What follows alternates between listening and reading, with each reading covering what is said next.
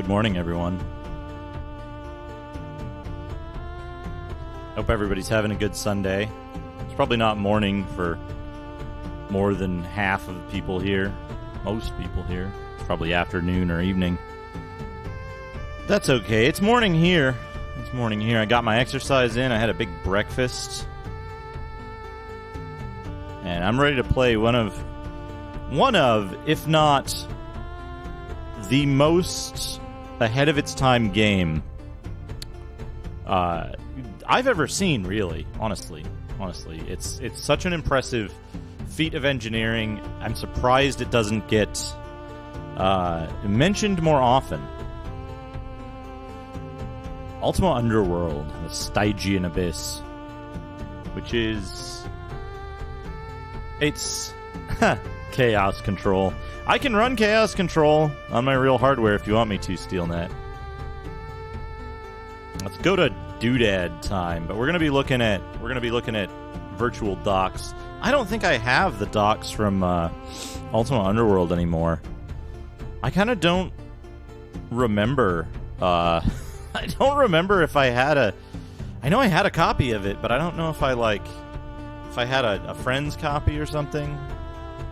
Not sure.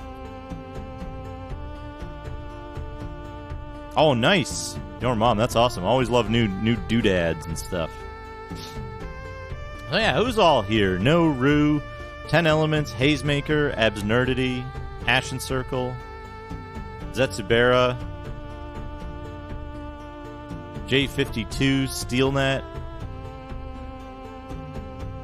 Vnot79, Crade, NJ, Your Mom, Left Empty. The weird thing is, so not even Doom, Wolfenstein 3D came out after this game. Now here's the thing, I don't know if this game is shit or not, or what. I'm gonna do something to my webcam, hold on a second. I think this would be better with the gain turned down a whole bunch. It's not changing anything. Exposure. There we go. There we go. It looks nicer, I think. I think this looks nicer, and it's the response time is faster with the exposure down. Hey, K Price. Hey, call me Sully.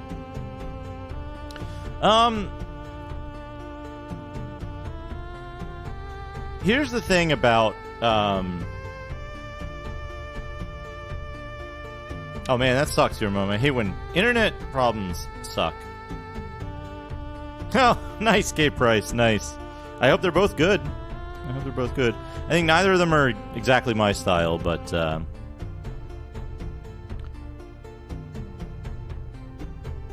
here's the thing. I think Ultima Underworld is a great game.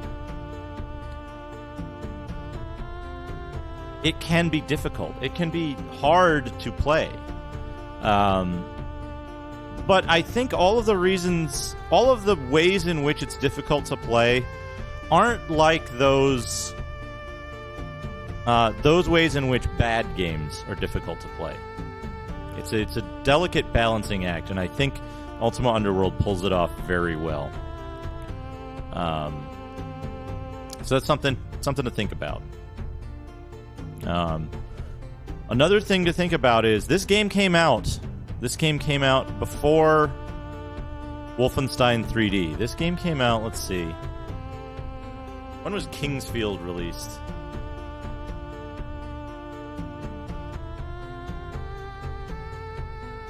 Oh yeah, Ren. I should post in Ren's Discord. This was released almost 3 years before Kingsfield. 2 years and 9 months. 2 years and 9 months. But yeah.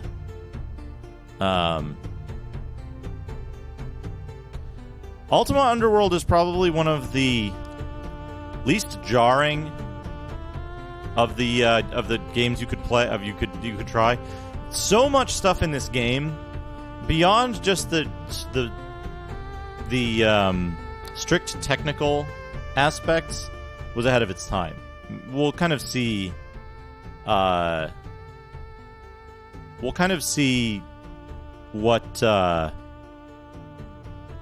we'll go through those things as we get to them. But for now, I need add window capture. Window capture 2, I think, is my PDF capture. Let's try. And you're gonna go underneath all of this stuff. Above that one. There we go. So let's see here. This, here we are. Here we are.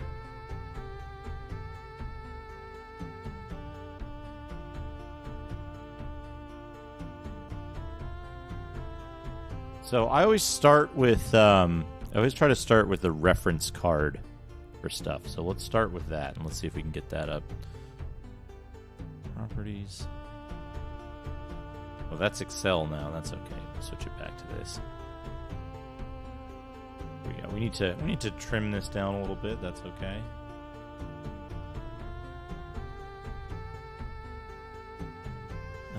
We can close this. We can zoom this in a little bit. Yeah, that's probably where we want it.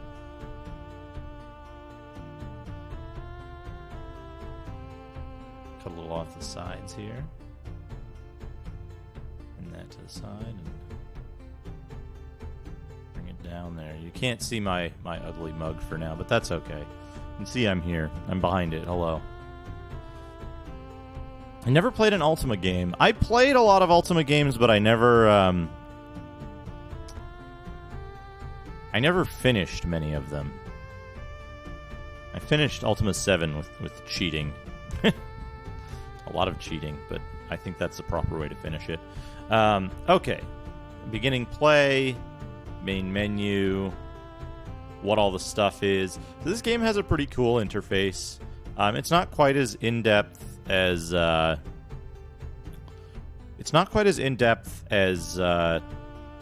Zine interface is, but it's pretty good. You get like the icons for all the different actions. We probably won't be using these except for fight, unless there's a keyboard shortcut for fight, which we'll use. In which case we won't use like any of these, except very rarely. The power gem, the gargoyle, your character panel. It's got a it has a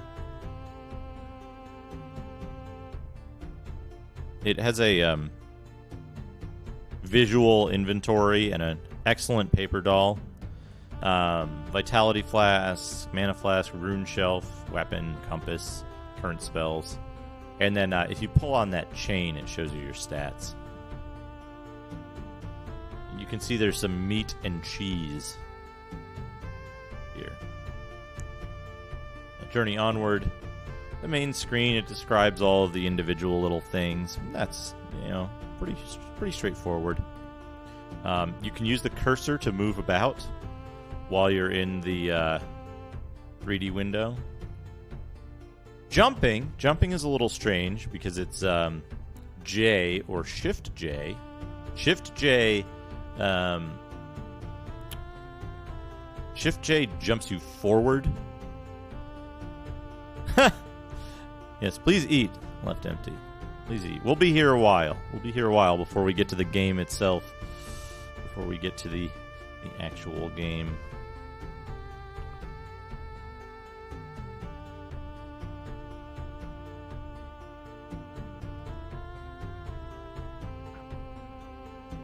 Yeah, some meat and cheese. Don't steal it from a rat, though, or the rat will become hostile. Interacting with the world. Default mode. If no icons are highlighted, you are in default mode. To unselect a highlighted icon, click on it. Talk. Put the cursor on the person or creature and briefly right-drag the mouse. Get. Position the cursor on an object. Press and hold the right mouse button. If the object is gettable, you will it will be put in hand when you drag the object somewhere on screen. Release the button to drop the item. It's not too bad.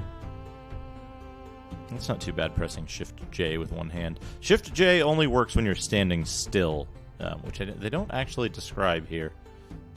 but it makes you jump forward from a standstill. Look, right-click to examine. Fight. Move the cursor to your inventory and click on the weapon in your weapon hand. Click on the weapon again to exit fight mode. To use an object, left-click it.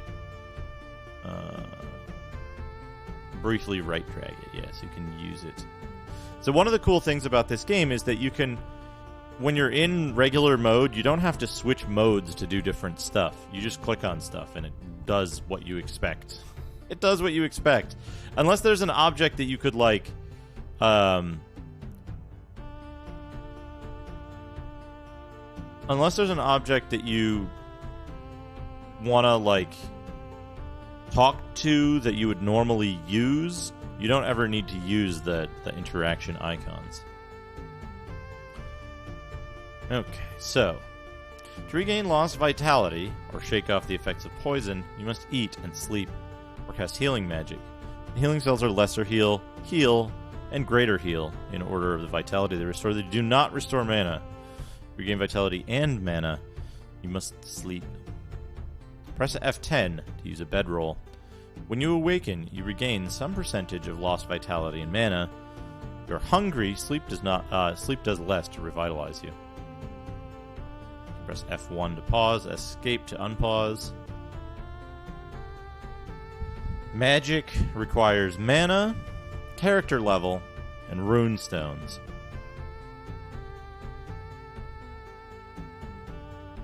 Here's a number of spells you can cast.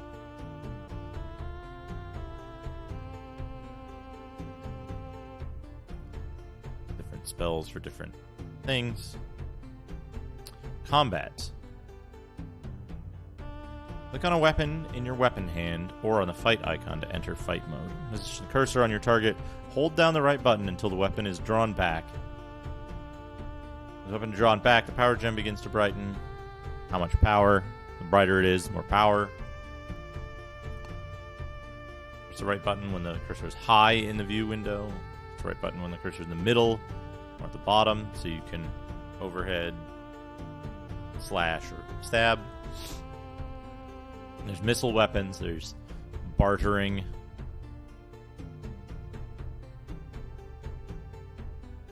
You can give and get items. You can give someone something. I wish to give you this gift.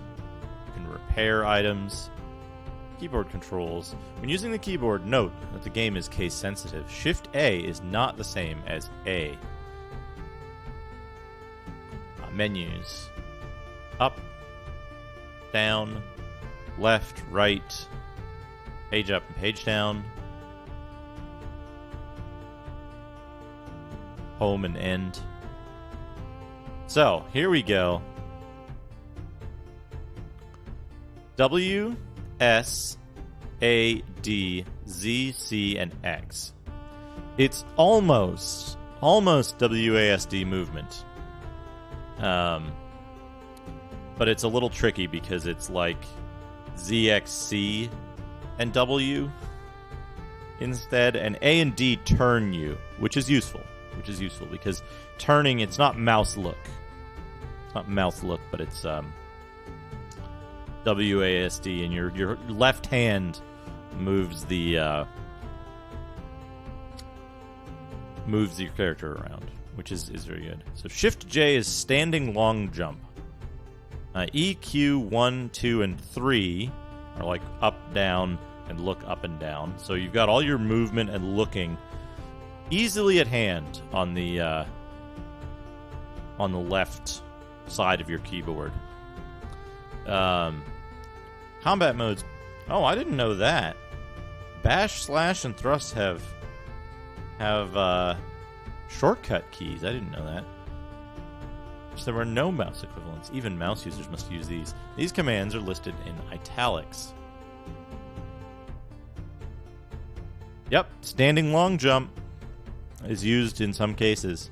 And it's much easier to use than running and jumping at the same time. So F5 is to go into fight mode. That's very useful because you can get to it a lot faster. This over here. we've got use track skill. So you can only use the track skill from the keyboard. There's no access to it in the interface.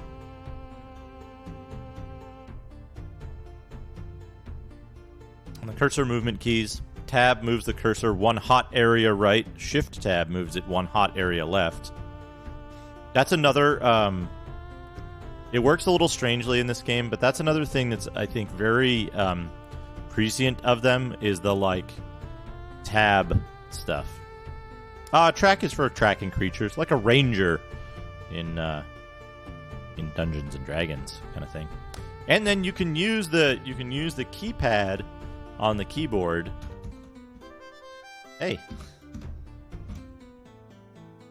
Music. The keypad changes the music right now. I can't just press it willy-nilly. Because we've got Ultima 6 playing music for us. So... the keypad moves the cursor around and acts as a surrogate mouse in case you don't have a mouse. And that's the end of the reference card. Then we've got the...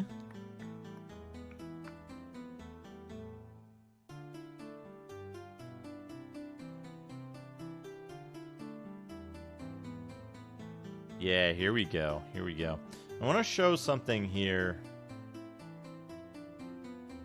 Yeah. So this is interesting. I want to show something here. And this speaks to the difference in what you get when you get a game off of GOG versus what you might expect to get from other sources. So if we look here, this should be the correct thing now, right? So this is the Memoirs of Sir Kabirus, or the Memoirs of Kabirus, off of GOG. So this is the GOG version of what you might get, what you might expect to see. And this is, you can see it's clearly OCR'd, and it's using rasterized text, vectorized text. However,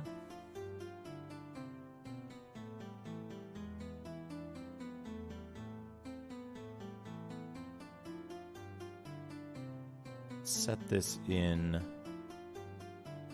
this book view. Yeah, book view.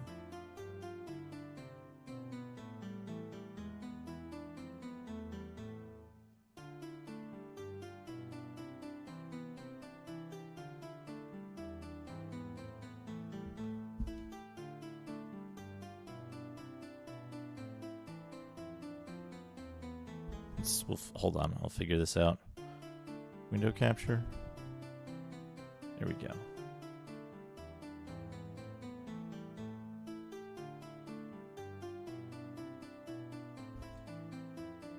So this is the version. This is the. Hold on a second.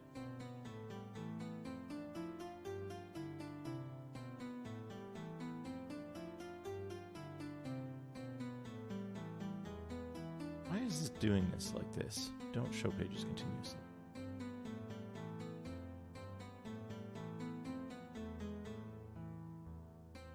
Anyway, so here's the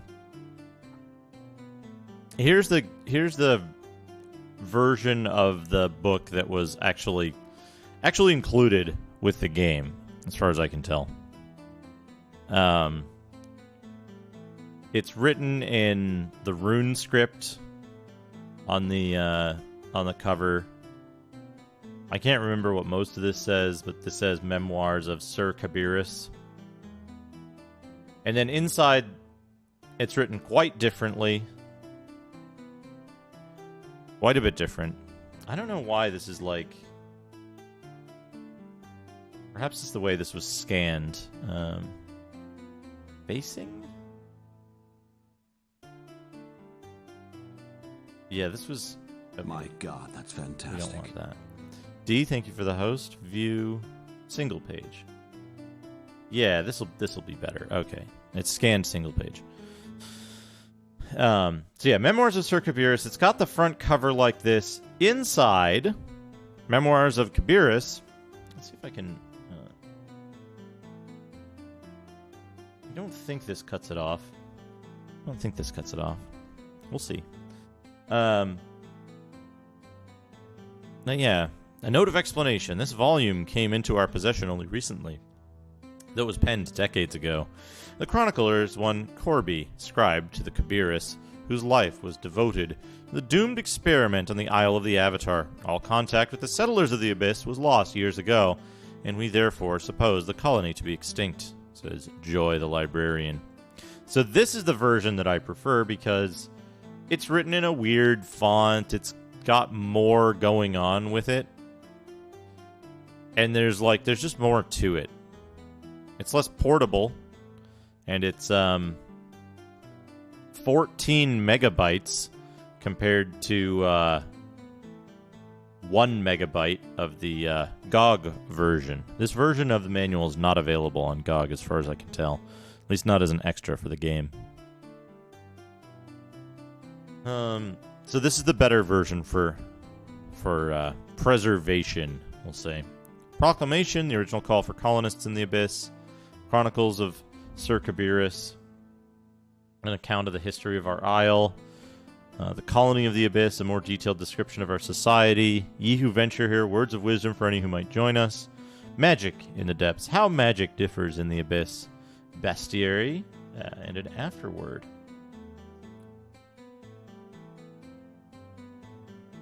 So we've got this. I don't think I'm going to be able to read this on this screen, so let's move this. Let's move this over here. There we go. Now I can see this nice and big. And then I can get chat over here so I can see this better. Hey D, how's it going, D? Alright. Proclamation to all who strive along the Avatar's path.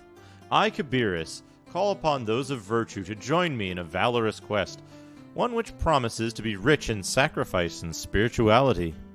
Decades ago, Lord British, in his wisdom, founded 8 settlements, each dedicated to one of the virtues.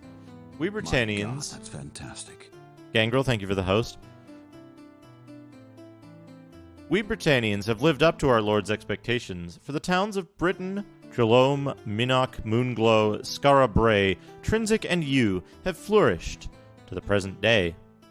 I believe the time has come to found one further town where all of the 8 virtues are bound together into a unified whole. In order to people this new community, I call upon the most faithful among our citizenry to come forward in this cause, fighters and mages first, and later craftsmen and even children.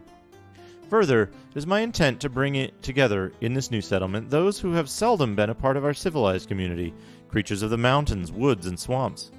Whether by myself or my agents, those primitive beings will be contacted, taught of the way of the Avatar, and invited to join our pioneer colony.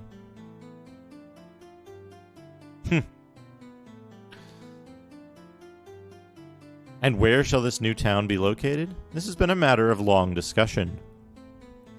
Yeah, they all push J to jump. J to jump is this new community, new civilization. This has been a matter of long discussion. At first, it had been thought to place this colony in a setting conducive to its goals, a pleasant woodland adjacent to a placid lake, or even at the peak of a lofty mountain. However, I have since realized the usefulness to all of Britannia should this center of virtue be situated in such a place as to seal off a gate that has in the past been used by evil forces to trouble us on the Isle of the Avatar, directly in the great Stygian Abyss itself. With the blessing of Lord British, I dedicate myself to this sacred quest, and call upon all who are likewise stirred by the vision of Avatarhood to join me in this honorable deed. Pray that we may succeed, for the auguries hint of dire consequences should we fail to guard the Abyss against the incursion of evil, says Sir Kabirus. Forward. As I set these words on this parchment, I have recently emerged from the Stygian Abyss. I am the former page to the late Sir Kabirus, and the 8 virtues have impelled me to compile these excerpts from writings and speeches of my beloved spiritual master. Through the founding of our brave colony in the very heart of the through the founding of our brave colony in the very heart of the great Stygian abyss, Sir Kabirus has demonstrated a degree of valor and sacrifice comparable only to the selfless acts of Lord British or the Avatar themselves. I witness to the honesty and justice of this record with my signature. Garby. Garby.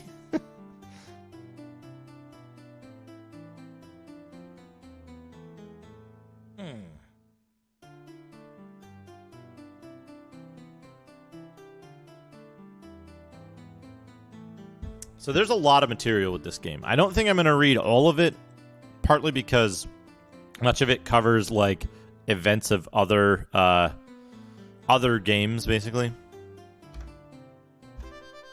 No. This one, yeah. The dungeon theme.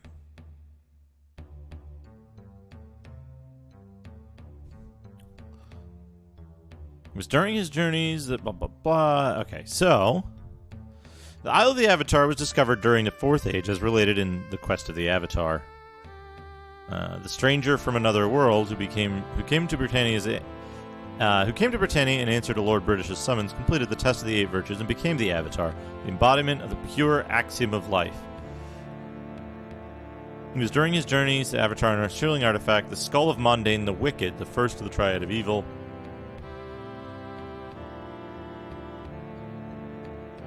Search for the Codex of Ultimate Wisdom, which is, I think 6. What was 6?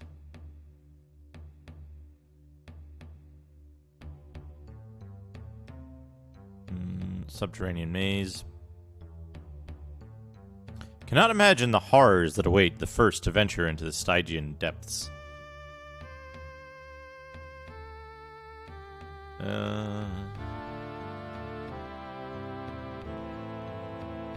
Yeah, so this goes through the entire history of the game, the entire like backstory of how we got here.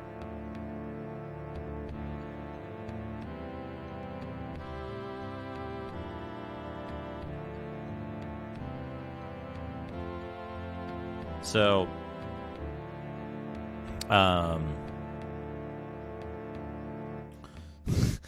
this is where the Stig lives, yeah. This is a map of Britannia. That's where Britain is. And there's, I think, Trinsic. No, that's Britain. Oh, this is a little different than it usually is. That's Britain. That's Pause, I think. That's Trinsic. I forget. Serpent Isle? I don't know. Scarbray over here. Scarbray is... No, Scarbray is here. Scarbray is fucking gone. Destroyed. So yeah, this tells the story of Ultima 4, 5, and 6. And then this takes place 10 years later after Ultima 6. So, Colony of the Abyss. With the permission of Lord British, my fellow colonists and I set sail for the Isle of the Avatar 5 years ago. After a brief though difficult voyage, we sighted the bleak, foreboding island rising above the waves. Oh, Pause is just south of Britain. What's the one to the east then? I was Cove. Cove is here. Yeah, Cove. I do plan to play Ultima 4 through 7 probably. I don't know. I might not play 7. I might dick around in 7 and then not finish it. Which is, I think, what that game deserves. I don't know. I feel like the first third of that game is pretty good, and then the remainder of it is kind of shit. So yeah, we wasted no time in charting out the island, pausing to meditate at the twin shrines, and once again sealing the entrance to the dungeon Hithloth. Our company of warriors, mages, and other pioneers then made the descent into the legendary abyss. The eruptions and quakes of the past drove away many of the former predators of the chasm. With the island again stable, we can dwell here in relative security. Nevertheless, our fighters find many challenges against which to test their valor. I think Serpent Isle is a lesser game despite technological improvements. I think the first third of Ultima 7 is really good. I think the second third is a little obnoxious, and I find that the last third to be... you can just kind of see over the course of Ultima 7, you can see what Origin wanted to make, the sale, and the aftermath, pretty much. Hey, Arcade Ren, how's it going? How's it going? Yeah, we're gonna be playing Ultima Underworld. We're looking at the documentation for it.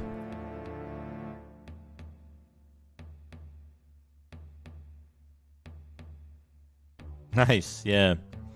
Ultima Underworld, I think, is possibly one of the most ahead of its time games of anything, really.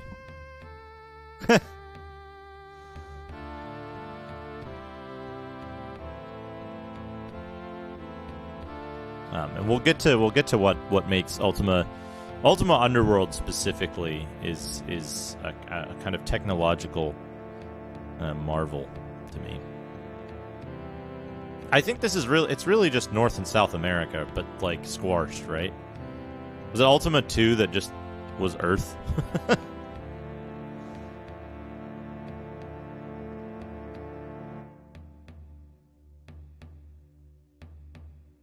Anyway, where were we? Lord British ordered that a village be established upon the surface of our isle. As a point of contact between ourselves and the rest of Britannia, Baron Ulmric, formerly the King's Master of Hounds, has been appointed to command the settlement. His men have erected a rough stone tower, and the completion of a small fort should take only a few years more. Lord British may soon favor us with a seat upon his council. That is, we may gain equal status with the 8 towns of the virtues. If so, this can only be because of the brotherhood we have established among the disparate societies who have settled this colony. Knights, mountain folk, seers, lizard men, goblins, and trolls.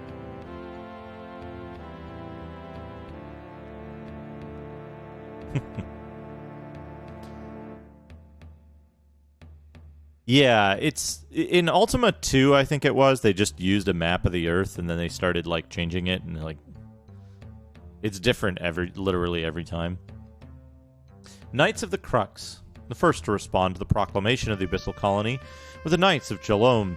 These fighting men from the town which Lord British dedicated to a life of valor were attracted by the valorous nature of our enterprise.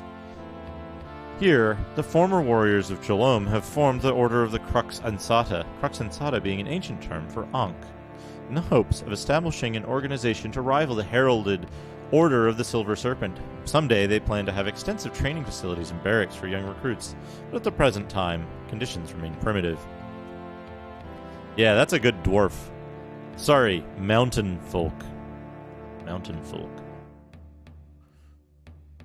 Warriors and mages, while not exactly traditional enemies, have often been bickering companions in the world of Britannia. Such is not true among us, for the Knights of the Crux, of the Crux Ansata, are dependent upon our wizards for magical light and healing. Therefore, mage and fighter are amiable allies in the Abyss.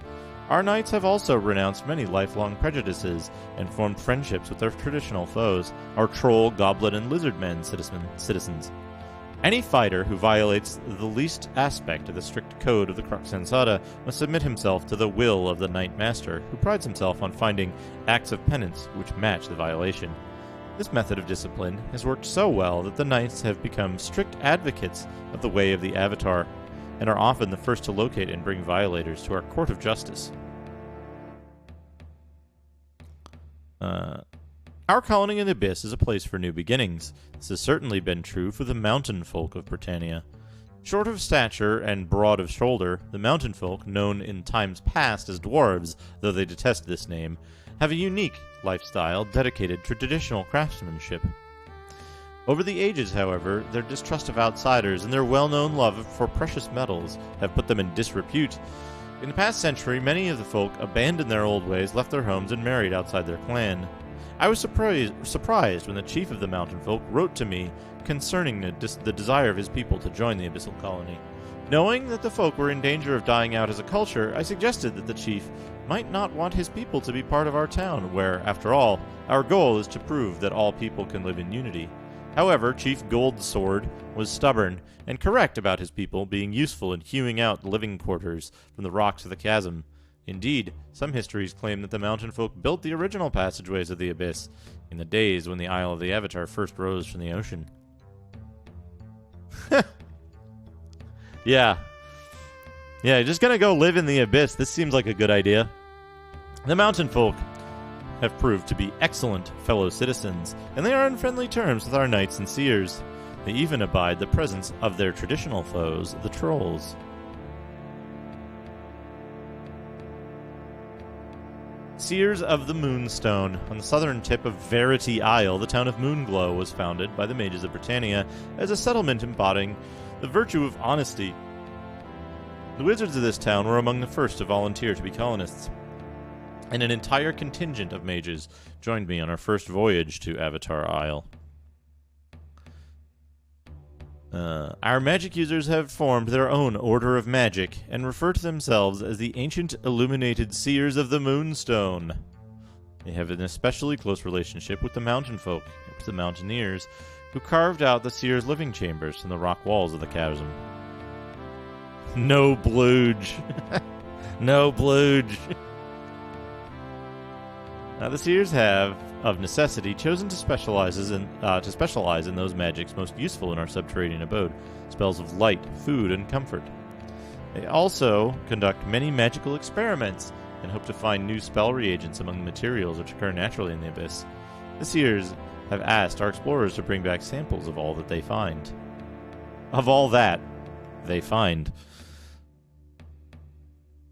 The seers do not speak directly to me of their matters, but I overheard them on occasion. While the 8 virtues may have prompted some of the mages to travel here, I believe that most came for the chance to conduct experiments.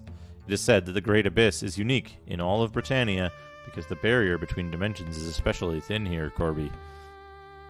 Lizard Men! The Dark Ages is the name given to the long ago time when the Triad of Evil stalked the lands.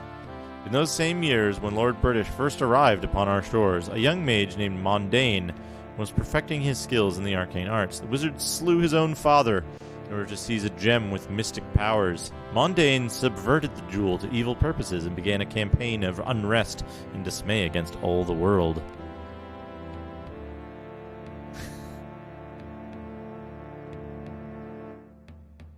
In his most foul experiments, Mondain dissected his own servitors as well as the great reptiles which dwelt in the southern swamps. Reuniting the body parts through magical means, he created a variety of strange Sorin forms.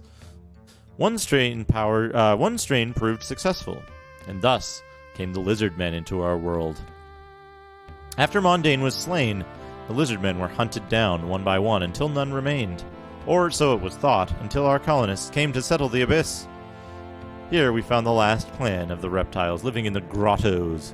Inspired by compassion, we forbore slaying the monsters and taught them of the path of the Avatar. To our delight, the lizard men can understand the common tongue, but not speak it.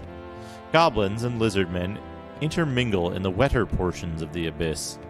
And have a friendly rivalry with the mountain folk. The mountain men hate dampness and would build channels and drain the abyss if left to themselves. Goblins, that's a good goblin. The goblins originated from forbidden arcane experiments performed on prisoners and other victims by demented power-seeking mages.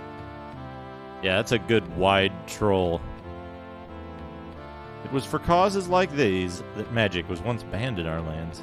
During the Third Age of Darkness, Exodus bred the goblins into an army dedicated to his wicked cause. Following his defeat, the survivors vanished from the face of Britannia, hunted down by vigilantes or banished to other realms. In those times, the goblins were so loosely bound to this world that a single spell could expel them from this plane of existence. There actually is a lot of depth to the lore in this, and it ties into the lore of the other games as well. There's a spell in Ultima 3, Exodus, where you can cast Expel, and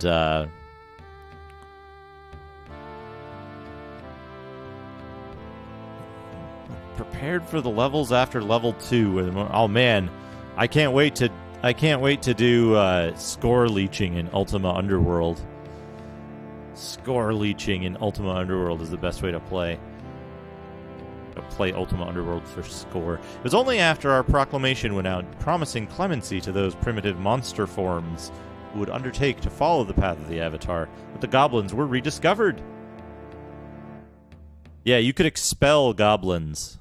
You would cast Expel and they would just get killed. It was the easiest way to grind XP in Exodus.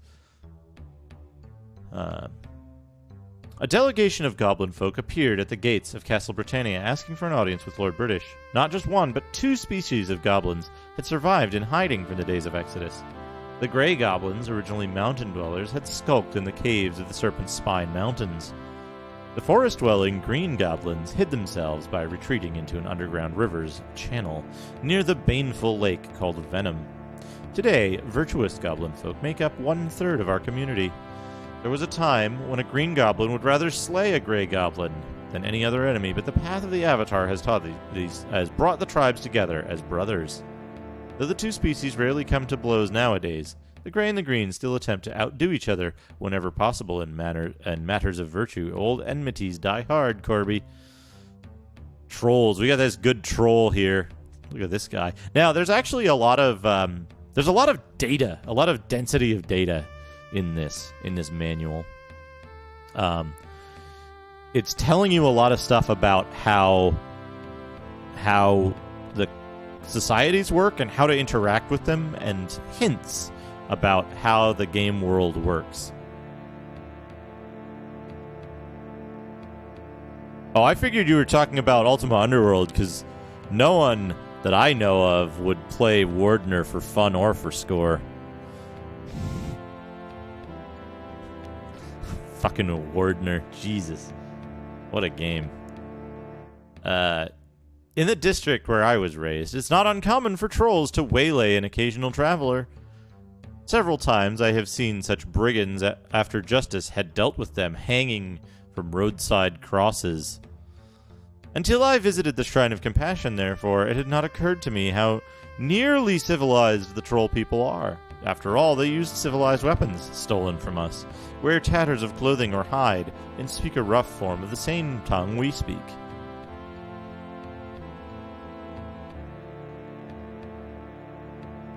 Curiosity next drove me to visit the on Verity Isle, where I learned that trolls had once been a mountain-dwelling people. Over recorded history, however, they have always moved closer to civilization. Today, they're commonly found along roads and under bridges. I became convinced that trolls were fit candidates for the way of the Avatar. My servitors and I traveled the roads of Britannia for 2 years, recruiting trolls for our great abyssal experiment. Many of the monster forms rejected us, and we were forced to slay in self-defense. However, I'm glad to report that the trolls accepted our ways and now constitute an important section of our community.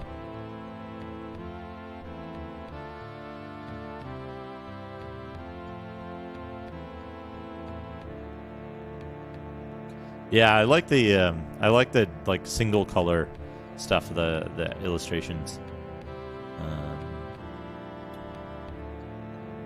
It has been difficult for many to accept the presence of the trolls. The knights were trained from youth to slay such creatures on sight, and goblins are a favorite food for trolls. Nevertheless, the virtues have triumphed, and those trolls who offend by dining on goblin flesh are immediately exiled, if caught. Corby. Whoa, okay. Exiles. What follows has been written by has been written by me in interests of honesty and justice. The fact that Sir Kabirus did not include these facts among his own writings was no doubt a simple oversight, Corby. Some colonists prove unable or unwilling to live according to the code of the Avatar. A few became discouraged by life in the Abyss, which is hard and bleak.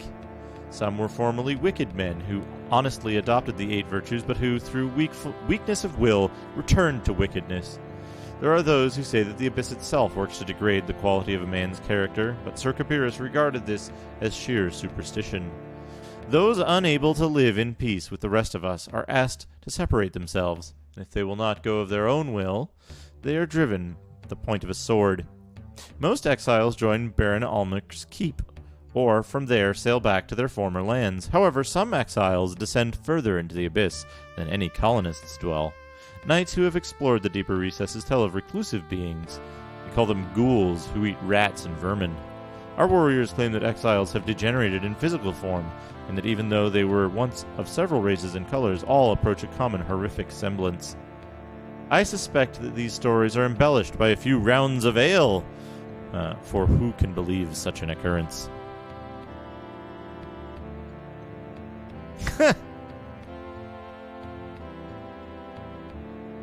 What's interesting about this to me is, well, there's two things about this that interest me. One is the giant cuff on that pant leg for the exiles. And the other is like,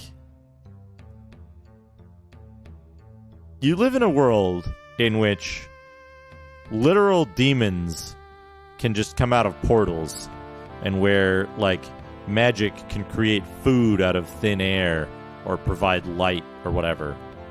And there's, like, extremely poorly understood magical phenomena all around, all the time. Who can believe such an occurrence? That in the depths of the most, like, horrific cavern system in the world, that there might be some kind of degenerative magic. Who could believe it? Who could possibly believe such a thing? Ye who venture here, this passage is a guide to those who might feel moved to join our colony. This rough place is unsuited for those with soft hands or unsteady swords. In particular, we are looking for settlers of these 8 professions. So this is describing the classes you can pick in the game. The classes.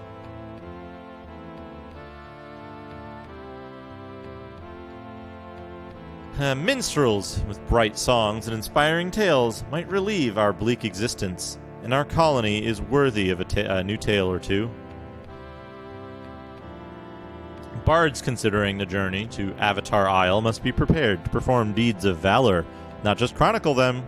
Many bards are greatly skilled with sling and crossbow, not to mention the arcane arts. These are talents always needed here. Druid. The druid's just, like, depressed.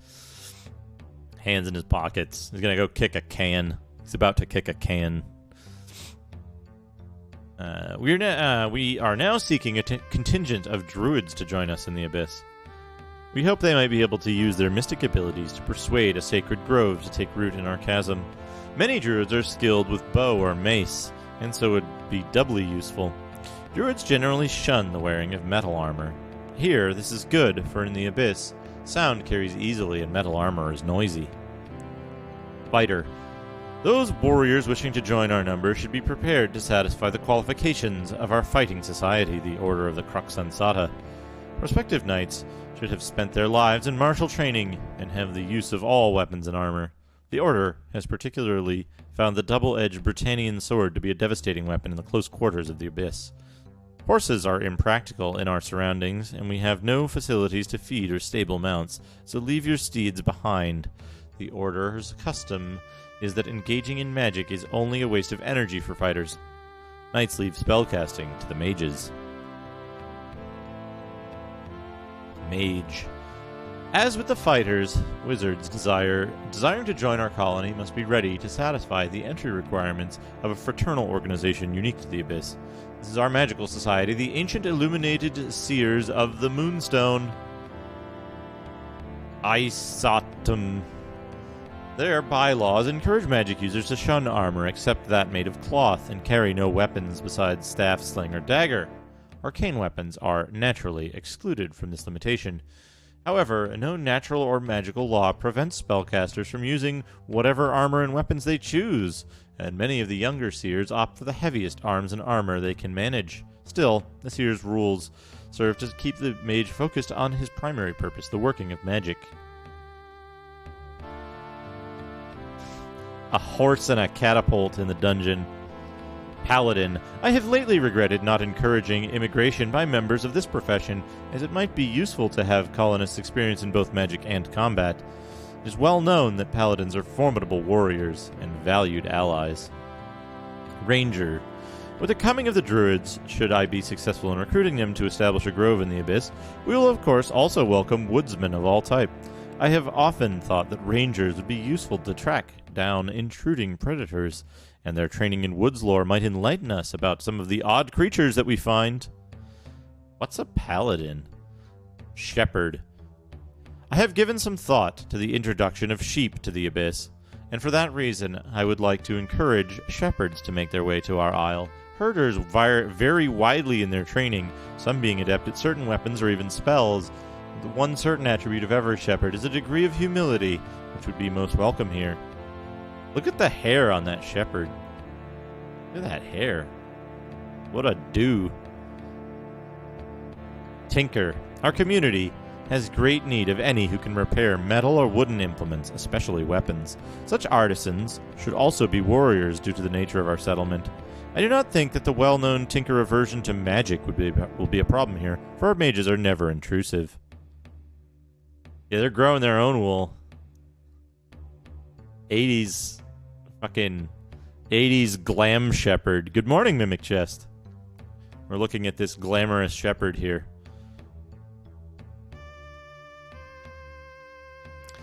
Magic in the depths. There's a shepherd casting a spell.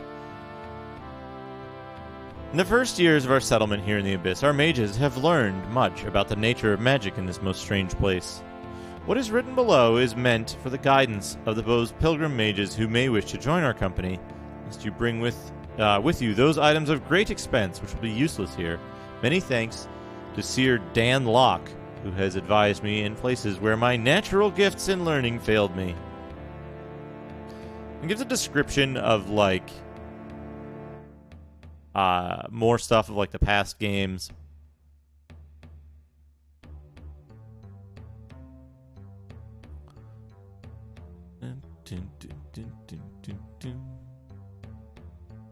Talks about the different circles of magic. And then it talks about runic magic, which is unique to this game.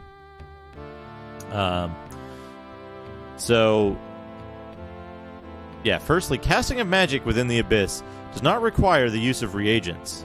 Bring no sulfurous ash, ginseng, spider silk, nightshade, black pearls, blood moss, or garlic. Those are the reagents of the traditional Ultima games. You'll have no need for arcane ingredients in our community. Secondly, new colonists should leave behind their spellbooks. We have discovered a way to cast magic which works only in the Abyss, and which does not require the user to carry a cumbersome tome with him. There are, scattered among the corridors of the depths, special stones charged with mystic potency. Each of these stones is inscribed with a rune identifying its nature. These rune stones are similar in function to the syllables of magic used in ordinary Britannian magic. Any spell can be cast by a mage who possesses the rune stones pertaining to that spell unless the caster lacks the experience to utilize the spells of that circle.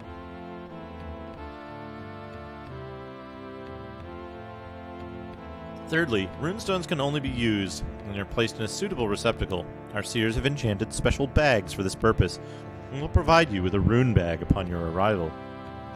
Fourthly, mages in the depths develop proficiency in the physical gestures associated with spellcasting. We've noted spell failures here when all other conditions have been satisfied, and we attribute these disappointments to the lack of casting skill on the part of the wizard. You need to have mana. Okay. The bestiary. Bats? Two variety of bats. You want to know about the runes? Yeah, the magically attuned in our... quickly discovered that the rules of magic are known to the rest of the world do not apply to our new underground home. Yeah, so the magic is different in the Abyss. We got bats, verminous, disease-ridden pests.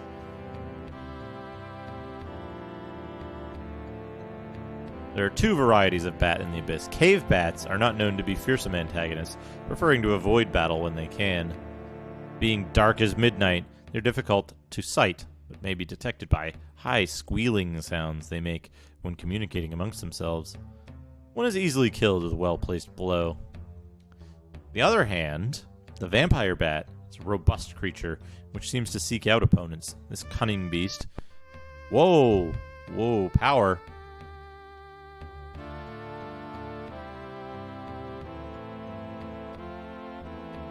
Okay, I think I'm okay. I think it's alright. A little brown out there.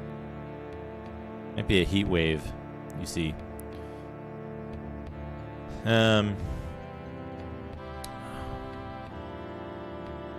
Vampire bat is a robust creature which seems to seek out opponents. This cunning beast, which can be distinguished from the cave bat by its red fur, prefers to attack from above and may easily remain unseen by those who keep their eyes fixed on the ground looking for traps or gold. Beware the bite of a vampire bat, for the venom it releases is strong enough to sear one's skin. Bloodworms. These repulsive green crawlers are distantly related to the common rotworms of Britannia, but are possessed of an aggressive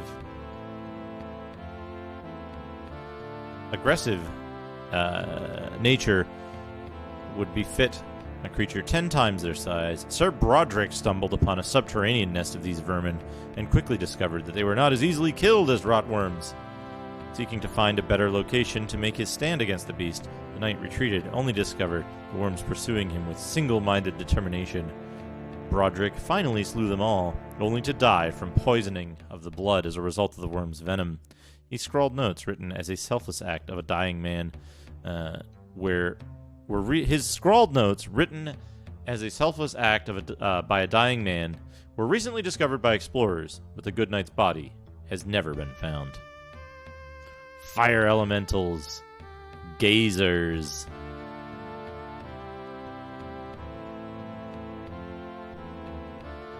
Not underestimate the fearsomeness of this obstacle, as a gazer's attack, noted by the wink of its great central eye or the twist of an eye stalk, cuts as deep as a sword thrust, and this beast seldom misses its mark.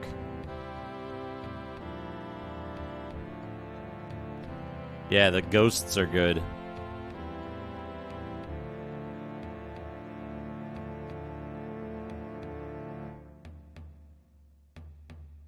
A typical ghost is no match for an experienced warrior, as 2 or 3 well-placed blows will quench its essence, and in such a short fight, the specter cannot seriously injure its foe.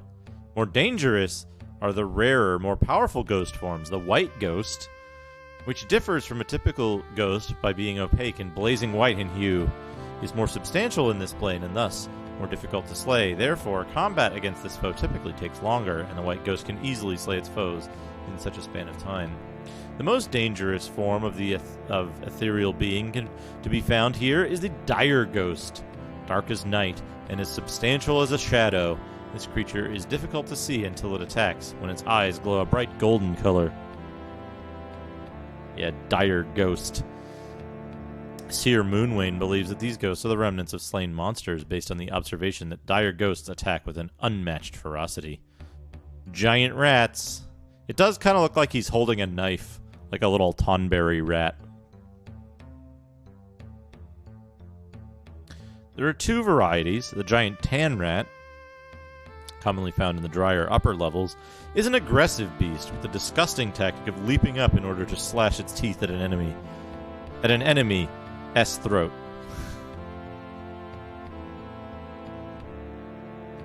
Yeah, unfortunately we don't get the super chunky sausage rats in this. That's only on the PlayStation version of this game. The Japan-only PlayStation version of this game. The gray rat is found in the lower depths, where it feeds upon the refuse washed down from the higher from higher in the chasm. Consequent to their revolting eating habits, these rats are universally infected with noxious germs, which they pass on with every bite. Seldom do our knights tangle with great gray rats without someone in the party becoming ill. Fortunately, these rats can often be avoided or driven off with a spirited defense. Golems.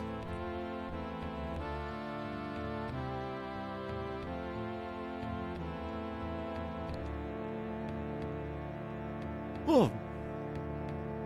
The earth golem, the stone golem, and the metal golem.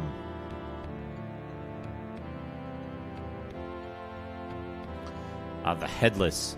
Do not fall prey to pity for these wretched deformities. The headless have a relentless animosity for all upright beings with heads. They attack without thought, and give no quarter unless on the verge of their own extinction. Having no visible eyes or ears, it has long been a mystery how the headless find and pursue their prey. It is a simple matter to avoid a pack of these beasts by exercising silence and keeping a prudent distance. Imps.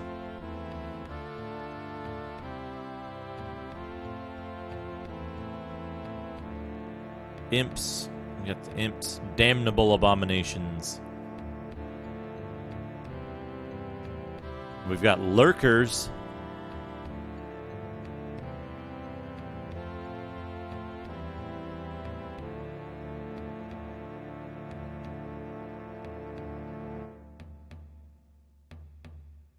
Lurked at the water's edge and attacked those on the shore.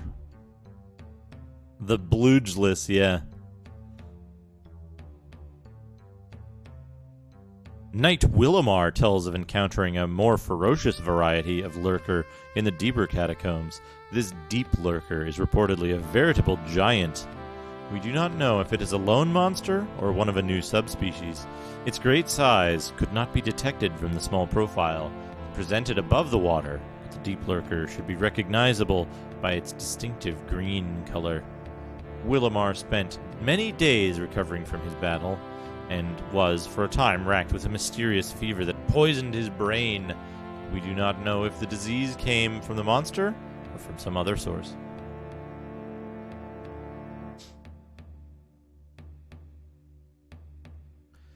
Mongbats.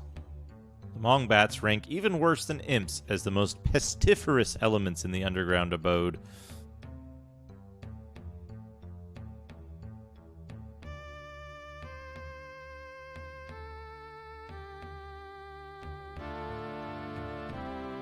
Yeah, proud. Extremely proud, Headless. He's posing.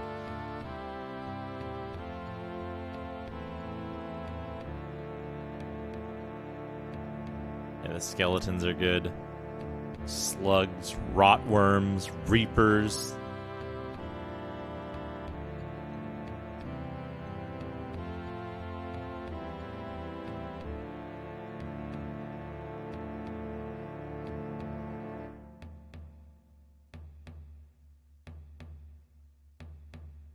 Mongbats,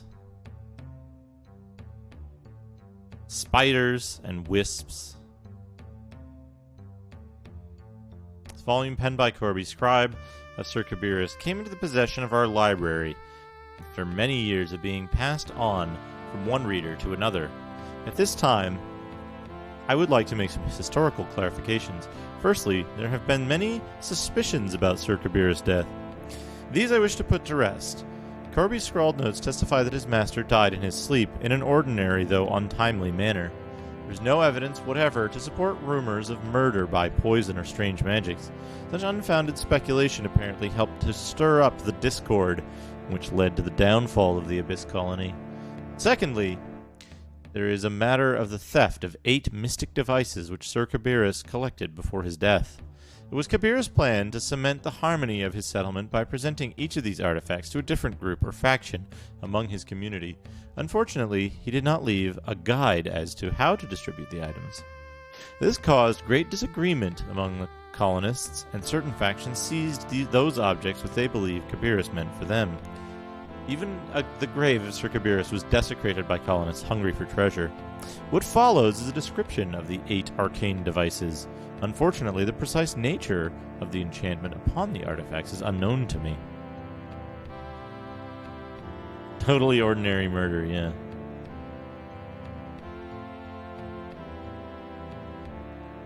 The Book of Truth, said to have been penned by Ravenhurst of Moonglow, a great philosopher of the past age. This book contains meditations on the meaning of life, the importance of truth, the fallibility of the senses, and the difficulty of seeing even what is directly adjacent to one's mustache.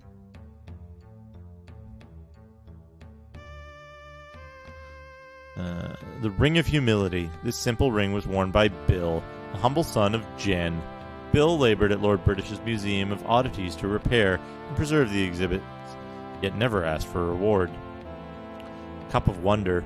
This object was carved from the heartwood of an ancient oak by one of the finest craftsmen in Sierra Bray. The Shield of Valor. Once carried by Lord Blackthorn, the shield was set aside when that noble ascended to the rulership of Britannia upon the kidnapping of Lord British, a tale told in Warriors of Destiny. It is therefore symbolic of valor, which Blackthorn also set aside when he became regent. The Standard of Honor. This banner was carried by none other than Sir Garachi, who was slain at Lord British's side during the ill-fated expedition to the Underworld, as related in Warriors of Destiny. Though Garachi would have saved himself by fleeing, he instead upheld his oath to serve his king until death. Sword Caliburn. Reportedly molded after a legendary sword from the world of the Avatar, this weapon is said to cleave truth from falsehood. The Tapir of Sacrifice. Crafted by the finest artisans of Minnoch, this candle was once used to illuminate the Shrine of Sacrifice. I am told that none may bathe in the light from this tapir without appreciating this truth. The candle produces light only through its own destruction. Wine of Compassion. Brewed by the brethren at Empeth Abbey, this noble vintage is said to open one's heart to the sufferings of others. Thirdly, I must warn all to avoid the Stygian Abyss. Without Sir Kabirus to guide them, the colonists warred among themselves. Contact with the subterranean community has been lost for many years, and I fear there are no human survivors.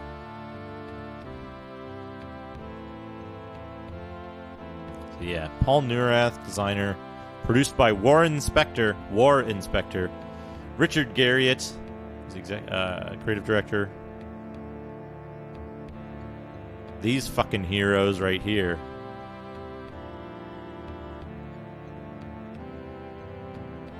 These folks.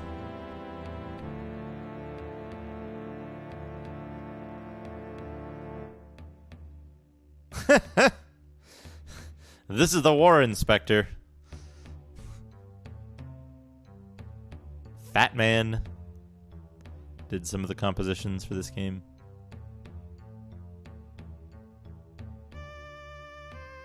Martin Galway. Is that the same Martin Galway? Is that the same Martin Galway? Richard Garriott as Baron Ulmric. Thy lies shall have brought thee leer.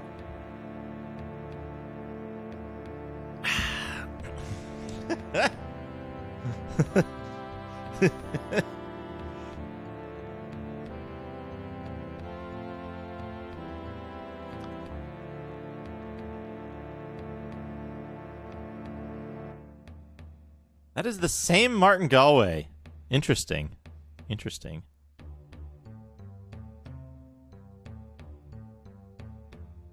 Origin, we create worlds.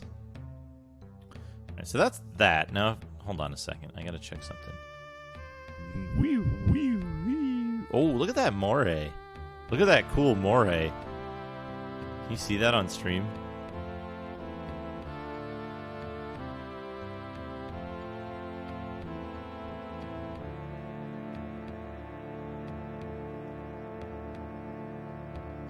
Sorry.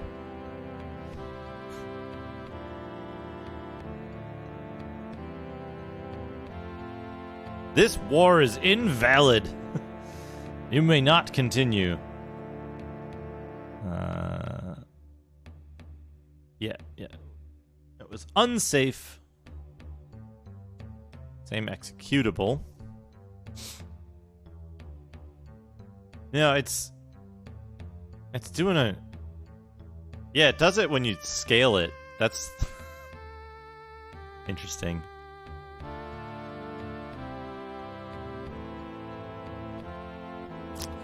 All right. That's the did I close the dock window for some reason? Here we go. So that's the that's one of the manuals. There's also this player's guide. So this is probably yeah. So we looked at the GOG version of this player's guide before. Or at least part of it. Anyway, how to start the game. We don't need this. Let me zoom this in a little bit so it's nice and large. Nice and large. How to start the game.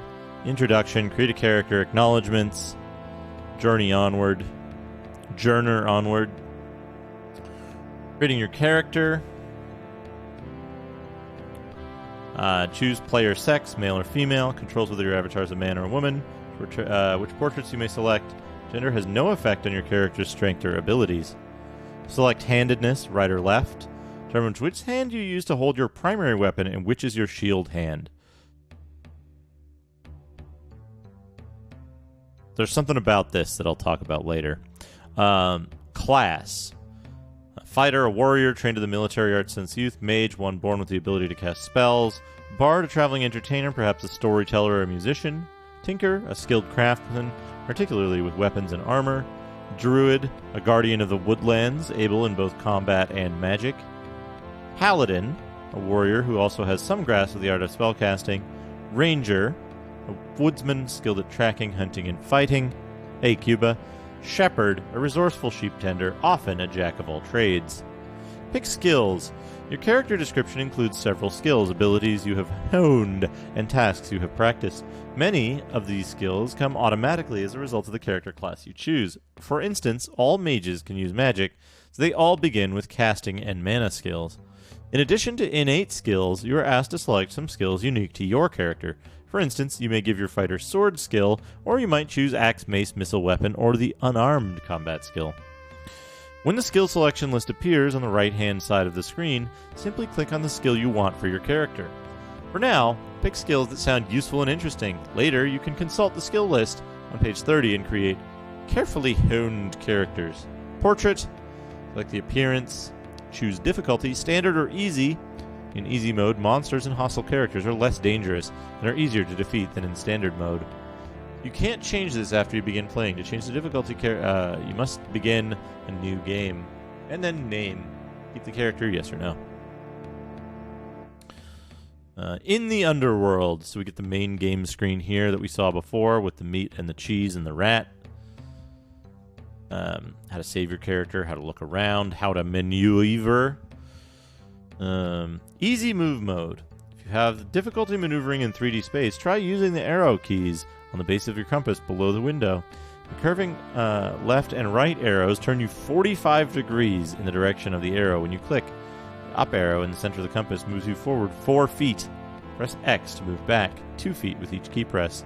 There's no mouse equivalent for the X command, though less realistic than normal movement through the dungeon. Using the arrows might make it easier to maneuver through the dungeons. Yes, Study Cam. This is music from Ultima 6. Hey, Empress Moth.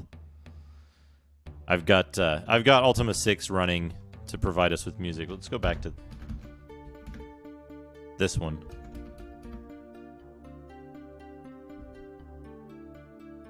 So different icons, how to look at things, how to get things. Shoulder slots. Put stuff up on your shoulder like your map or a torch. Auto map. Neat little art of the scroll and quill. Opening doors. Oh, look at this. Dicks. Dicks. That's not what it says, but what I'm reading is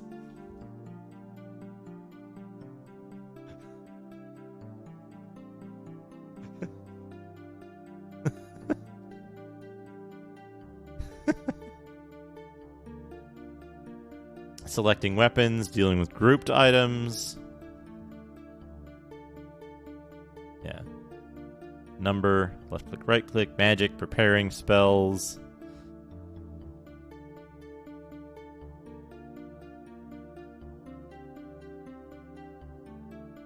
Once the spell is successfully cast, blue mana flask. SFB. Playing it safe.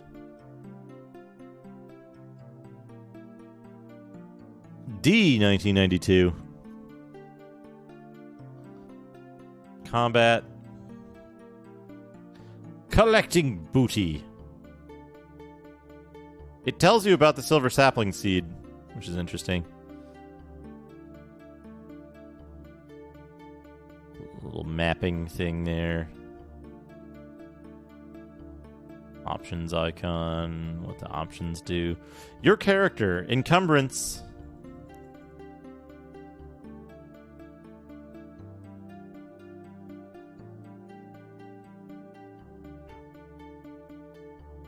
Eating and sleeping, improving your character, gaining levels to a maximum of 16th level. As a higher level character, you become harder to kill, and you qualify to cast more powerful spells. Using in character level are automatic, with sufficient increase in experience points. Improving skills. Another way in which you progress is through raising your skill scores. Such increases only come as the result of study and deep reflection, so you must visit an Ankh shrine and recite the proper mantra. Ankh shrines are located throughout the Abyss. Reciting a mantra is not enough to receive the skill bonus. You must first qualify for it by having accumulated enough experience points. You can always qualify for a skill bonus after you gain a new character level. So Ken-kun, thank you for the host. But you can sometimes receive skill bonuses between level increases. Whenever you come upon a shrine, talk to it. The words chant the mantra appear in the message scroll. Type in a mantra followed by enter. If you are not yet ready for a skill increase, the shrine will respond by saying, you are not ready to advance. If you are ready for an increase, the shrine tells you which of your skills improves. The amount and nature of skill increases are determined by the mantra you choose to recite. 3 mantras are commonly known. Speak one of these mantras and increase in a few skills affected by that mantra. However, as you explore the dungeon, you will learn mantras that apply not to categories of skills, but to specific skills. Chant one of these mantras and you will improve dramatically in the skill affected by the mantra. Important. Amka. Samra and Mu'am.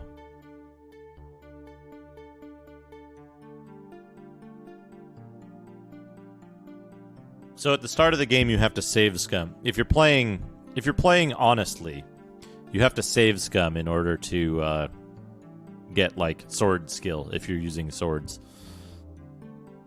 There's no point in some ramen from the local restaurant, please. Jumping, swimming, flying, lava, and movement.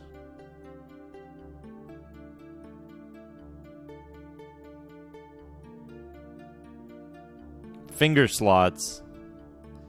The 4 upper circles. Bags. The elements of an attack.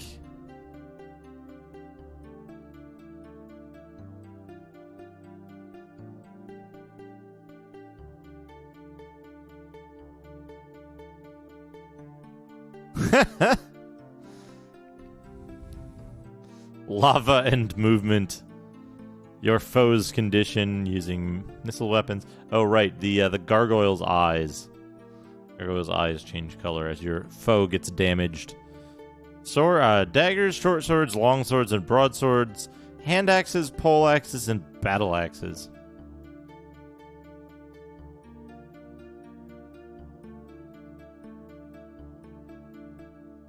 The battle axe is the most damaging weapon in the game, excluding enchanted or special weapons.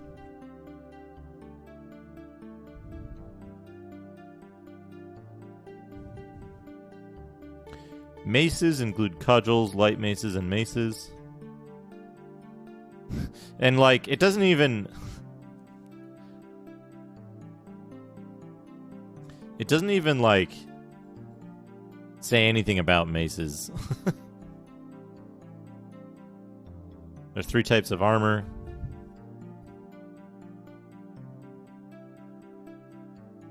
Armor degrades in qualities, it suffers damage. Provides less detection as it deteriorates. And it's heavy.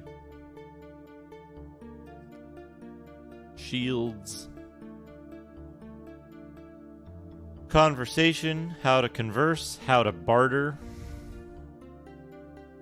Repairing items, ending conversations. Magic. I thought this was like somebody's head. When I was up here, I thought it was like somebody's head with an ankh shaved into their hair.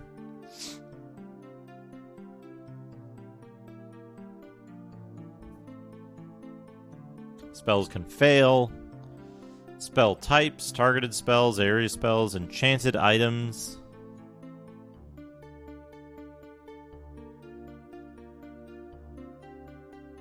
Eight circles of magic and the spells in them, and it actually tells you what they do. Create food causes a fine bounty of food to appear. Permanent spell. Not if I make the food disappear, if you know what I mean. Light illuminates a darkened area. Fires a magic arrow at your opponent. Has the same effect as wearing a suit of head-to-toe armor. Duration spell. Stealth briefly prevents you from making any noise, making it less likely that creatures will notice you. Cause fear, detect monster, lesser heal. Noteworthy, lesser heal is a 2nd level spell. Rune of warding. Slow fall. Conceal, lightning, night vision, speed, strengthen door.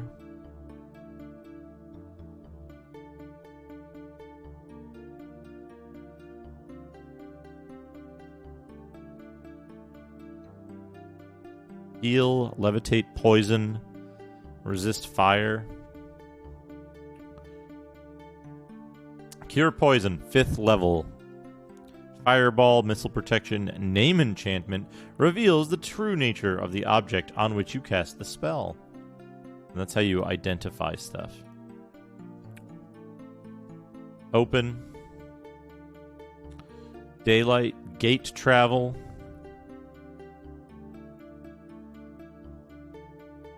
Greater heal, paralyze, telekinesis, ally.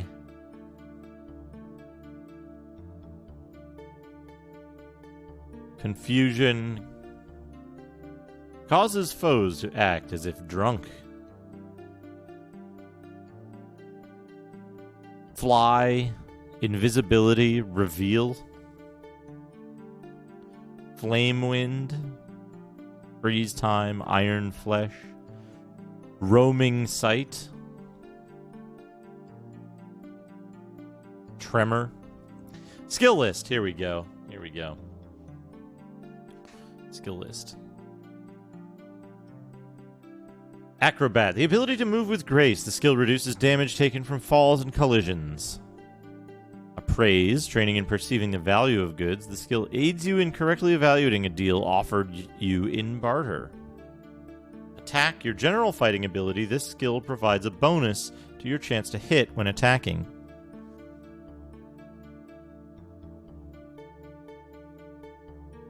Axe. Training in the use of axes. This skill increases your ability to defend against attack and provides a bonus to hit when attacking with any form of axe. Casting, the study of spells. The skill improves the likelihood of a spell being successfully cast. Charm, knack of making friends. The skill increases your chance of obtaining a good deal when bartering. Defense, your ability to defend yourself in combat. The skill provides a penalty to foes who are trying to strike you. Lore, the ability to correctly identify an item. This skill improves the accuracy of the information gained by looking at an object. Mace, training in the use of blunt weapons, increases your defense and bonus to hit. Mana, the ability increases your mana points. Missile. Picklock, the ability to use lock-picking tools. This skill increases your chance of using a lockpick to open a locked door or chest. Repair, ability to fix weapons and armor. Search. This skill increases your chance of detecting hidden doors and traps. The skill is applied automatically whenever you look at something. Sneak. Automatically reduces the noise you make, making it less likely that creatures will notice you. Swimming. This skill postpones drowning. This skill postpones drowning. An inevitability, which is merely postponed.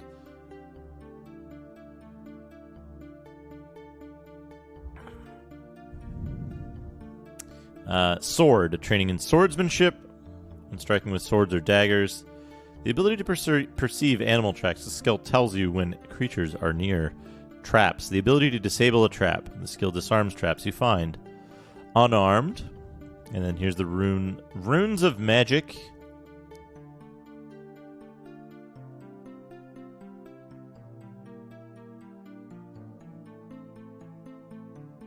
Copyright.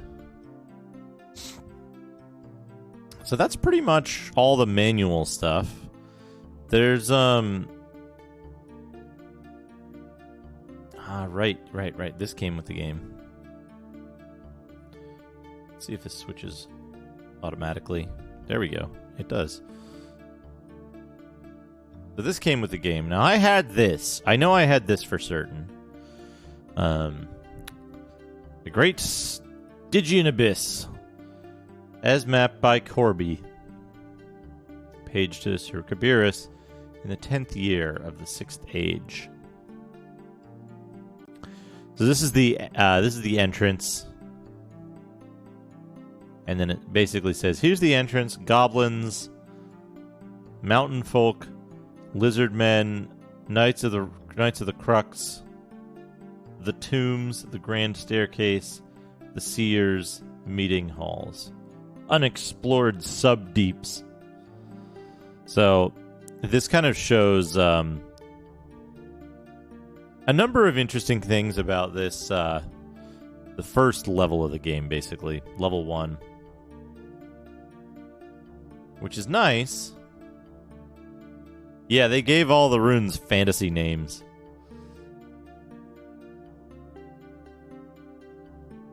So they kind of show you some of the things here that's like, where there's monsters are written into the map, which is nice.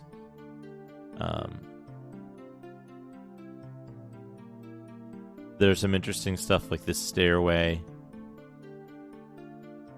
where the lurkers are. There's goblins here. There's goblins here.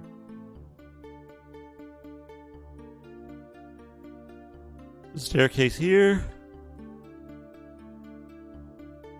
There's this whole zone.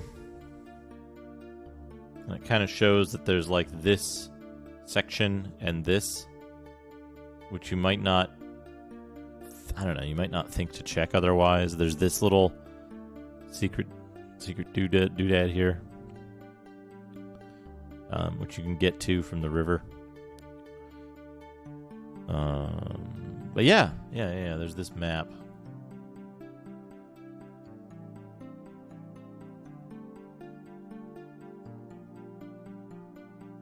Which, here's an interesting thing. So this map is the black and white scan. Here's a photograph of what the color map looks like. It was written in that red ink, red and blue ink with some blue and black on it.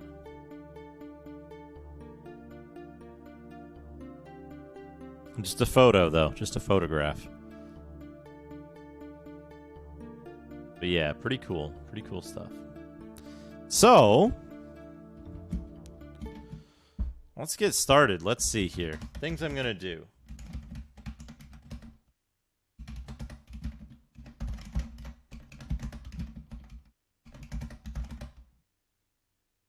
Here we go. Here we go. Let's switch over to the DOS. The DOS view.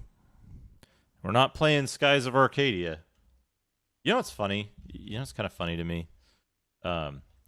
Even though there's a lot of very excited people in chat with Dreamcast games are lower viewership than most other games I play. Except N64. N64 is lower.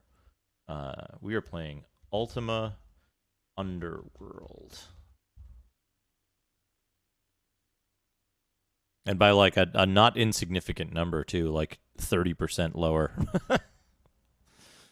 Let's see. Okay, we're done here.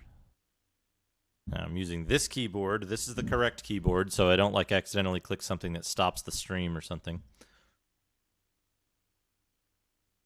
And what we're going to do is we're going to install the game. Right? Yeah. So, sound. We're going to use the Roland MT32 or LAPC-1.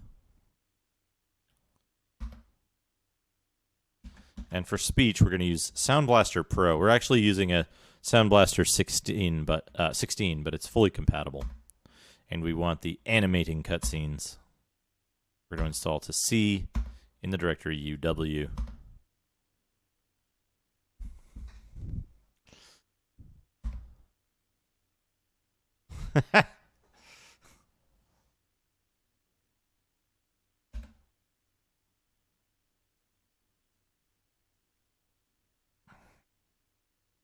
Yeah, we've got the Unicomp. The Unicomp Classic 104. Classic 104. All right. Press UW to play. If I'm lucky, I won't need to do anything with slowdown. This one is PS2. But,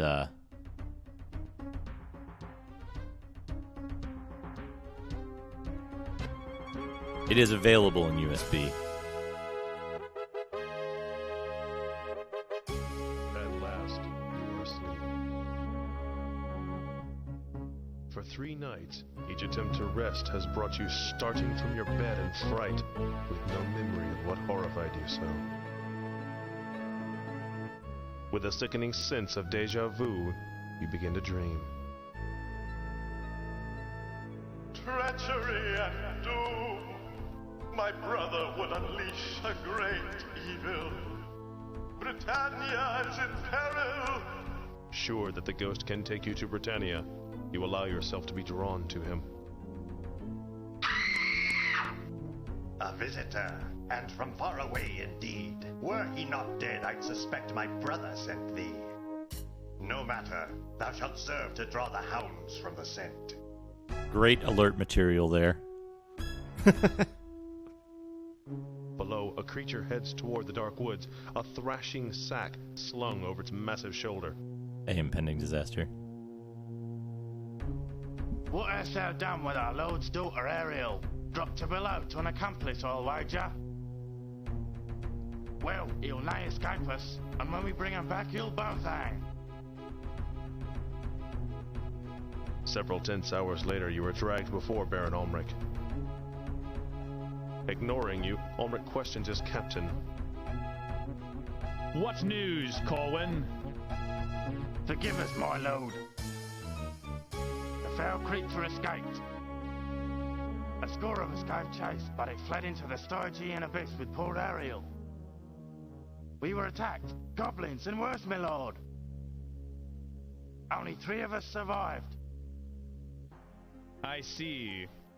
The Baron turns his hard gray eyes upon you. I was warned of thy coming. Last fortnight, an apparition of an old, haggard man appeared in my dreams. Guard thy daughter well, it warned, for an evil one shall come to steal her away.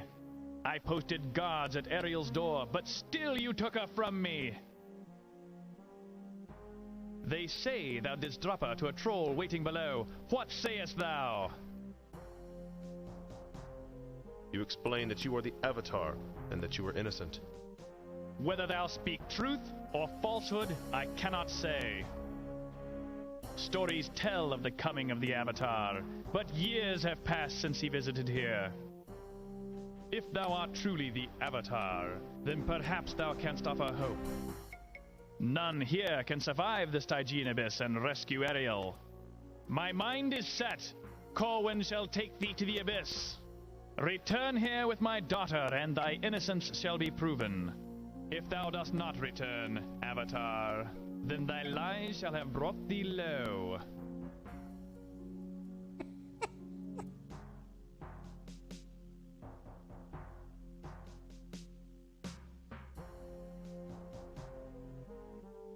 This be the foul pit's only entrance. Once it is locked, none can pass. I will shut thee in and stand guard till I hear Ariel's voice from within. Otherwise, 'twill remain shut forever.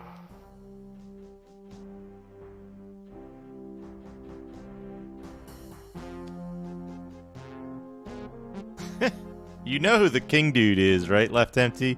Baron Ulmric? You know who that is, playing that voice, right?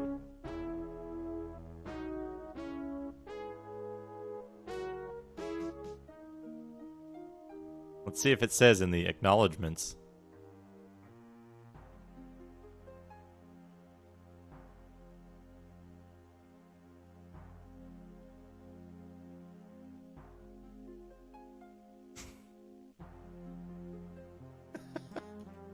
It says, but it doesn't specify. It's not Martin Galway. Martin Galway isn't Baron Ulmric.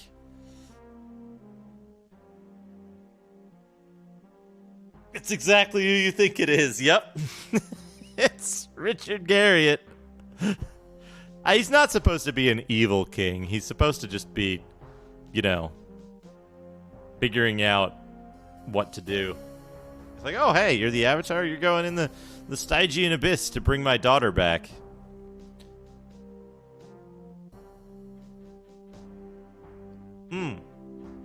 I said I was going to talk about it. Whoops. I said I was going to talk about it. The, Avatar. Thy lies shall have brought thee low. So, handedness. Let's start the timer, by the way. Handedness affects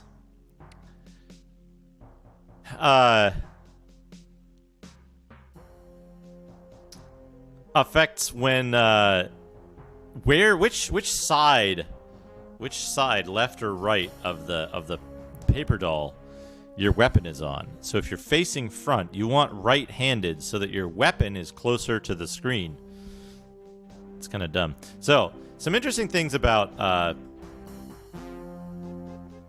character selection. So, like if we pick a paladin, we can get a variety of different stats here. We get attack, defense, and charm. Those stats are also randomized. Then we pick some stats that we get. Holy shit! That's kind of a low int, though. Shit. So sword, and you can pick pretty much anything. You get 2?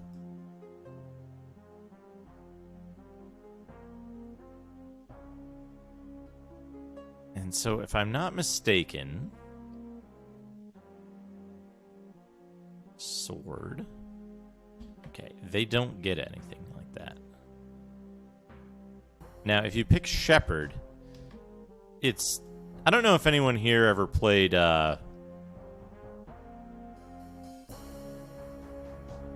I don't know if anyone here ever played, what's that game called? EYE, Divine Cybermancy? That's not great.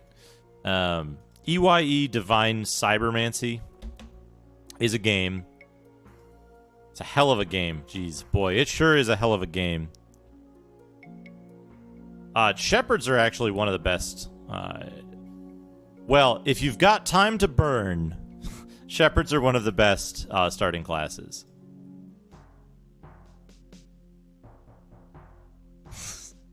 So, in the character creation of in the character creation process, holy shit, that's pretty good. In the character creation process of EYE Design Cybermancy, you like pick genes and then you hit like a randomize button and it gives you stats. So the way this works is like, okay, if I pick fighter, right? 29 strength. Look at that. 29 strength. That's a good strength. But then everything else sucks. And like you pick attack and defense and you get a sword skill and you get one of these skills and it like kind of sucks. If you pick mage, oh, you get good. You can get like okay strength, but you're going to get high intelligence and you always start with mana and casting. Whoops. I went too far back. So in EYE Divine Cybermancy, one of the genes you can pick for your character creation is called Metastrium or something. It's named after the studio that made the game and like one of the big elements of the game. The Metastriumonic Force. So depending on which class you pick, you get different stats. And the stat maximum and minimum and rolling percentages are determined by like what you picked. Game screen looks kind of dark. It might be kind of dark. It's pretty close. Pretty close. You know what?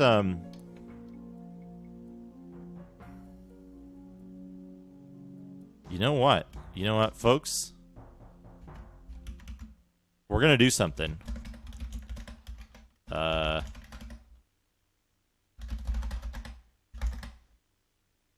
Folks, we're gonna get a peek behind the scenes of how we do some stuff here.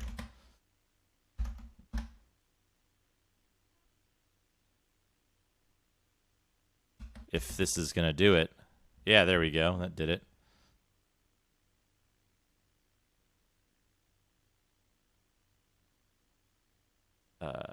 I need to remember how to use this, though.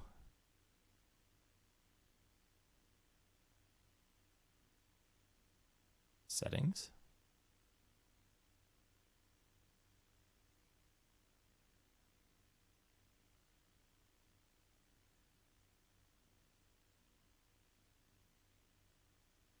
Screen size. There we go. Screen size.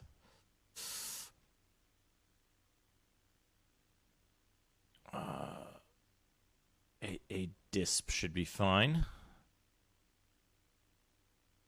Start with new full screen flick. Yes. All right, here we go. Yeah, you get sent into some subterranean area. Now, can we edit this? Yeah, there we go.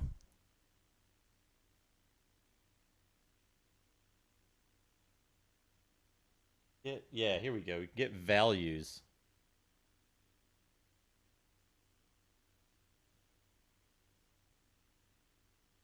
Zero.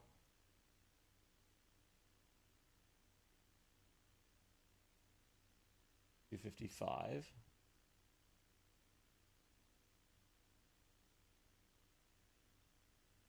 A box of this, huh? Box of black. I don't need a box of black. I need a box of mid-gray.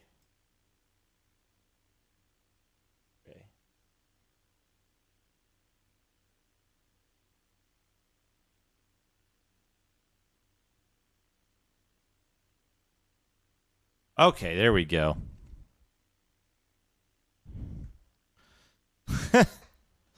So what I'm going to do here, since I've got the capture here, I can objectively, at least in some manner, let's do one more. We're going to do one more color. We'll do 48 should be a fine color. There we go. So now what I'm going to do, you can't see this because I don't have a really good way to share it, is I'm going to open a color selector that has screen selection. And yeah, it is a bit dark. So we're going to adjust that on, what is it, Vision 1, input settings. 2.1.8, use just with this. Okay, it's not that one. 3, okay. That. We want Vision 4, input settings, color balance. Use these only with this. Reset. That's not correct at all. It's usually easier to do this if you have a if you have an overall value for this, but I don't. There we go. It's too red.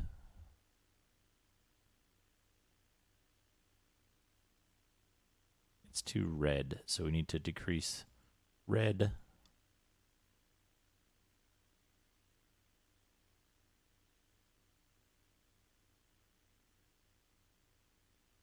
Uh, 90, 95. That's too much decrease in red.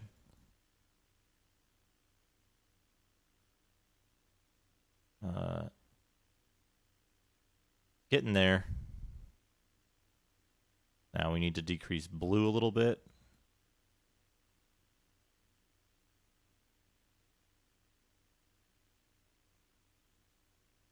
Increase green a little bit. Increase red a little bit.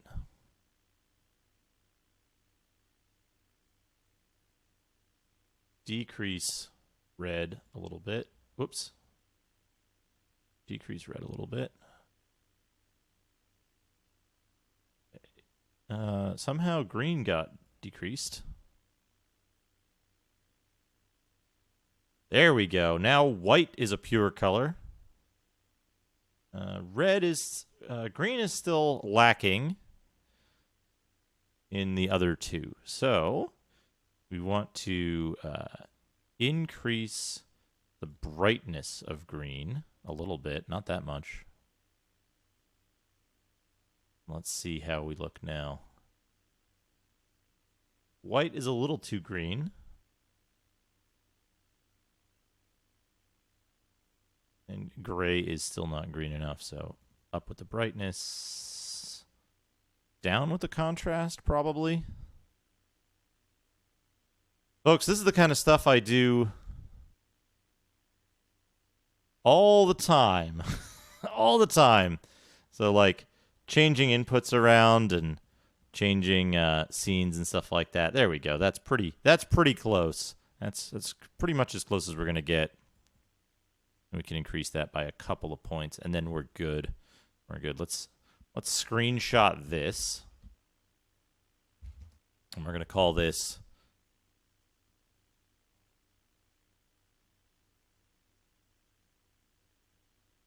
We're going to call this DOS Vision 4 Color. Because I haven't done the color balance for DOS quite right before. This application that I'm using right now is Autodesk Animator, a very famous early Autodesk program. It allows you to, like, draw and... I don't remember how you actually add stuff to it, but it lets you draw Amiga skies and stuff like that. There we go. Amiga Sky. It lets you draw and animate stuff in, I think it outputs in GIF. Abandon.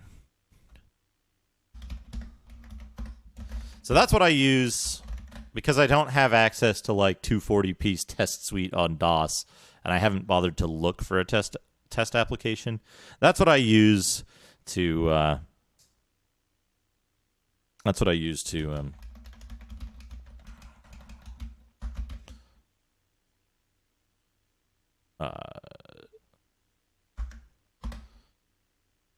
That's what I use to color balance stuff to give myself reference points, and then I'm just adjusting contrast and brightness for each of the different values. I was working on the Dreamcast color balancing earlier, and it's like it's impossible. It is impossible to properly color balance a Dreamcast on digital capture. I don't know why. I assume that's why viewership was low with the Dreamcast, is because it wasn't properly color balanced.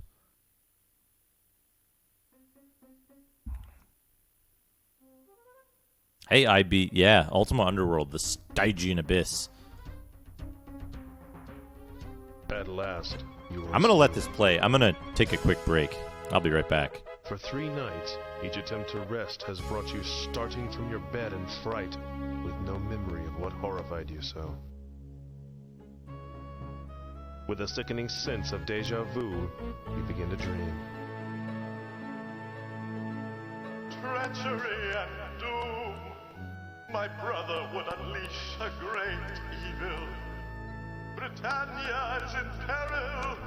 Sure that the ghost can take you to Britannia, you allow yourself to be drawn to him. A visitor, and from far away indeed. Were he not dead, I'd suspect my brother sent thee. No matter, thou shalt serve to draw the hounds from the scent.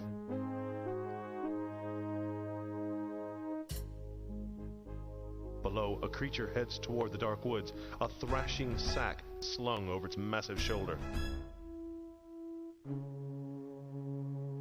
What hast thou done with our lord's daughter Ariel? Dropped her below to an accomplice, I'll wager. Well, he'll nigh escape us, and when we bring him back, he'll both hang.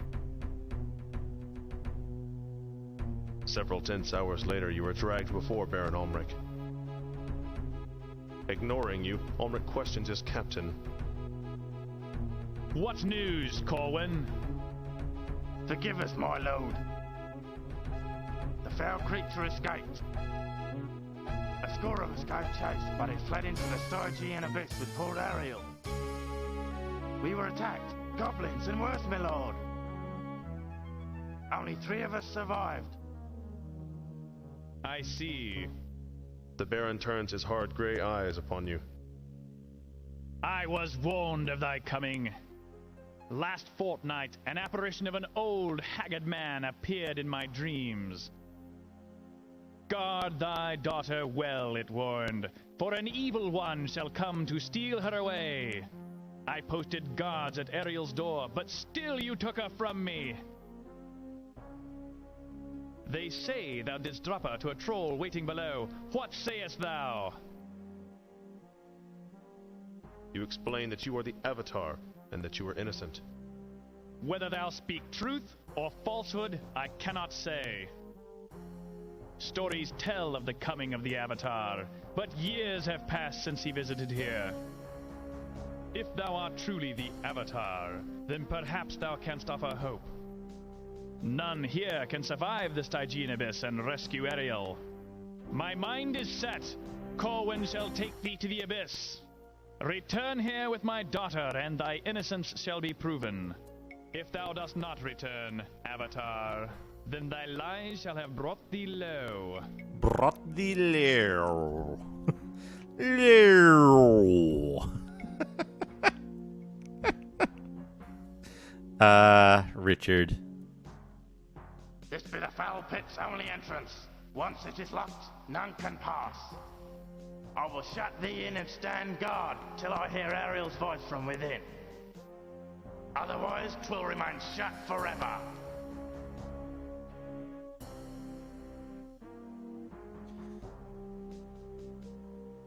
Ah, Richard. Richard Garriott as Baron Ulmric. Hey, folks, guess what? Guess what? I'm going to reset the timer, actually. Hold on. Because we got something special. Random unboxing of some crap. I don't know what it is.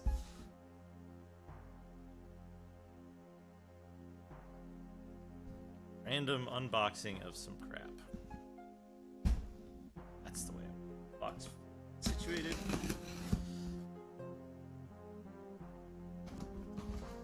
If it's what I think it is.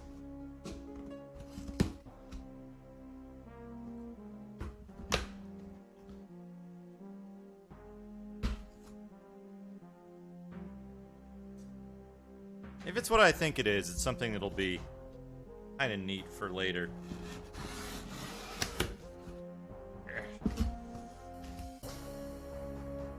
These might be interesting to try. But that's not what the majority of this stuff is for. There's a replacement fan for the Mr.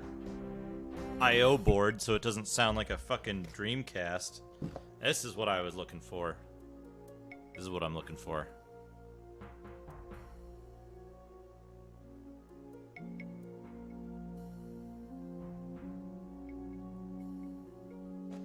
But this...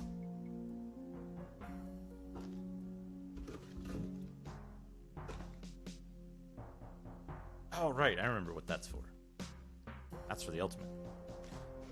So that and this...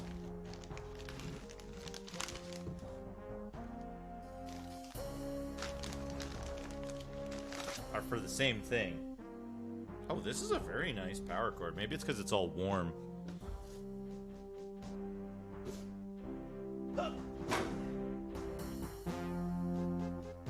Anybody remember why I got this?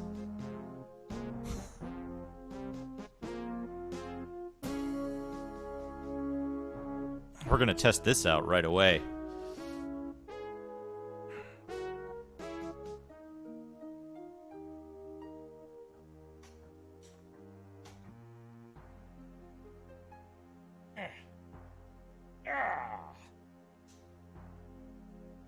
Yeah!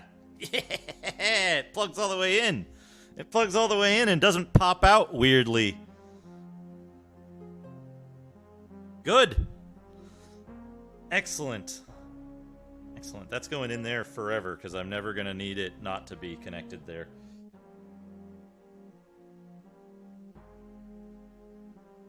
So yeah.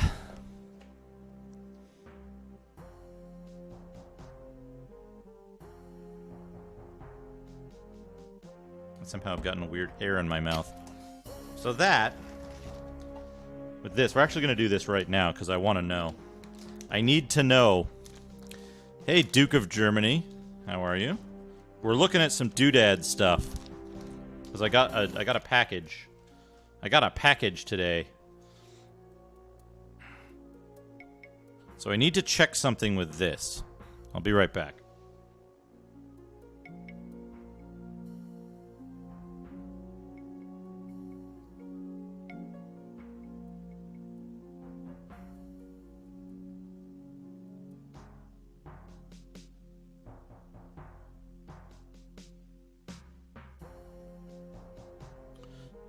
So, what I need to check is this thing that I got before, which is a mounting bracket.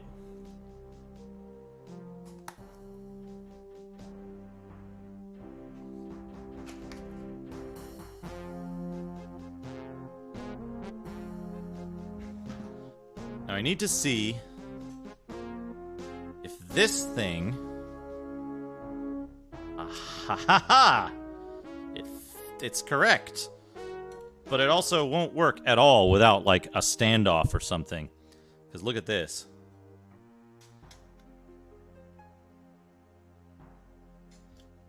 The screw holes line up, but there's, like... It would be lying directly on the on the metal board, so all of the contacts would be bridged. That wouldn't be very good. That wouldn't be very good at all.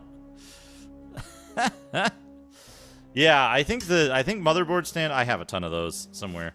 I think motherboard standoffs will work. The only problem is I need to check if I have nuts that will fit standard stuff. But yeah. So that's for later. That's my project for later tonight.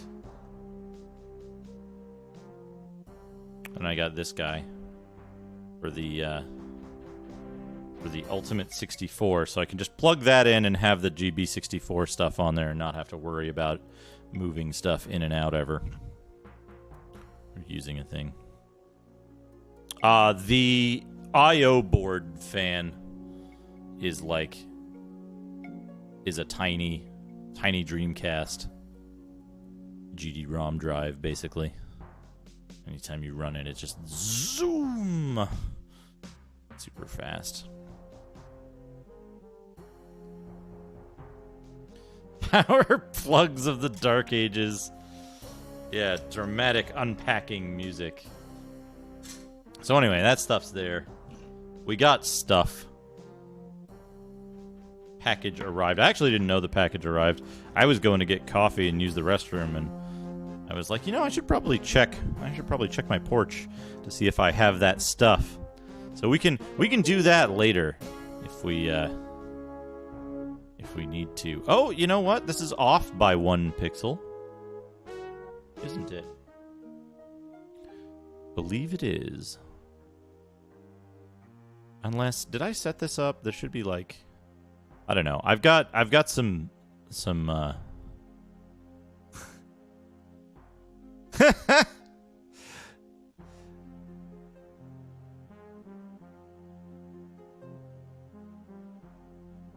3, half a pixel. Yeah, it's off by half a pixel. Oh, let me fix that.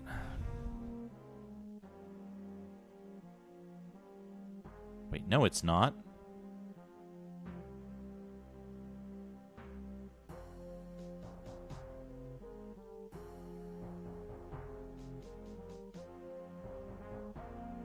There we go. No, hold on.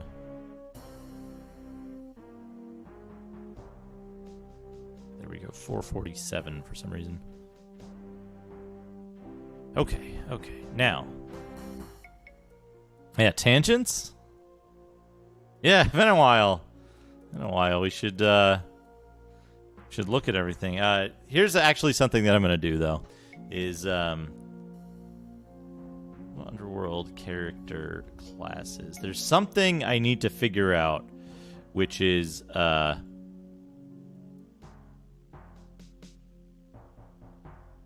there's you can screw yourself over by picking the wrong stuff. So I'm gonna look at this before I create a character, so we don't get super deep in the game and then be like, well, it's gonna be really hard.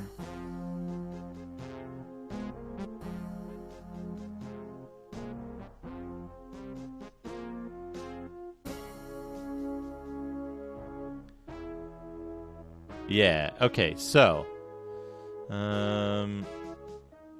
each profession has a minimum proficiency in each of the 3 stats of strength, dexterity, intelligence. Not exactly known. Low, medium, or high. Only know the absolute minimum for any stat is 12. The absolute minimum is 12. A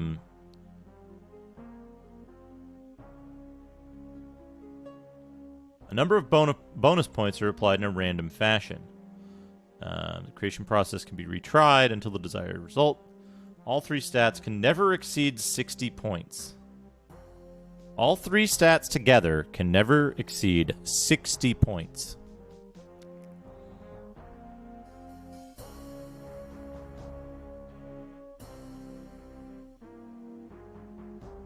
the Shepherd has a much higher number of bonus points. So we want to make sure all the stats total 60.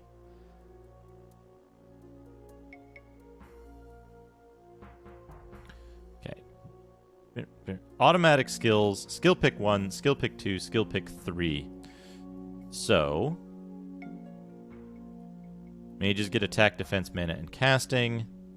Druids get attack, defense, mana, and casting, and they can choose with one, or they can start with one useless skill.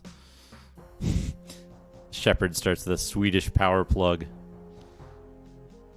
Attack, defense, repair, no good. So the 3 classes that we can kind of pick from are Druid, Paladin, or Shepherd. Those are the 3. Now, since we can take mana and casting with the Shepherd, we can take a weapon skill, mana, and casting, and defense, or attack and defense. The Paladin doesn't start with mana or casting, but starts with sword skill and charm. The Druid starts with attack, defense, mana, and casting, but no weapon skill. So we miss out on the miscellaneous skill, but I think Shepherd is going to be the way we're going to go. But we're gonna roll Shepherd repeatedly. So male, right-handed, Shepherd. So now let's do some quick calculations here. 18 plus 14 plus 24 equals 56. So we're not going to use that one. Basically what we want is we want a high strength. We want a very high strength stat. Above 20. The Codex of Ultimate Wisdom, yeah. Now, the other thing that I need to check is the stats. Need to check what the stats do. Character attributes, there we go.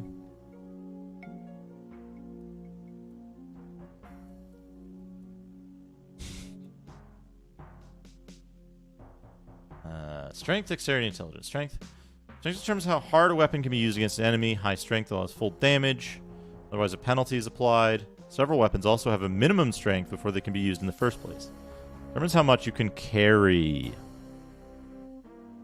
Dexterity determines the chance to hit and the frequency of attacks. And chance of evading an enemy's blow entirely. And intelligence is responsible for determining the mana pool. The exact formula differs from game to game, blah, blah, blah. Okay, Ultima Underworld.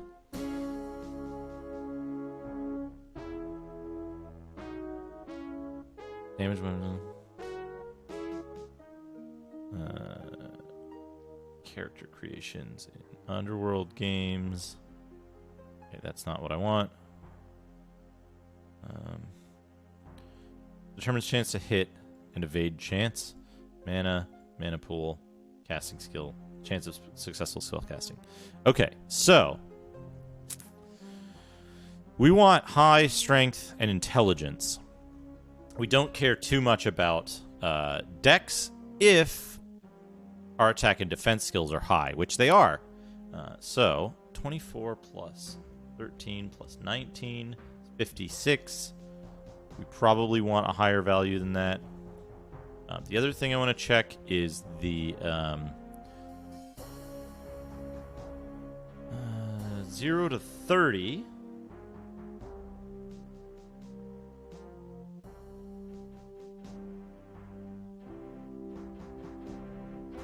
Generally, adding 1 to a 1 in 30 chance.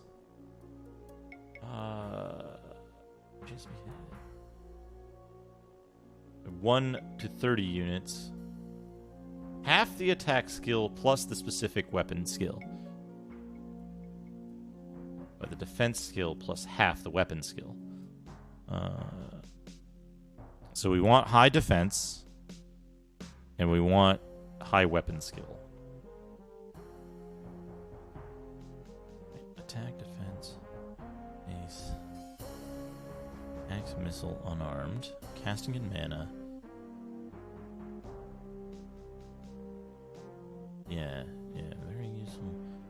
Search is completely unused.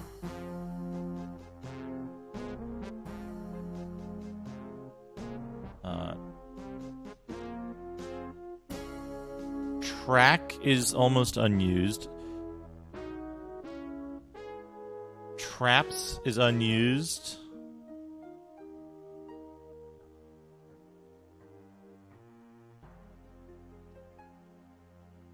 Pick lock is usable, but not great. Swimming is not great. Appraise and stealth. Yeah, light makes them makes people immediately notice you.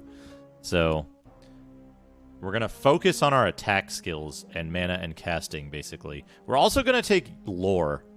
We're gonna take lore.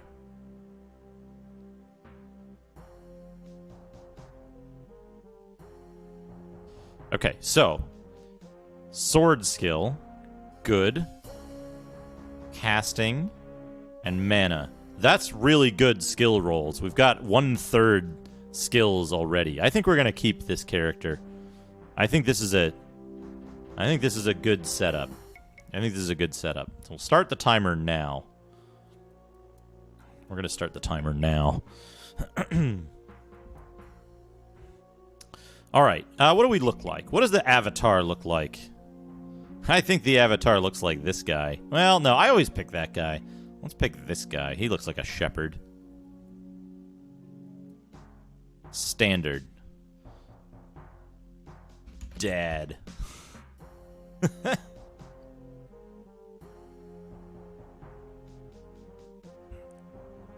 A fine shepherd's beard, yeah. Named Dad. Keep this character. Yes. Dad enters the abyss. Here we go. Here's Dad. The writing reads, "We attacked the entrance with all manner of tools, but it gave not a hair. It simply cannot be breached. Hence, we have resigned ourselves to die in this hellish pit."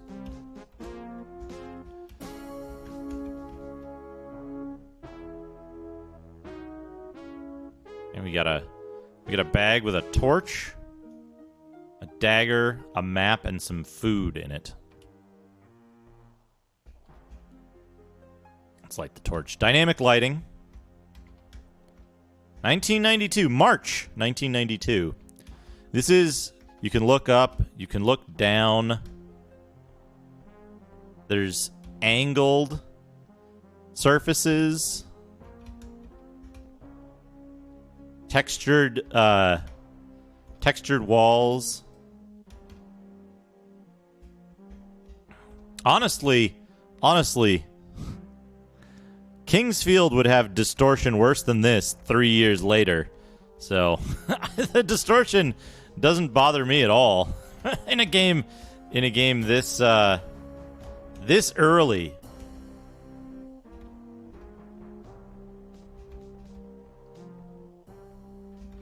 Okay, we get another sack. Got a couple of candles.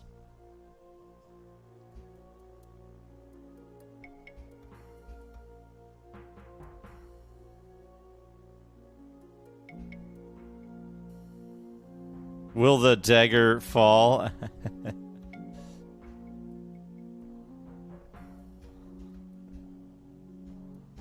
Oh, that was a mushroom. That was a mushroom. So what's interesting about this game is that, like, this game just came out. It just came out. like it wasn't some, like, there wasn't some, like, conversation about, like, revolutionary blah blah blah blah blah. It just kind of came out, and then it got a 6 out of 5 stars review in Dragon Magazine, because they were like, nothing else does what this game does. And it's like, yeah, sure, the textures swim a little bit and there's perspective distortion, but, like, 1992. 92. March of 1992. This was before Wolfenstein. Wolfenstein.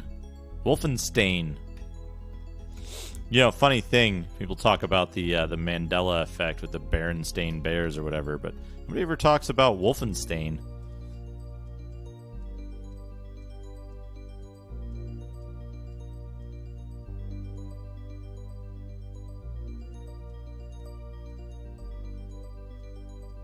So you put the runes in the sack here. The Wolfenstein Bears.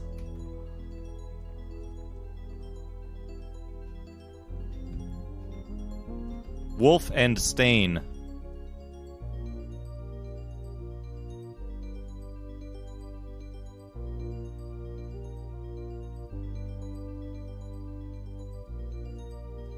What do I want?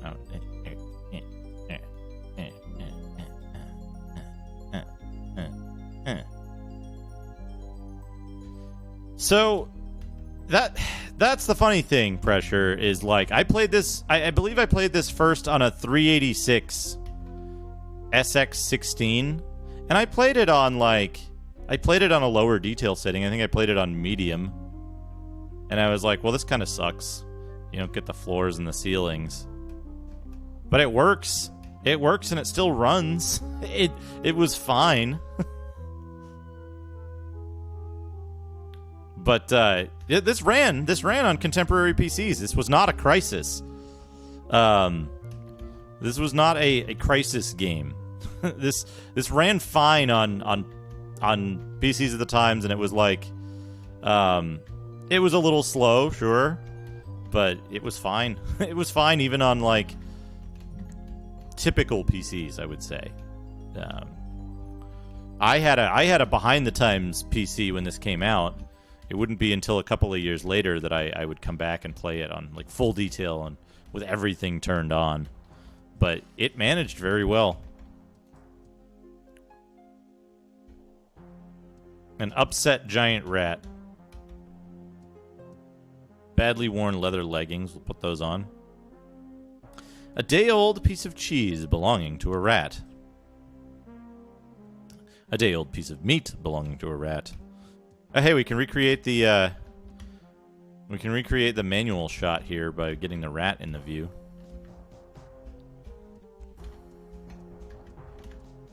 Yeah, there we go. There we go. Look, it's a shot from the manual.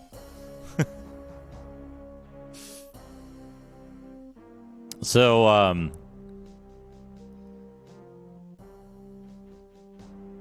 so here's the thing we can do. We'll go to 1. We'll save game 1. And we'll call this start. And here's what we can do. We can see what it looks like. We'll leave the timer running because we didn't start the timer during character creation. We should have done.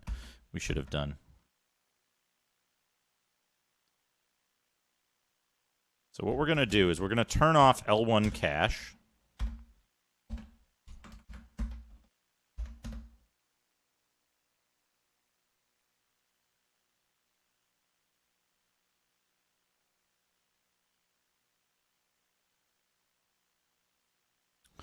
We're going to turn off L1 cache. We're going to run throttle to reduce the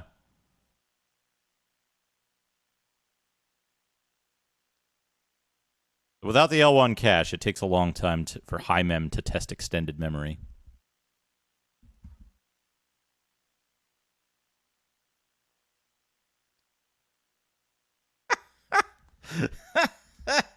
BNU, I just noticed that Dad is completely cross-eyed from the screenshot you posted. So we're going to run throttle -D-C. And we're going to run it at 7. Whoa. Is it 1983? 87.5% throttled. So let's do some math. 150...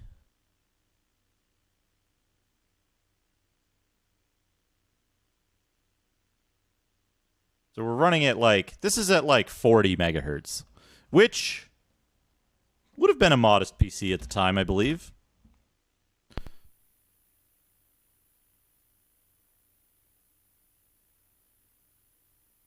It's hard to tell with throttling stuff, but...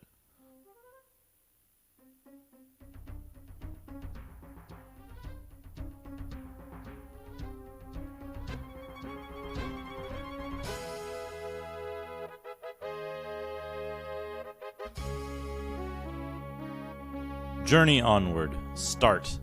You re-enter the abyss.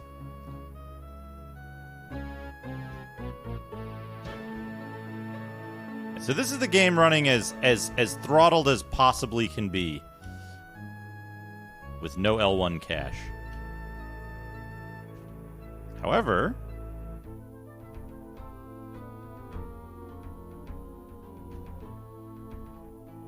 it runs playably. It runs playably with the floor turned off.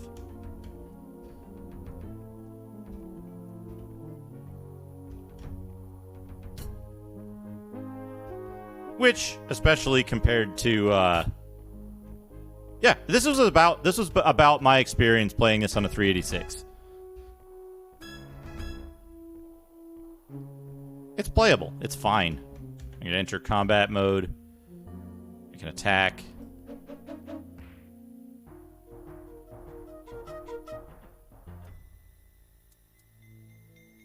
Yeah, it plays acceptably. If I turn it to low detail, which turns the polygons off, we get like this is good, but it's obviously not impressive. But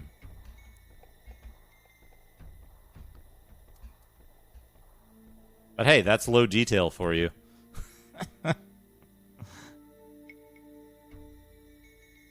Oh yeah, this game. I don't think this game would run on a 286.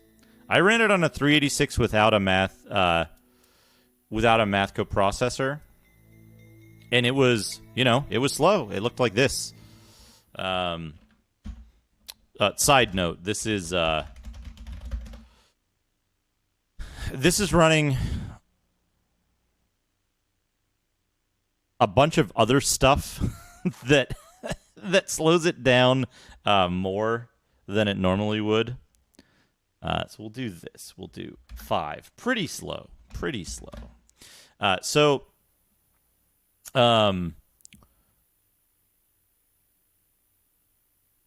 This is running more stuff than I would have had in my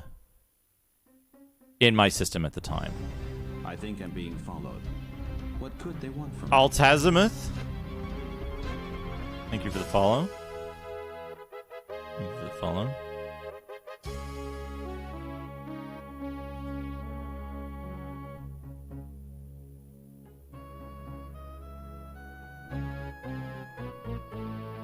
Man, that cache. It hates it without that cache. This is running... It's processing MIDI data via the CPU, so... Yeah, playing with mouse and keyboard at the time was like a foreign concept. So, I think they kind of expected people to use this stuff. There's also this, which is funny. How do you do it? Do you click on this? Or you shift? Yeah.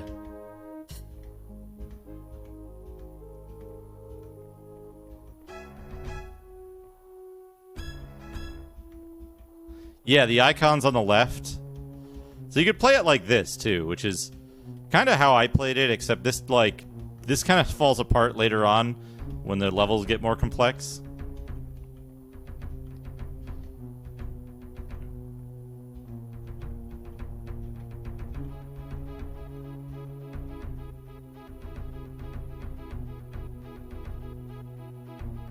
Anyway, hold on one second. Let's do this. Let's put it back to top speed. So this is the top speed without CPU cache. Without L1 cache. And yeah, this was the first time that anyone would do controls of this manner. Many other games that used that had movement controls and mouse controls used the number pad. Yeah, this is at top speed with L1 cache disabled. So L1 cache is very important. So we're going to re-enable that. So we'll have a smooth experience with this. With just a little demonstration there of the kind of what it would have looked like at the time on a lower spec PC.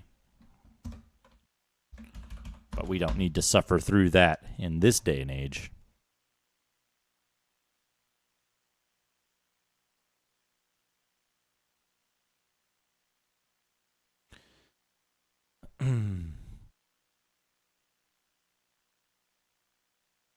I figured out the controls kind of early on.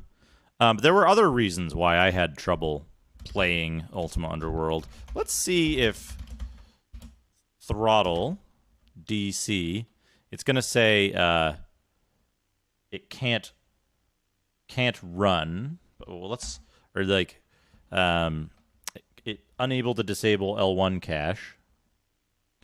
This is with maximum slowdown, but still with the L1 cache. Was Dark Castle 3D? I thought Dark Castle was a side-scroller.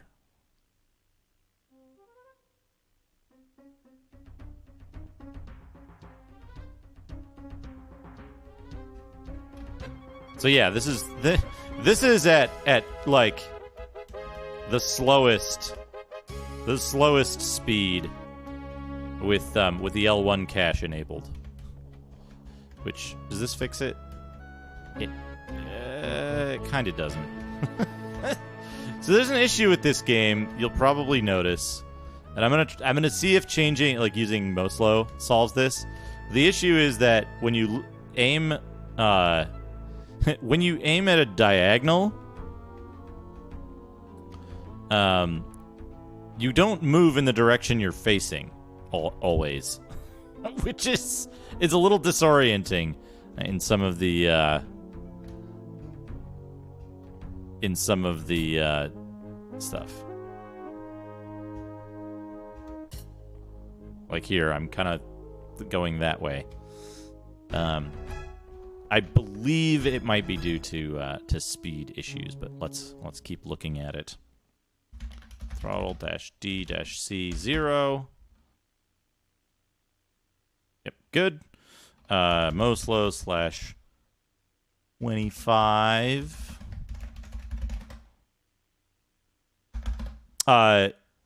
Alt-Azimuth, this is running on a Pentium 2 350 megahertz system, but we're slowing it down using various methods just to get an idea of what some of the experience might be like on different hardware of the era. I'm also curious. Okay, so this is running at 25%, and you'll notice there's some. This is one of the difficulties of using Moslow. It's not just running the game slower. It slows the music down. It slows a whole bunch of stuff down. Weirdly.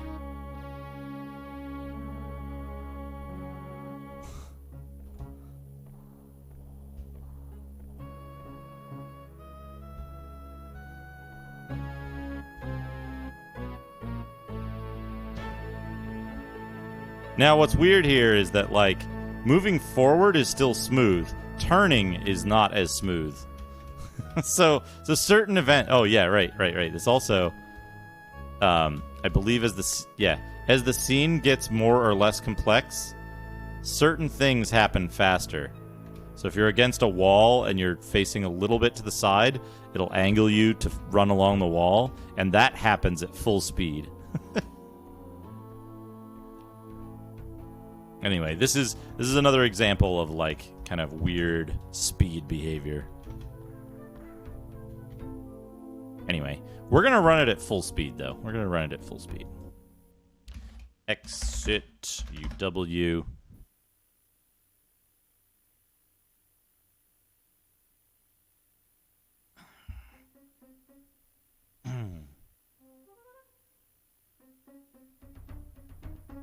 All right, journey onward.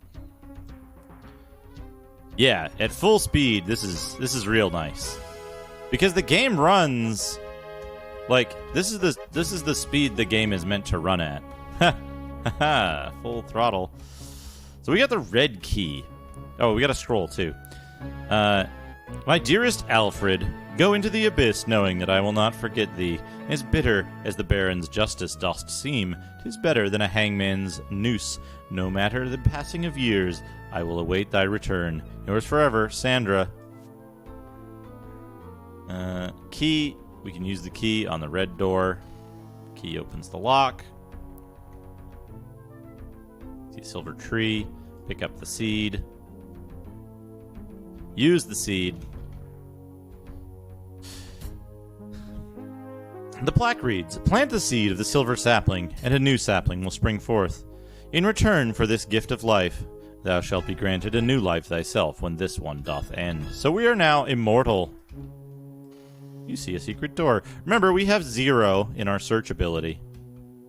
So search is not used at all in this game. Jump. That door's closed. Shit. Oh, wait, hold on. We need something over here. Sandra. Sandra Scroll, where are you? Also, if you want to play hard mode, if you want to play super hard mode in this game, you throw the silver seed into the water. The TV and the monitor in the back is direct connect for DOS stuff because it's all 31 kilohertz. That's for in case I need, if I ever need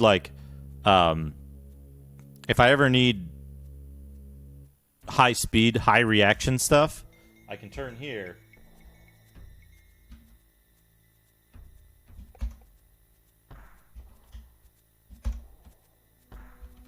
And play the game with a few less frames of lag.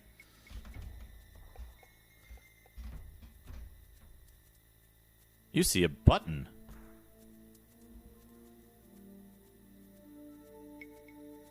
It could. It could. Hit the button.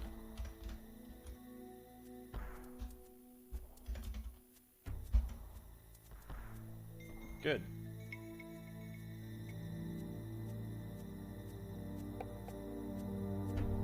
Realize we want this a little louder. So, in case you didn't have the manual, I'll tell you here, seeker of the mastery of practical skills, speak Ka, the mantra of love. Seeker of the mysterious arts, speak Muam, the mantra of truth. Seeker of the honor and valor in battle, speak Samra, the mantra of courage. Yeah, so we've got hold on, I gotta do something real quick here. Add image, temporary bag drop.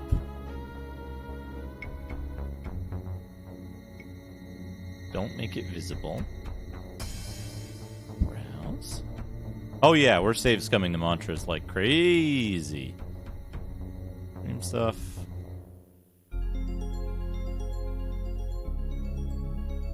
That. About there. And then you go under that stuff and make visible. There we go. That's what I wanted. It's just temporary, but it'll do. Until I fix some stuff with my layouts. That'll do. All right, so we've got our skills, right? We've got mana, we've got casting, we've got all this useless shit. Lore, mana, casting, sword, attack, and defense. Those are the only things we care about. I believe lore is an Muam mantra as well. So, well, that's a long jump. So, in order to make that, we need to run and jump. We made it. We made it. Uh-oh. Acid blob.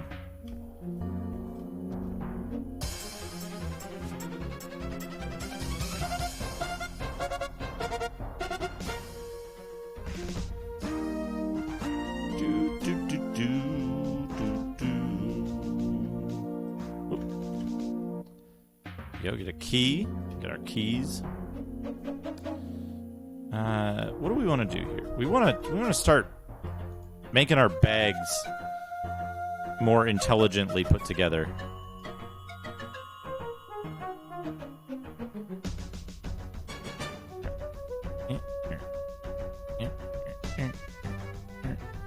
Wait.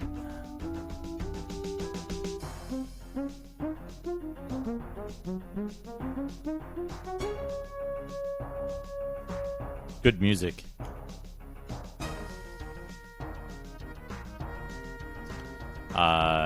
That stuff in there, this stuff in here, good. Rune bag here. You see a rune bag.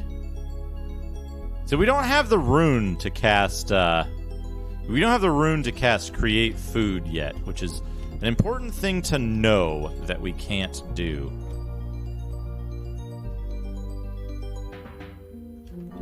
Burr, burr, burr.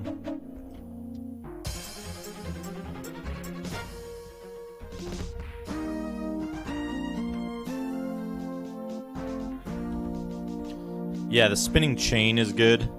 Peering into the crystal ball, a vision of a strange world appears. Bizarre creatures float through space. A green path, flanked by a black void on either side, runs off into the distance. Somehow, you know the path leads to Britannia. I should try to read all of the text in this game in a Richard Garriott voice. That would be funny.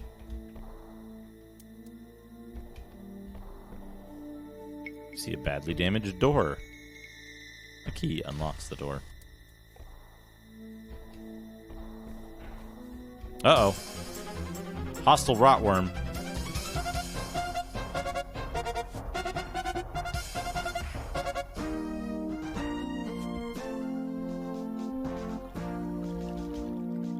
Got him. Uh-oh.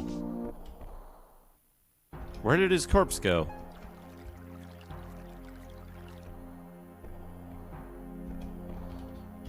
Well, that might complicate things later.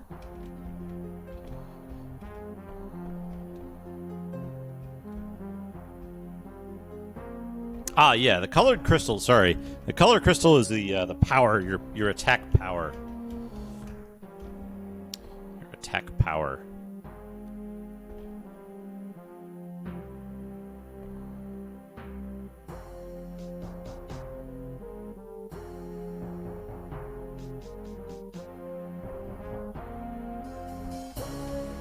All right, where are we exactly? Let's turn to game. F1, pause. Okay, F1 pauses it. So now I'm gonna bring up the little included map. Let's have a look. Let's have a little look. We're gonna use the black and white map because it's easier to read. It's a little clearer and nicer.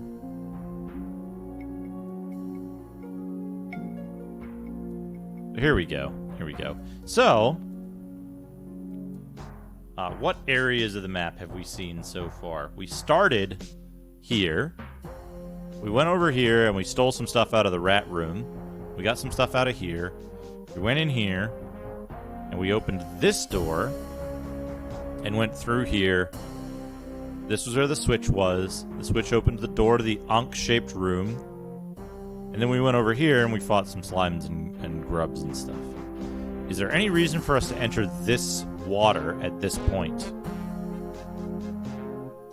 I don't think we want to go in the water here at any point. The only time we want to go in the water is when we go up here to this weird area and down here to this weird area.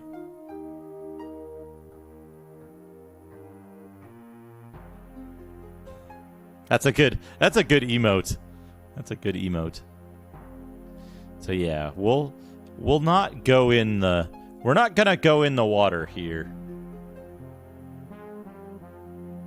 We'll go back and explore the rest of the area, the rest of the game, rest of the level.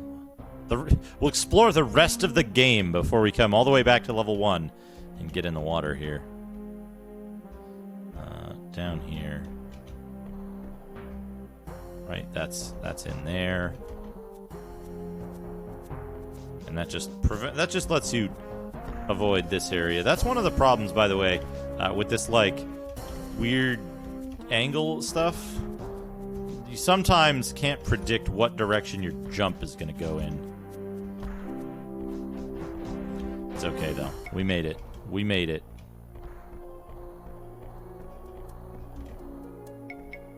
Right, we're not going to go there yet. We're going to go around here. Now, if it's not clear, folks, I'm playing this in the capture window on OBS because it doesn't require high reflexes.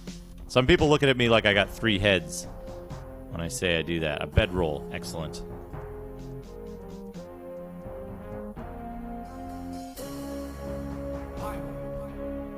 Oh yeah, Wes, thank you for the 100 bits. Thank you so much. I appreciate it. Yeah, this Savage Empire. The Ultima games had really good spin-offs. There was also Martian Dreams, which seemed cool early on, but then like maybe the later part of the game wasn't great. No, I took a little damage from jumping too aggressively there. A large boulder. Also, fully 3D object here. It's actually 3D. It's got a 3D model. It exists in 3D space and it's shaded. One of the earlier examples of this. Oh, a shield. A shield. A worn wooden shield.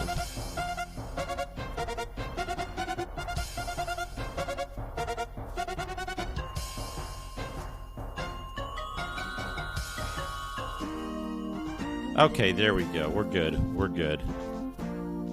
We got a dead rotworm. We need one of those for later. F1. Save game. Save it on 2, and we'll just put level 1. Level 1.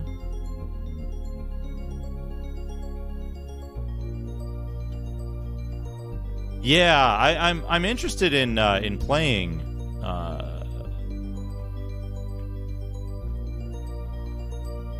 4 through 6. 4 through 6. Hey, Dratson. Ultima 4 through 6 is the most interesting part of the series to me. And 6 is probably my favorite baseline Ultima game. Which is strange because, like, 7 is impressive in certain ways, but, like, you get to rob a McDonald's. Yeah, it takes place in America, right? Yeah, I was using, when I did the, like, manual stuff earlier, I was using the sound test from 6. Ultima 8 is the worst Ultima. It's one of the worst DOS games. Oh, we got a hat. We got boots. We're not barefoot anymore. We're down to 28 stone left. I think I'm being followed. What could they want from me? Ottoman 9. Thank you for the... Oh, I'm like in the water. I got my feet in the water. I can't jump because I'm like very slightly in the water. But what I want to do is I want to...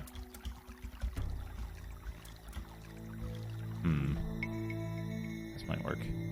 I want to jump. Yeah, so that I have like at least a little bit of extra time.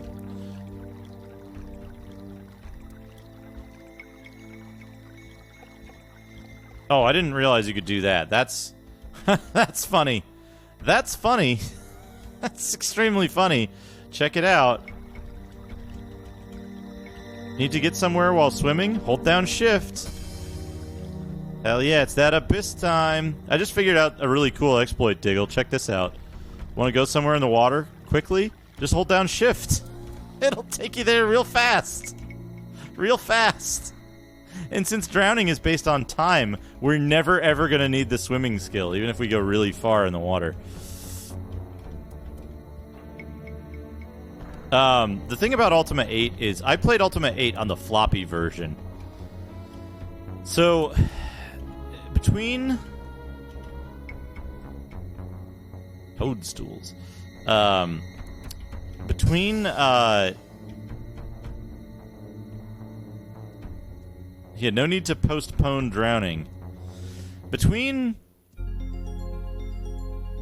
the jumping stuff in Ultima 8 and the like absolute dog shit plot, it's not a good game. Like,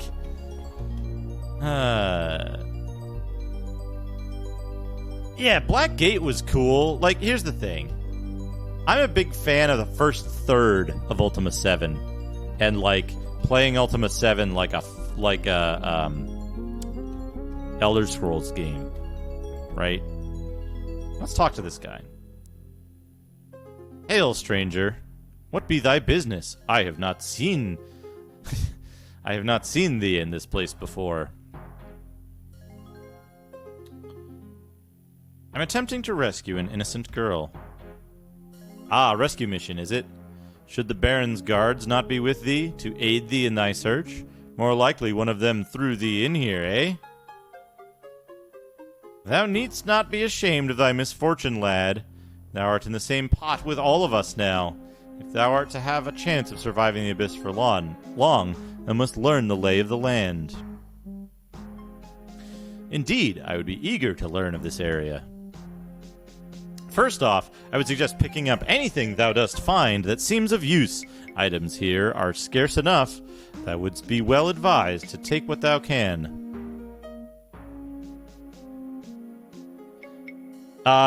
It does. We're playing on standard. There's standard and easy, but we've built a character that I think will be very good, and we kind of I used a guide a little bit to make sure that I don't build a useless character, and we'll be saves coming level ups as well. First off, I would suggest picking up anything thou dost find that seems of use. Items here are scarce enough. Thou wouldst be well advised to take what thou can. Scavenge all you want, but stealing is ill-advised. Most of the abyss's inhabitants guard jealously the few possessions that they have. Battle sites are the best for scavenging. That's why I'm here. A battle took place here not long ago, a battle between the goblins and the above-worlders. What was the cause of this battle? I do not know.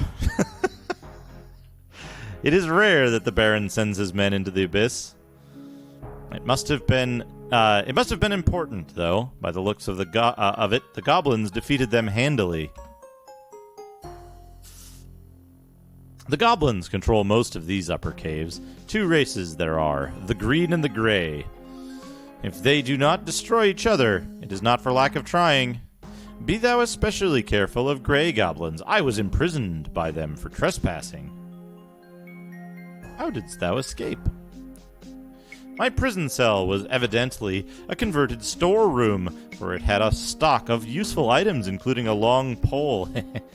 Using the pole, I was able to reach a button, which opened the door to my cell. I sneaked away and returned to my people. I do not think I will venture there again. What of the other inhabitants of the abyss?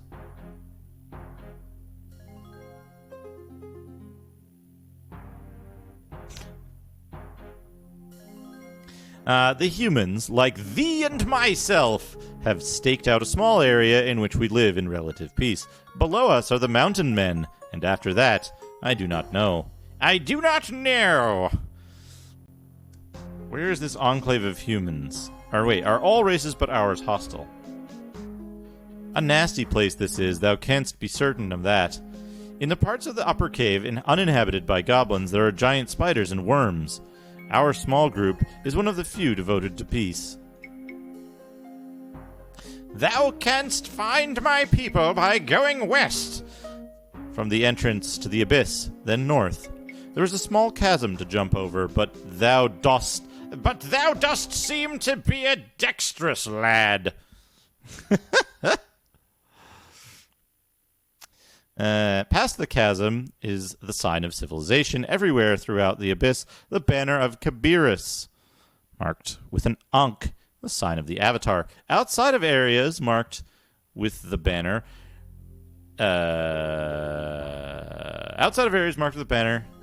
thou shouldst watch thyself most carefully. Most creatures who do not respect Kabir's legacy are not particularly friendly.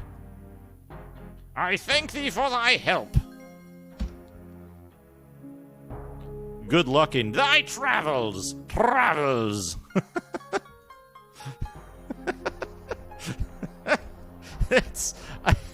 I'm not going to remember to do it consistent. Whoa. I'm not going to remember to do it consistently, but I feel like every time it goes into ye olde Englishy, I should, come on.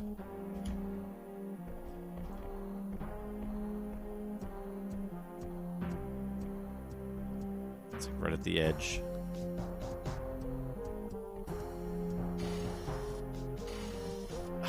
Can you not close the door when he's out here?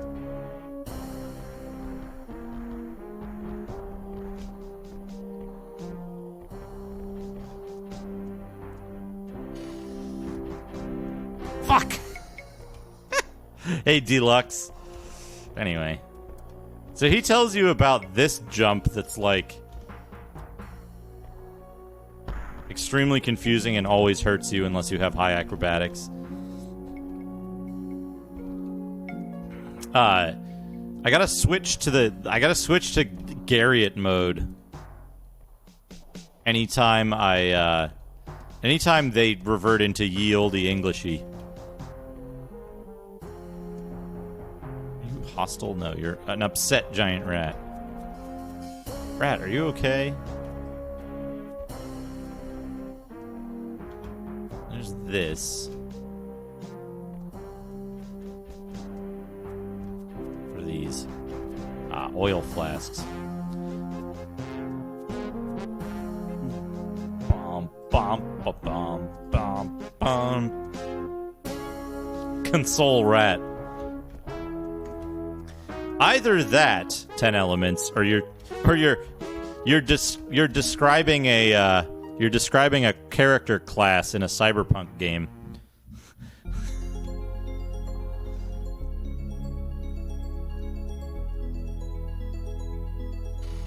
Subclass of hacker.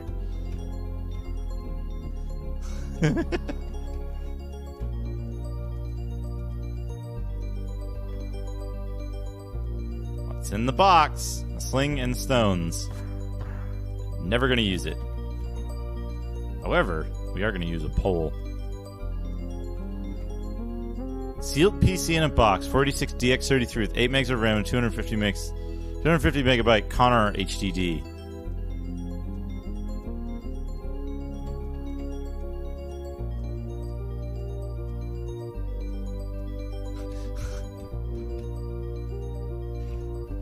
Yeah, Impending Disaster. This game is a technological marvel.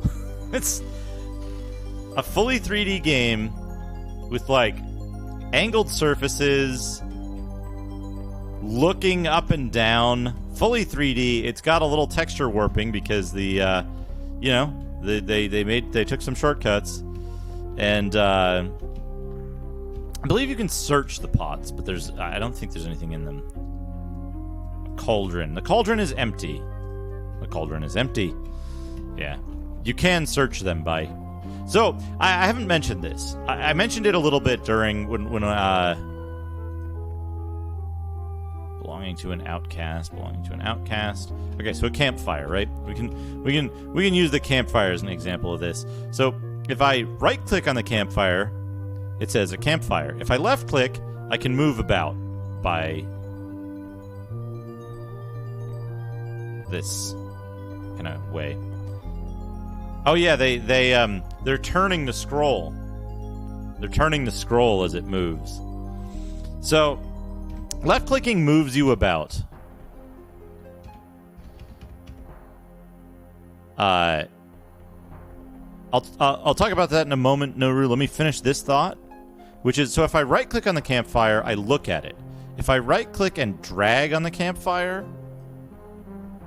I guess you can't do it to the campfire. Hold on. I can do it with the cauldron. The cauldron can serve as an example of this. So, you see a cauldron. Right-click and drag, the cauldron is empty. So right-clicking and dragging is using an item, or talking to a person, opening a door, things like that. For an item you can pick up,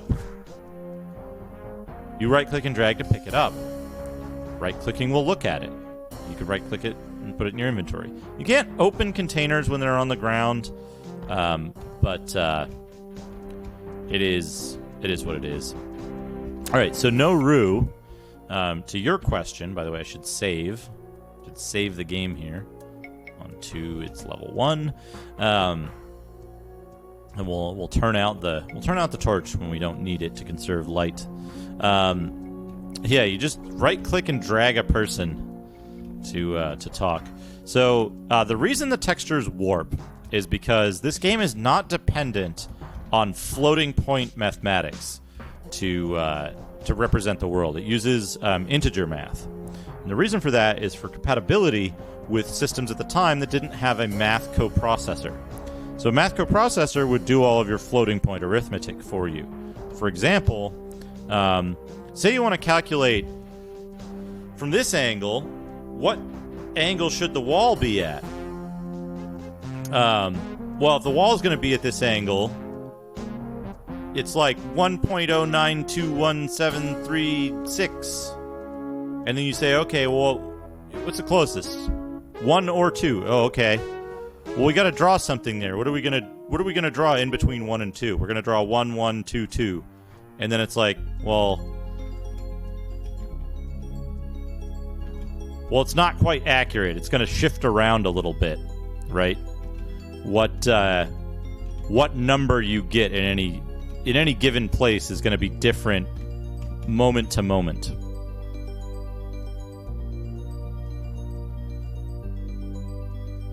Yeah. So Wolfenstein is like, it doesn't have perspective issues. It ran faster on PCs at the time, although this ran at an acceptable pace, I think, for an RPG. It wasn't fast, but it wasn't a quick shooter. And so this was fine. But this came out months before Wolfenstein. This is earlier. This is prior. And Wolfenstein was hailed as like this incredible achievement. So, What? Oh, it's the vampire bat. It's the vampire bat that I should have been expecting for a while now. I'm back. Okay. He poisoned me, but that's okay. I think we'll be okay.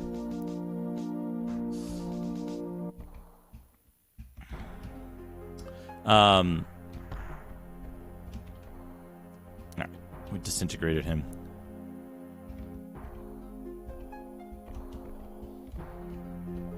We're walking around in the dark right now, which is kind of obnoxious, but that's okay. So there's a little enclave of oops.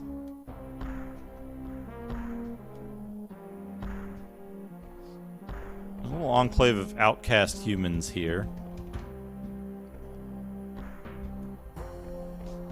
Can I use the bedroll?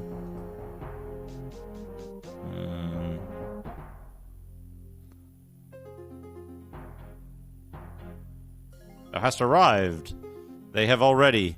But with haste and virtue we can seek out and speak to the civilized inhabitants of the abyss. They end, and thy decisions and actions will.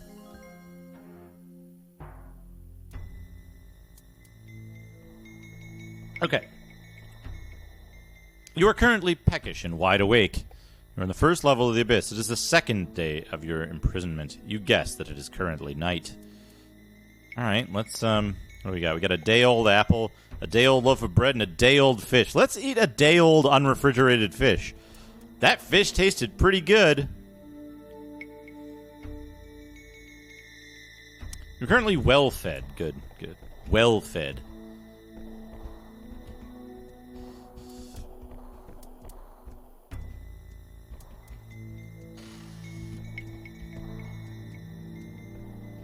Someone closed the rat door. Okay, here we go. We're going to go back this way, and we're going to go explore the major part of the underground now. Major part of the underground, which is the rest of the game.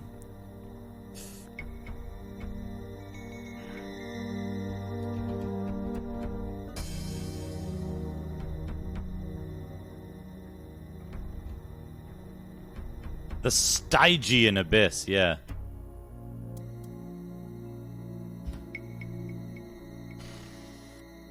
Put our torch back on.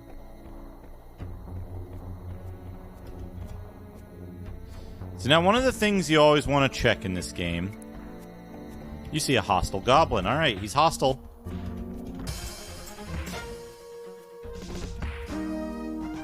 Got him. You have attained experience level 2. Wonderful. Badly worn leather vest. There we go. Now we look like a real fucker. What did he drop? Sling stones. An excellent cudgel. So now we're gonna...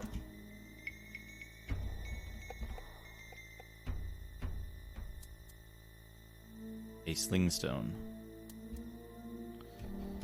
That item does not fit.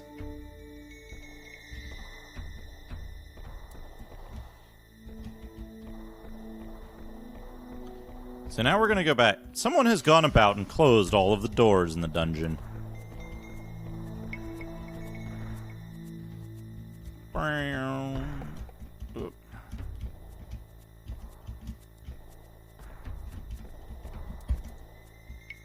Oh, see Daisy.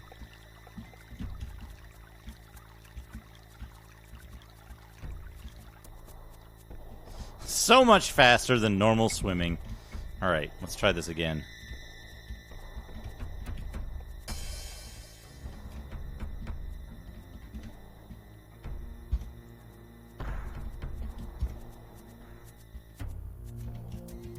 If you jump too close, you hit your head over the door and fall down as well.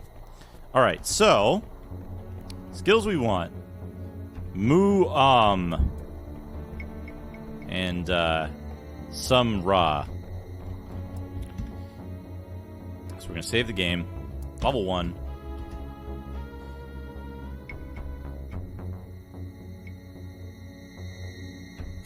And we're... Hold on.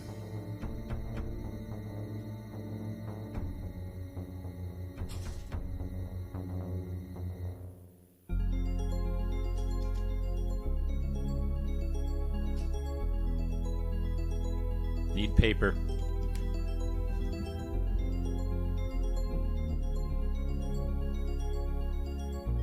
Okay. Attack. Fence. Sword.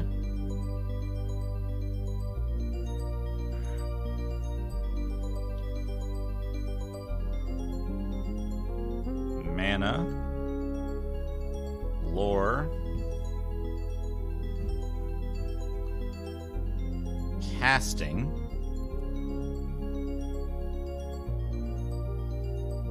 And then the rest of this shit we're literally not going to get until much, much later. Okay. Some Ra. You advanced in mace, sword, and missile. Restore game. Some Ra. Axe, and missile. Restore game. Some Ra. Unarmed, and unarmed. Unarmed is completely useless in this game. Some Ra. Missile, unarmed, and attack.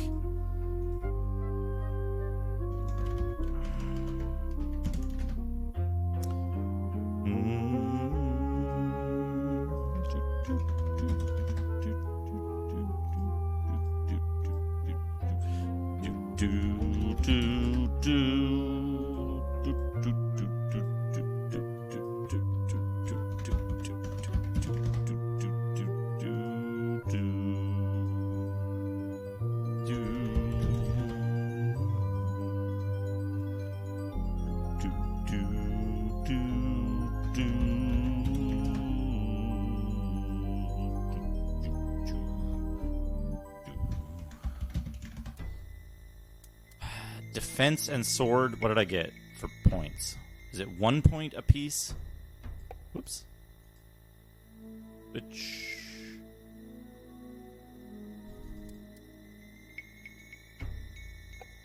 You know what I forgot to do? I forgot to write down the actual stats themselves. Look at me, professional streamer here. 8, 10,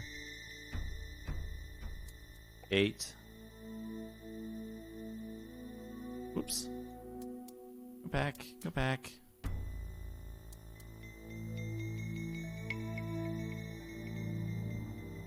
Nine, 0, 8.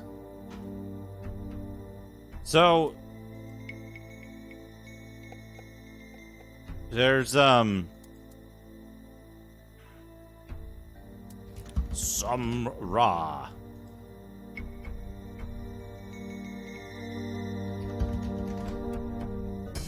Defense, and unarmed is not bad, but I think we want, for the first couple of levels, we want a full complement. I forget if each one can be, multiple points, or if it's 1 point per time it says it. Sword, axe, and defense. So what does that give us? Scroll up. So defense went up by 2 points. Sword went up by 2 points. So it's 2 points per thing, it says. Ideally, we want to get 6 points in sword.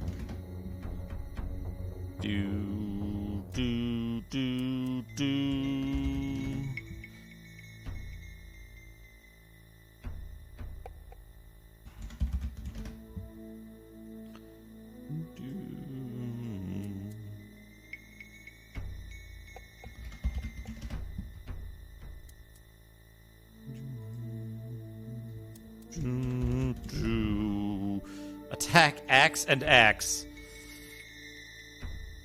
Yeah, so with this mantra, it's always 2 points per thing that it says. If I'm not mistaken, you advance greatly in attack. If we use just raw, you advance greatly in attack.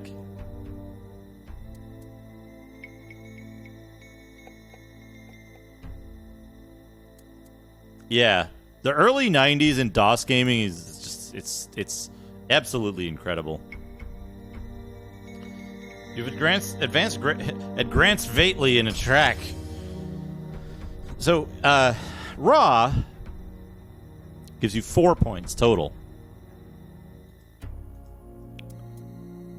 Yeah, like, have a look at, like, 1989 to, like, 1994 in DOS games. Any year. Pick a year. Literally any year, and it's like, wow. Wow, what a complement of titles to get in that year. Defense, axe, and sword. As long as it's attack, defense, and sword, I'm fine with it, with a result.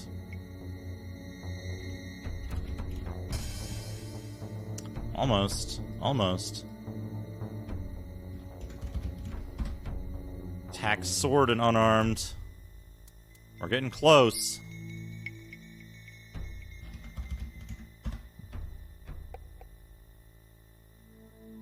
Any combination of the 3 skills I care about, I'll be fine with. Oh, double sword is good, though.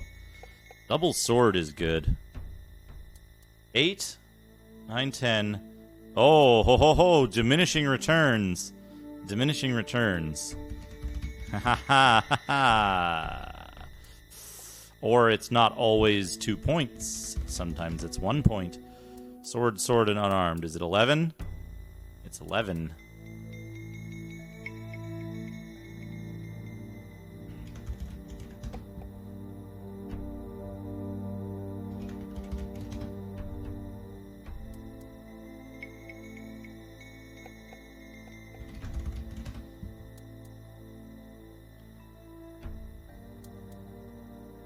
Nope, there's just the one character. Just the one character. Yes, we'll take that. We'll take that. It's only 3 points.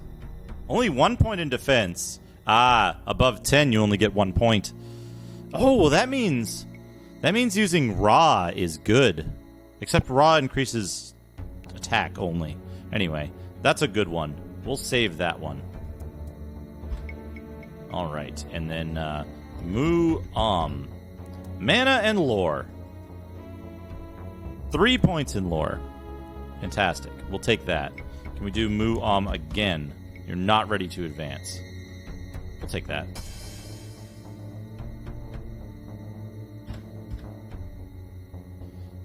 Yeah, you want to save scum in this game, at least early on. It's a pretty difficult game.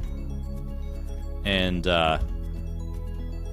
you can really screw yourself if you just like, oh yeah, I'll just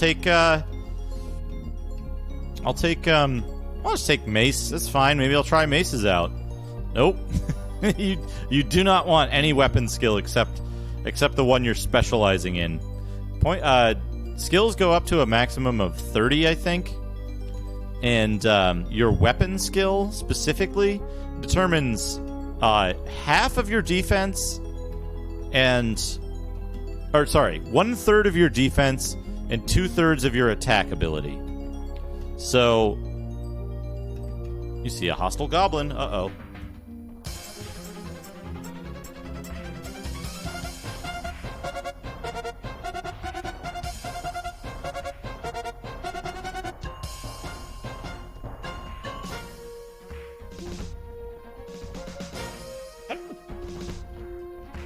Excuse me.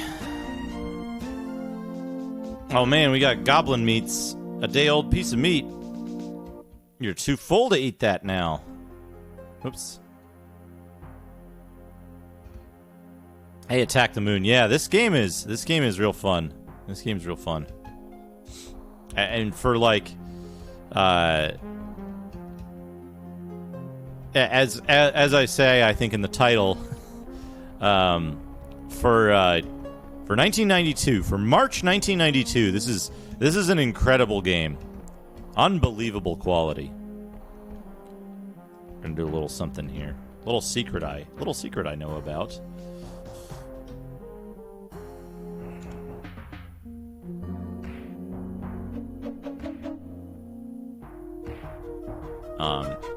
From a technical perspective, I think this game is really, really, really impressive.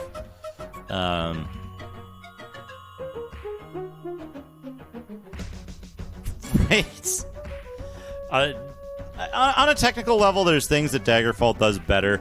I like the aesthetic of this game better than Daggerfall. But, you know. Daggerfall is a much more complex game, but this game is so many years earlier. This game is 3 years almost.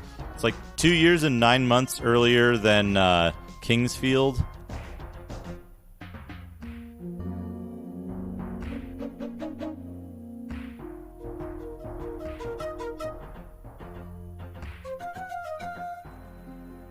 Alright. Almost through. And in like early 1990s computer time, right?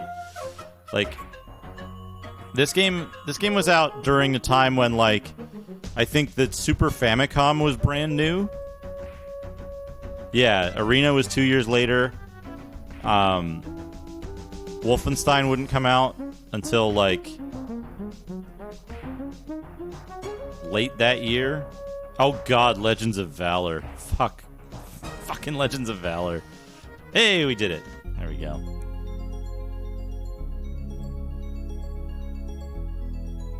Save. too.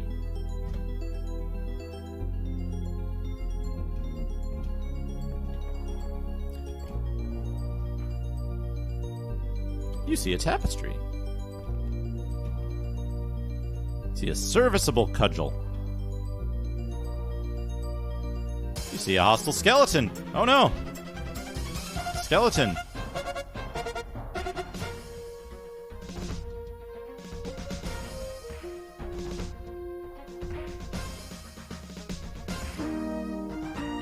Oh, Undermountain Descendant. A badly worn short sword. A badly worn short sword. So we get a badly worn short sword here, which is good. Serviceable chain cowl, which we're going to use. Badly worn leather cap, a serviceable leather cap. We'll keep the serviceable leather cap.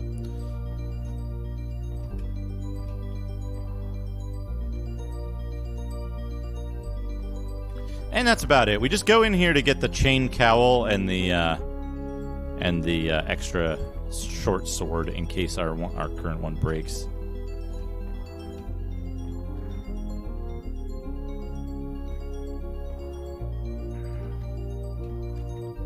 Yeah, Betrayal at Krondor was later, and did, I think, I feel like Betrayal at Krondor did a lot less.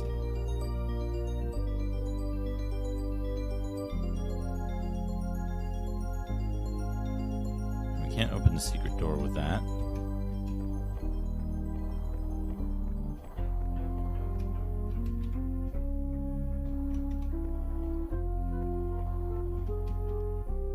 Oh, hey, a day-old loaf of bread on the floor. No.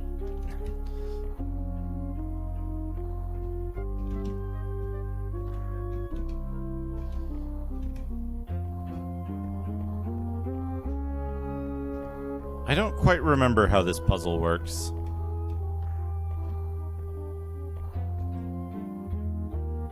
Sturdy door, which is locked. Ah, yes. Ah, yes. We want...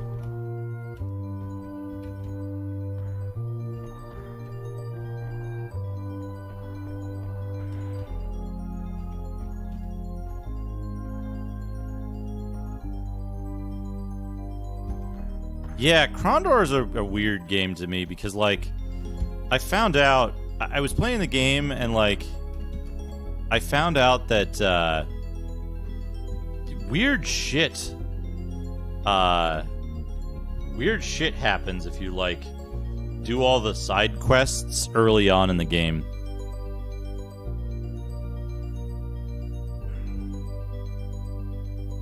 Okay, so we want stone where gold is.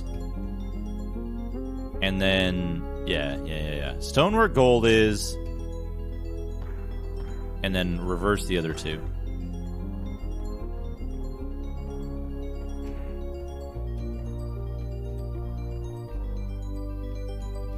Top right.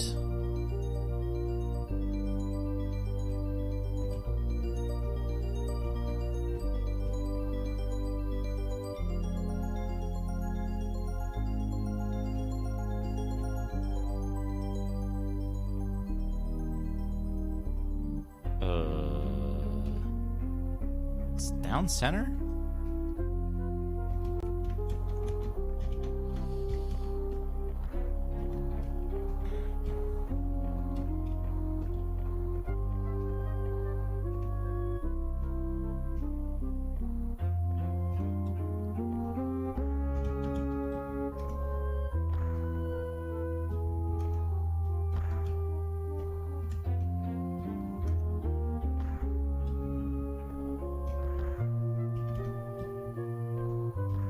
No! Shit!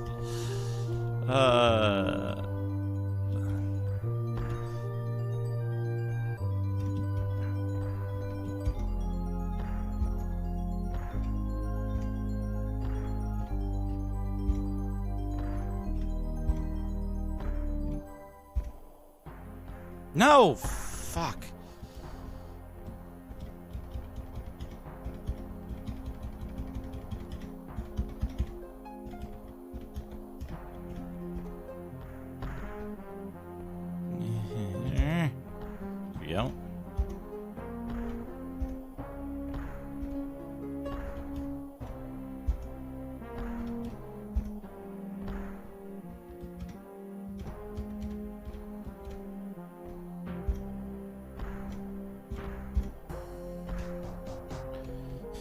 Good.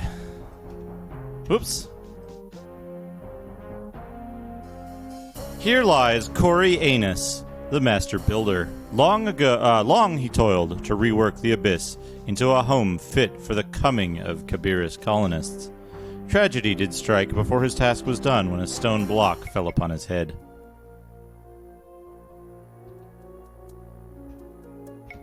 Oh, a gold coffer.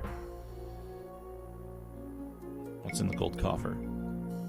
A worn leather vest.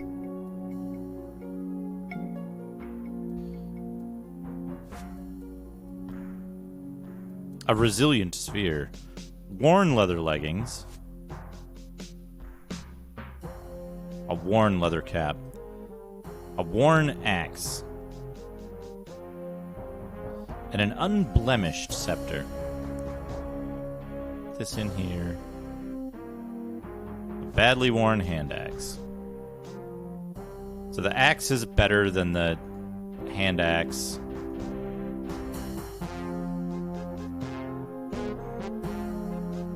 Our serviceable cap is going to be better than the badly worn cap. The resilient sphere. There's a different reason we want to hang on to that. And this, I need a treasure box. We'll put this in the treasure box. There we go.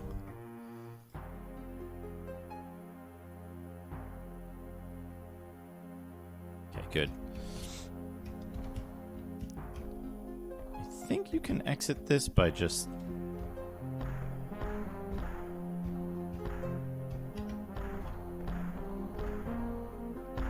There we go.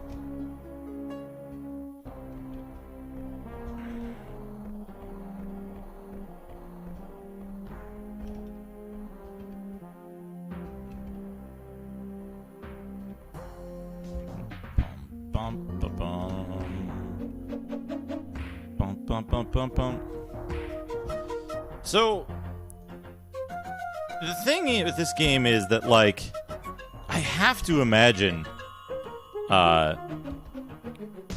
this game was, like, very influential. Because, I mean, like...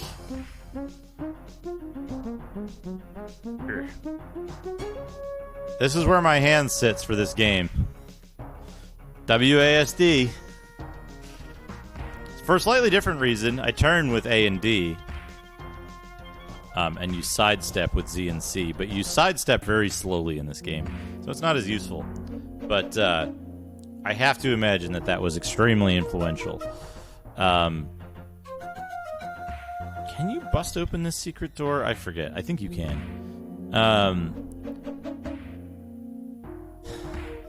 There's a lot about this game that was used in other games.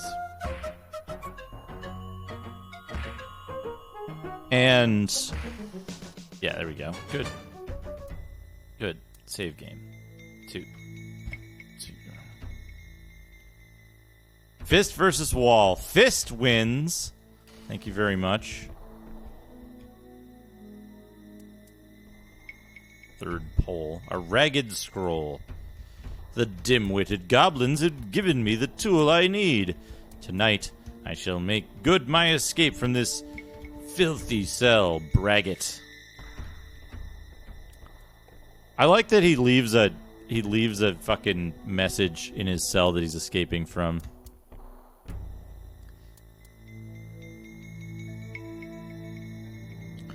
Yeah, it's weird to say like something was it's weird to say that something was like influential if also like one of the reasons it was influential is because its creators went on to make other games as well.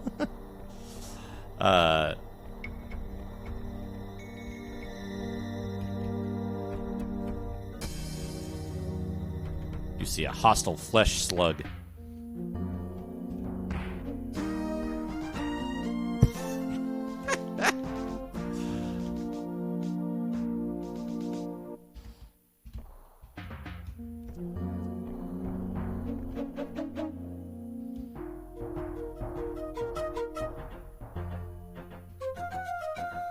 Oh, Oh, our torch burned out. Oops. Somewhat used candle. 2 half-burned candles. We'll use the, we'll use these. Uh-oh. Uh-oh.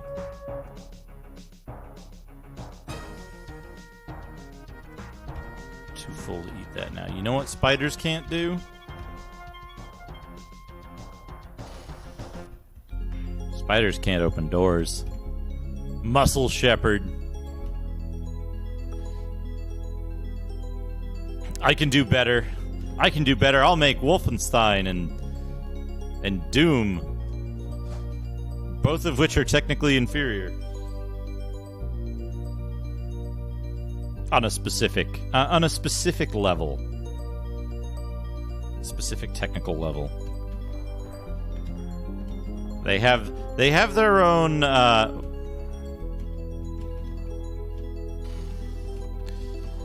They have their own advantages, but this game is, to me, far more technically impressive than Wolfenstein or Doom.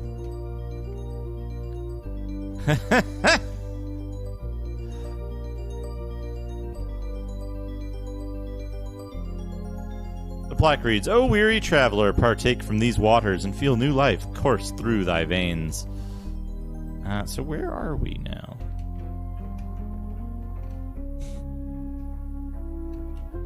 So, that's the thing everyone says, is that, oh, it runs at a reasonable speed. This game, on hardware that can't run... This game running on hardware that cannot run Doom, runs fine. It runs well enough for its purpose.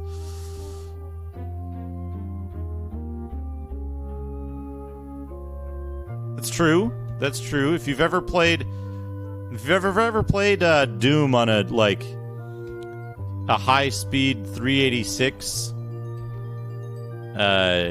DX machine in the whole window, it doesn't. It runs in a teensy little window.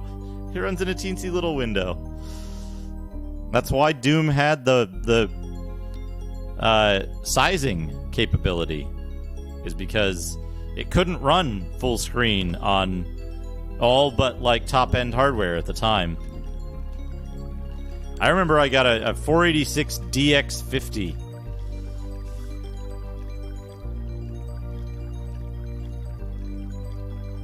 Good night, Left Empty. Have a good sleep.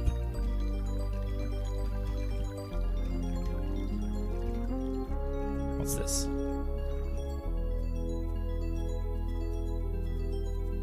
Yeah, I got a 486 DX50, and I was so excited to play Doom full screen, full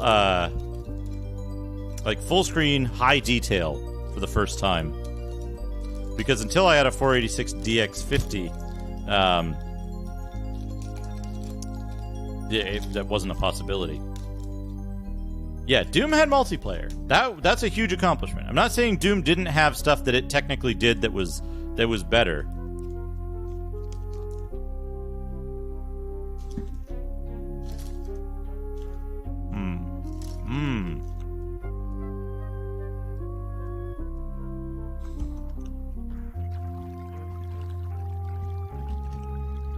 But yeah, the world that this can build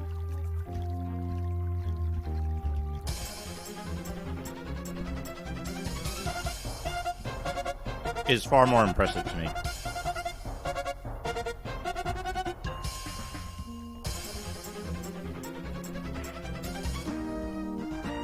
Huh.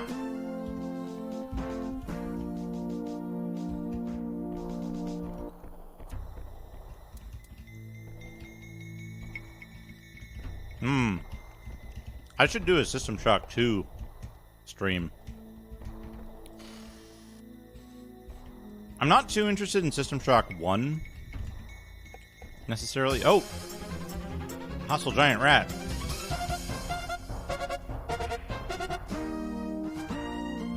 melts.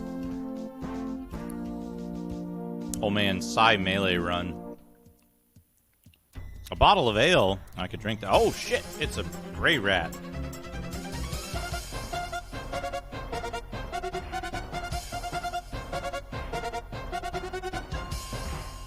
Really? Oh.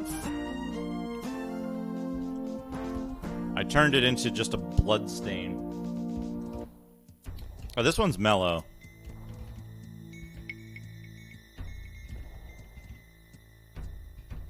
That one's upset.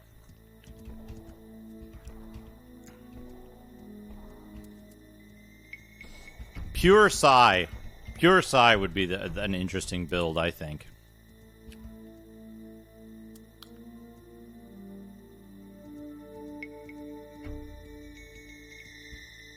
I think I need a bottle of ale later, don't I?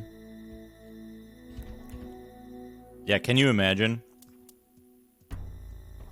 Can you imagine a Psy-only run? Or somewhat used candles. Pick them up.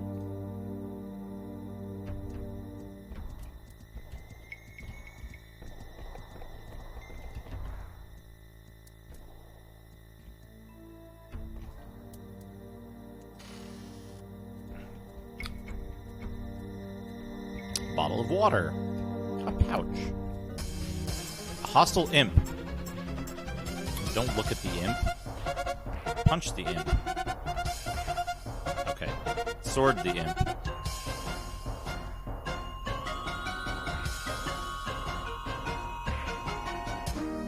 Got him. He poofed into gold.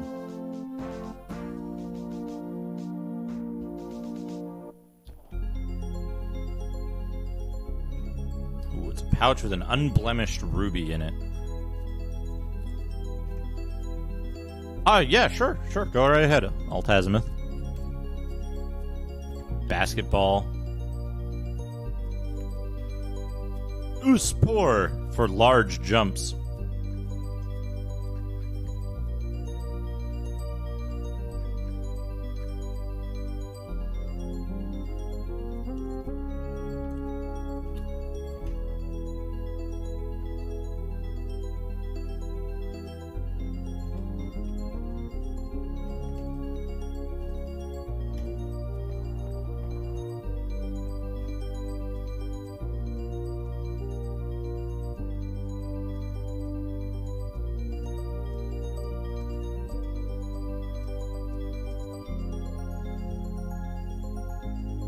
Yeah, the trading system is cool.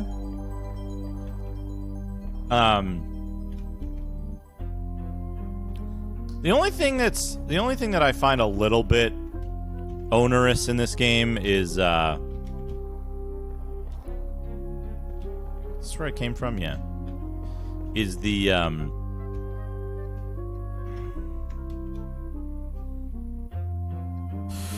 what you call it? The encumbrance system in this is a little tough to deal with. But yeah, so here's the map. Good map. This leads to this secret door, which is nice to know.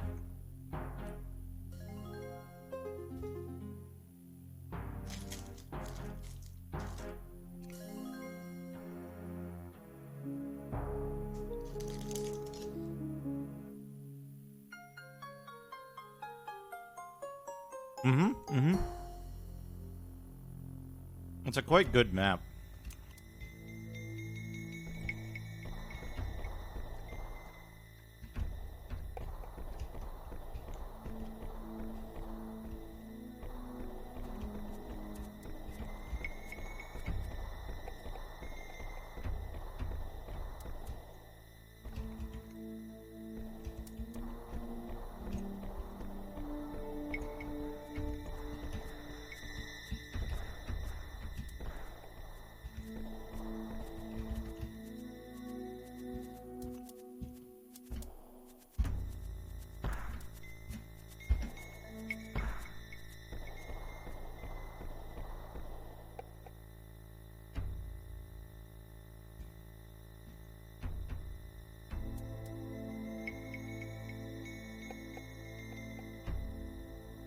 The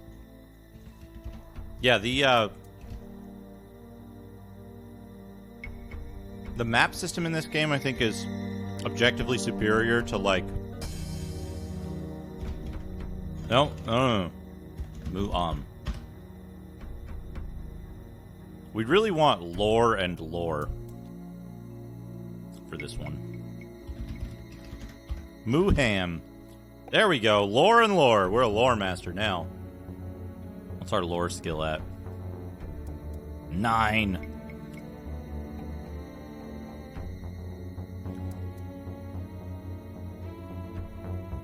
Save the game. I think our combat skills are pretty good for now. You're not ready to advance. Okay.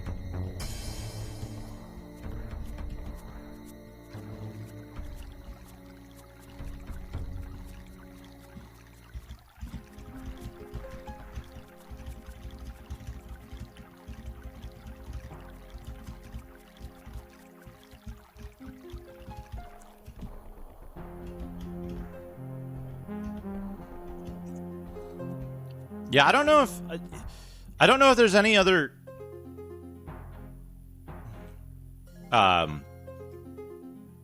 level up.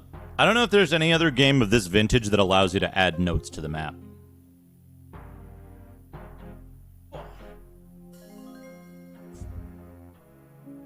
Or even, I should say, I don't know if there's any other 3D games anywhere close to this age that allow this.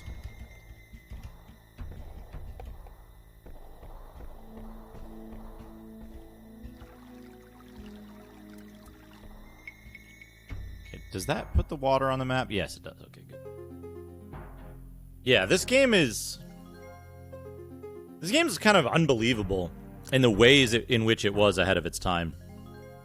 Just there was so much going on in this game that wouldn't be seen again for years.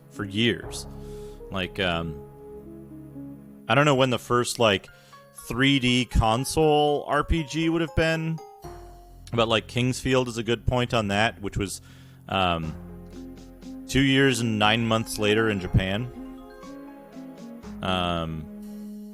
There was probably some PC 98 or X68000 stuff that would have been kind of similar, but a lot of that stuff just was a lot simpler. This is the same year that Clouds of Xene came out, I think.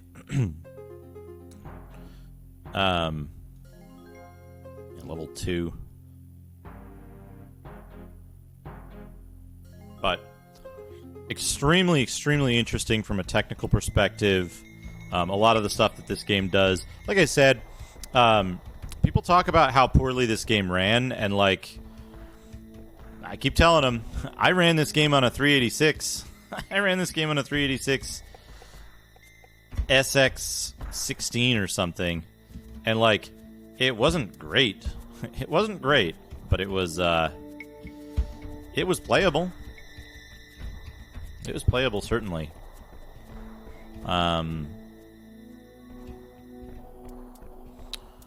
So, very, very interesting game to me for those reasons. Let's go talk to the Outcasts. We'll talk to the Outcasts and see what they know. It's time to start socializing, folks. Every time the Outcasts need to come out of their enclave, they have to do this jump to get back in.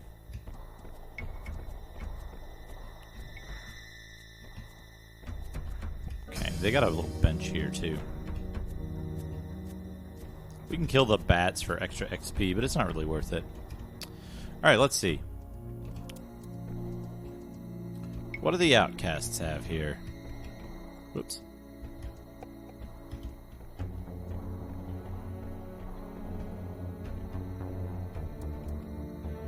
A friendly outcast, a friendly outcast.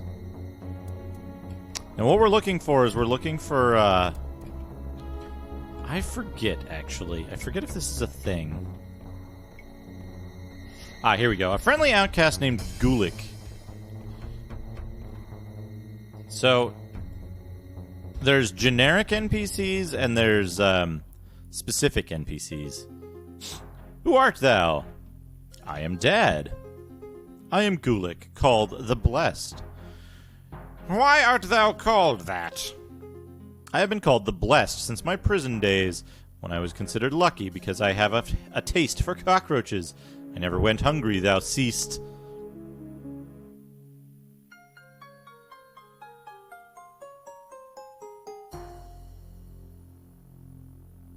And this place is better than a prison.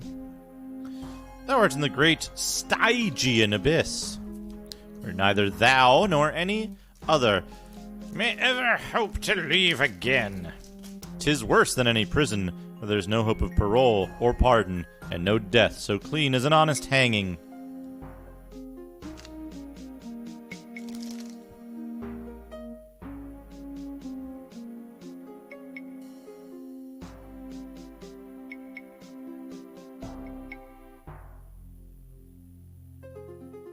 How didst thou come to beast here?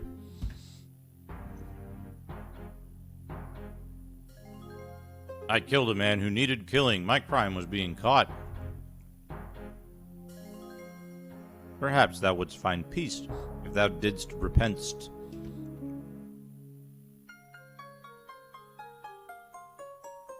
And perhaps thou artst a fool's. Good's days to theest. We shall see.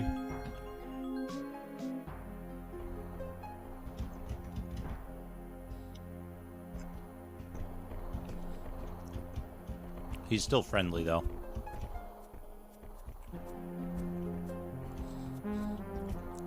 A mellow outcast named Halbard.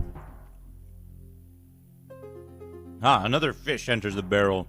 What be thy crime, son of misfortune?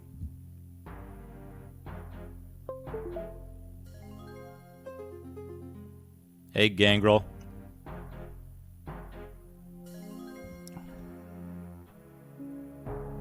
It is said I kidnapped a girl. A young girl was this, beauteous but innocent. I never saw her. I am innocent of the charge. Ah, she is long gone by now.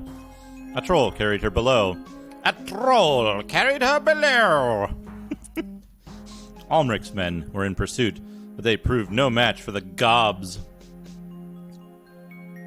Where be she now? Ah, none who have ventured past the realm of the gobs have returned. But rumor hath it there are worse perils below.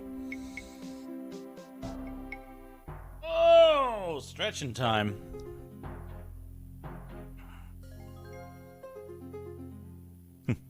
Perhaps I can solve the mystery for thee.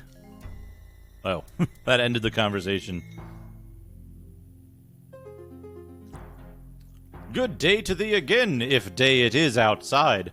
Surely thou art one among us, who was condemned by that pious oaf Baron Ulmric.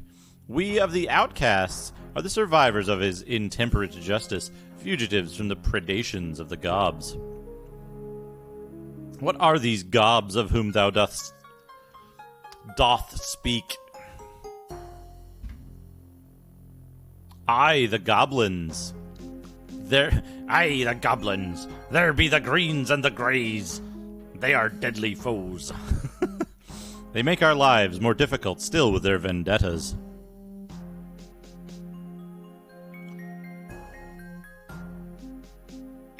What is the nature of their feud? None can say. Their conflict seems to have begun at the time of the Great Collapse, when the civilization of the Underearth fell. Underdark. We know only that their leaders have sworn never to agree on anything. And is there aught beyond the domain of these goblins? Ah, none who have ventured past the realm of the gobs have returned, but rumor hath it there are much worse perils below.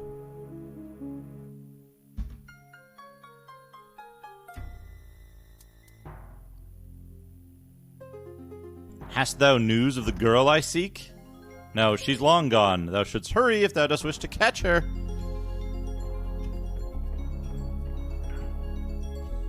This part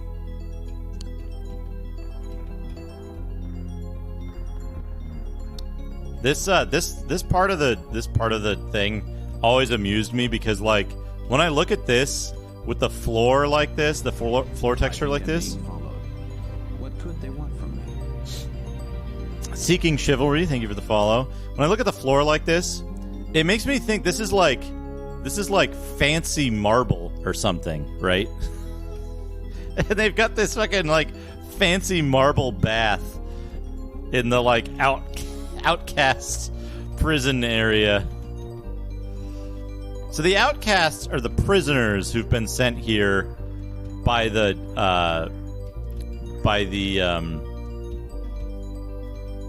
Baron, and they're kind of assholes, is the thing. But they're also the first faction you're likely to encounter, and you have to remember that you're playing as the Avatar.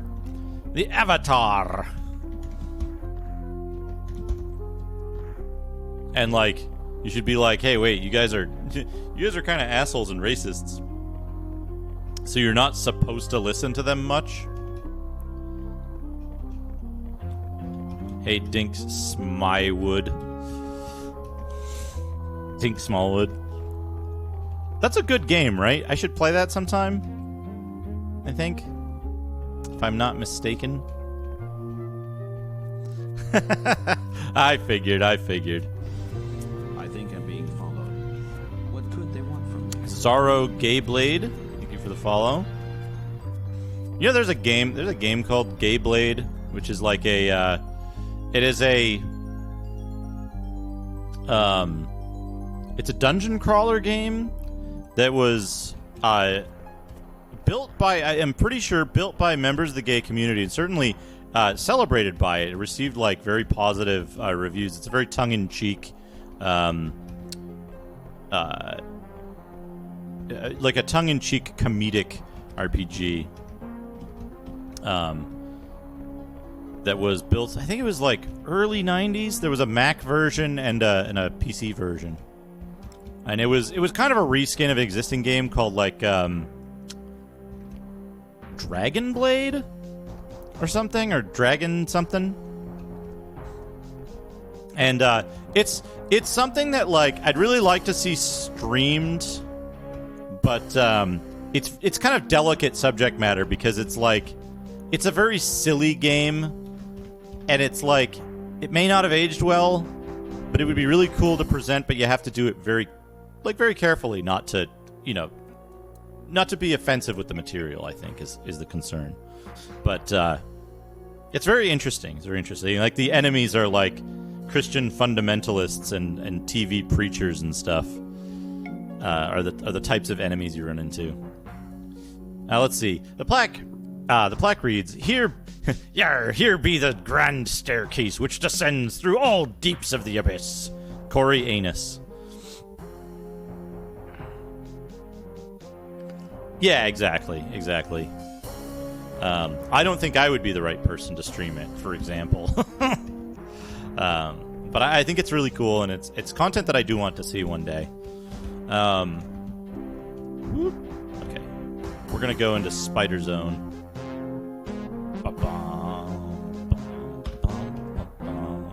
You saw what I said. Corey Anus. How else are you supposed to read that?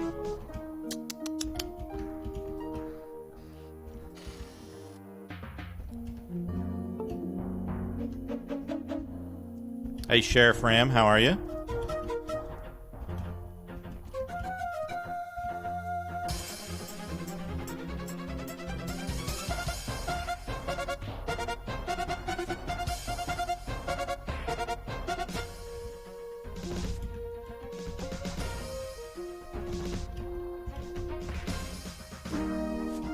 Got him. Okay, cool. We're here. Oh, this is the poison spider. We're already poisoned.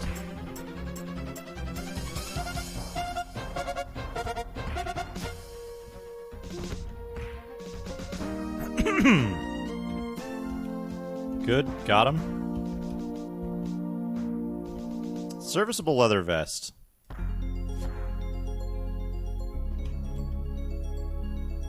Some strong thread. This does not have forever poison, thankfully. Thankfully.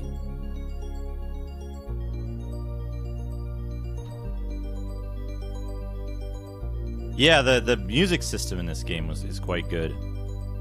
Let's put this thing in here, yeah.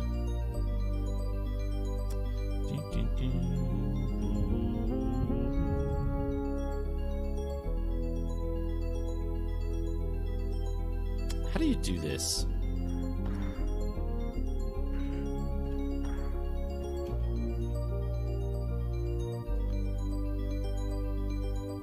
I have 2 spaces in my inventory. I do good.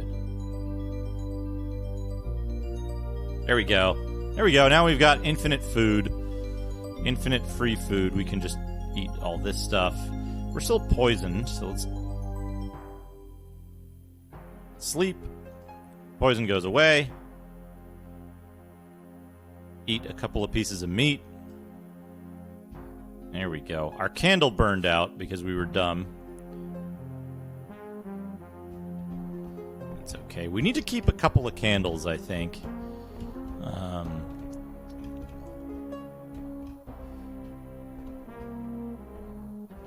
Ooh.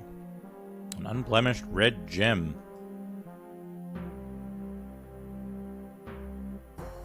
Actually, hold on. We want this out of here. We want that out of there. We want that there. Leeches. Let's put the leeches in with all of our food. Oh, this should go in with our treasure.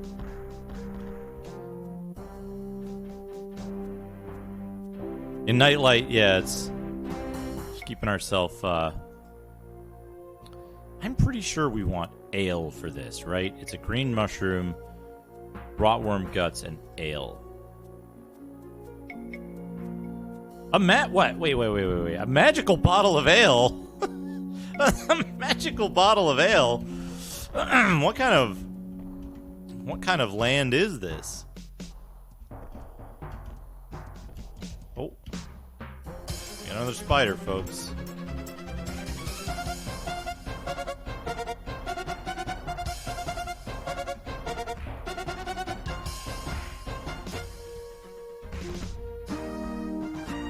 Go. You know what's cool? We got some corn, right? Oh, you can't do it. The candle's too small. You can't do it with that. 3 spikes. You can use spikes to spike doors. You can do that. Check it out.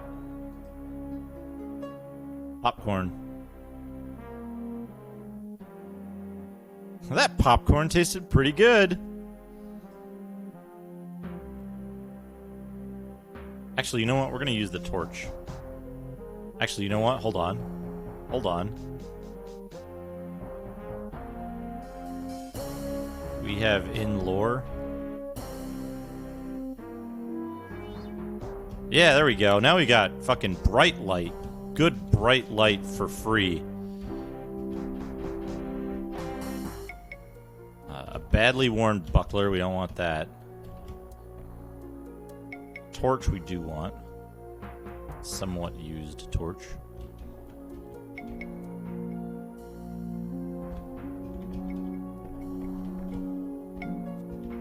Now the reason, despite the fact that we have a light spell and we can like use it pretty much indefinitely because it costs 3 points of mana, the reason we want catch and release, the reason we want that in addition to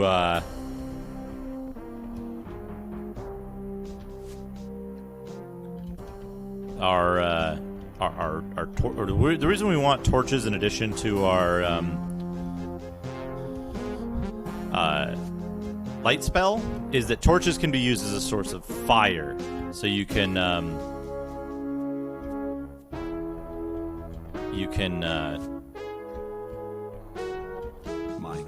burn stuff with him. Hippolito Pichardo. I always do that. Man. I always say your name wrong. Hippolito Pichardo. Thank you for the huge raid. Welcome, everyone. We're playing one of the most technologically impressive games on DOS, if not anywhere. Big raid. Welcome, everyone. Hippo, what were you playing today? Was it more Gabriel Knight 3? Is that what was on the menu? Yeah. Also an impressive game for its audacity. But it does have some pretty good voice acting. It's pretty fun. I'm getting lost in these spider caves at the moment.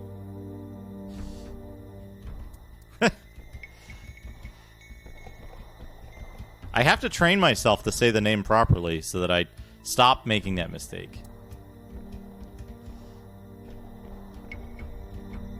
Yeah, Ultima Underworld 2 uses a lot more of the, like, characters and other stuff. It's almost as if I don't have a map of the way to get out of here.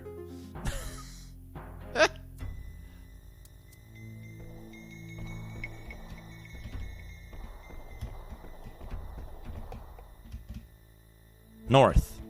North is the exit. Someone has come around and closed that door for me, which is good.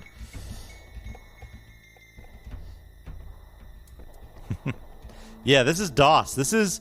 So, here's what's impressive about this game. This game was released several months before Wolfenstein 3D. This is prior to Wolfenstein 3D. And it's this impressive looking. It's got certain characteristics that are just really, really impressive from a technical standpoint, one of which is angled surfaces. Another, which I'll adjust the camera down a little bit. Notice how I'm moving. Notice where my hands are on the keyboard. This game uses WASD, although in a slightly different configuration than we're used to today. It uses A and D for turning, it uses X for reverse, and Z and C for sidestep. And S is walk, and W is run. So usually you're only using the run setting. Yeah, you can look up and down. The game is fully 3D, and for those of you who are, let me see here. I gotta find. There's one of these specific bridges is the one that I want because it shows this off quite nicely. Wait, this goes to goblins. I want to go further south. One of these bridges shows it off quite nicely because here we go. We're gonna save before we go down there because I don't know if you can jump back. I mean, we can get out from down there, but yeah, check this out. If we look at the bridge here, we have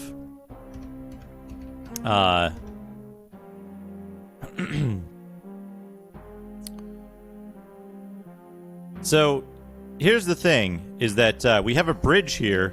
You can walk over the top of the bridge, and you can walk or swim underneath the bridge. And as to the is it fully 3D,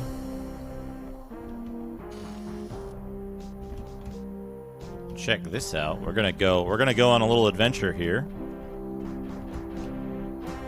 While most of the objects and characters make use of sprites for their higher detail and better animation, this game does feature fully 3D, arbitrarily rotatable objects in three-dimensional space with shading. The doors are also 3D. They have thickness. This game ran fine. I mean, it ran a bit slow on lower-end machines, But it ran about like this, maybe a little bit slower, a little bit lower frame rate on a reasonably high-end PC. It ran better than Doom on comparable hardware, and Doom was not capable of doing angled surfaces. It wasn't capable of looking up or down. It wasn't capable of doing zone over zone or sector over sector, I guess it's called.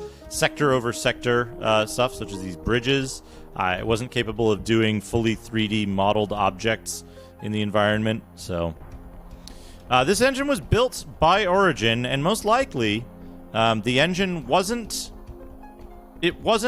designed to be portable. It wasn't designed to be modified to use for really anything other than more of the same game, which was Ultima Underworld 2, which used a heavily modified version of the engine, I think a year or two later. Does System Shock use the same engine? I was unsure of that. But it's a very, very impressive engine. Yeah, we've got 3D doors with thickness. There's a mellow goblin named Ebb. So in addition to yeah, a moving door. Yeah, it uses integer mathematics, which makes stuff warp, like you might see in a PlayStation game. Now, what's interesting is, if you compare this to early PlayStation games, this game is 2 years and 9 months. 2 years and 9 months prior to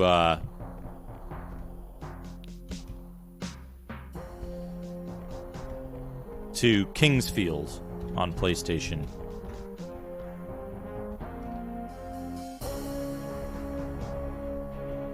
What's in here? Oh, that's that thing. What's in here? Gray goblins.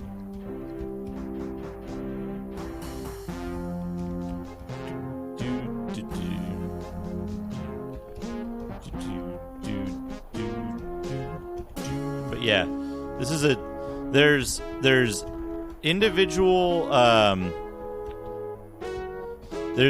NPCs that have like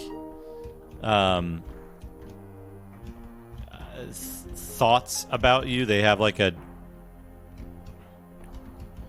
of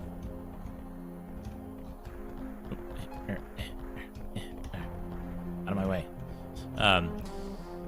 Like NPCs have schedules, and they have dialogue trees. You can make them mad. You can make them happy with you. There's all kinds of stuff you can do. The interface for the mouse is also quite interesting. It uses a kind of context sensitive thing. So, for example, we right click. If you left click in the window, it performs the movement indicated by the cursor. If you right click, it gives you a look command. So, I think I'm being followed. What could they want from Fracking Toasters, thank you for the follow. Yeah, this game, and this is 1992. This is March 1992. Yeah, this wouldn't run on a 286. Although a 286 would have been a bit outdated technology by 1992. Things were moving very fast around then. I ran this on a 386 SX16, and it ran fine. It was a little slow. The frame rate was a little slow. I had to play it on medium detail, which gets rid of the floors, you can see. So I had to play it like this. This was on a 386 SX16 at about, like, I don't know, 15 to 20 frames per second. So it was a little choppy, but it was certainly playable. No worse than most other games at the time.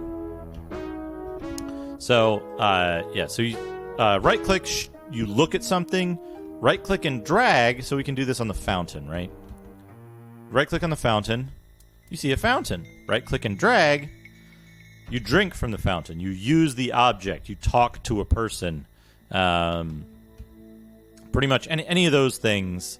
Right-clicking and dragging uses the appropriate talk, pick up, look, or use action from the menu on the side. You can also specifically look at something if you want to make real sure you don't accidentally use something.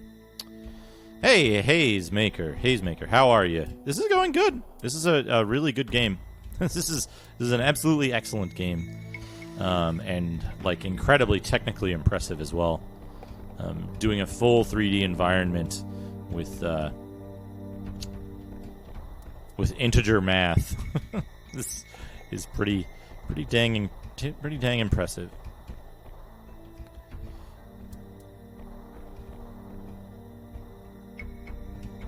So down here, this is another entrance to the water. Oh, there's a box here, right. We didn't take this box because we were getting attacked by something. Alright, we got a Mani stone and a Yilem stone. Let's punch a slug to death.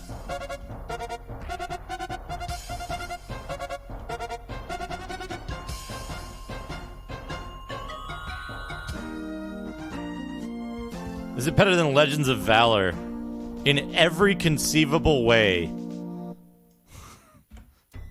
It is incomparably better. You don't want to waste your sword on a slug. Retro computing hardware is extremely expensive right now. And it probably will be forever. Just because that's how things work.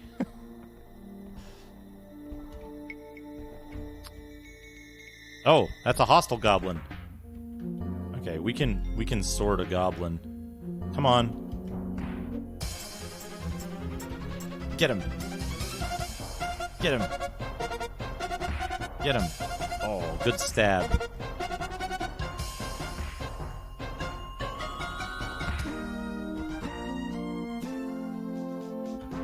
What I would recommend in terms of what to do in terms of retro computing and stuff, find a computer that has extremely broad use.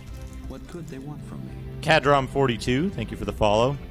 Find a computer that has very broad use, or I recommend get into PCM. Use PCM, the emulator. It has a lot of the it has a lot of the follies of running a real PC, but and it's quite accurate. It aims for accuracy over performance. But the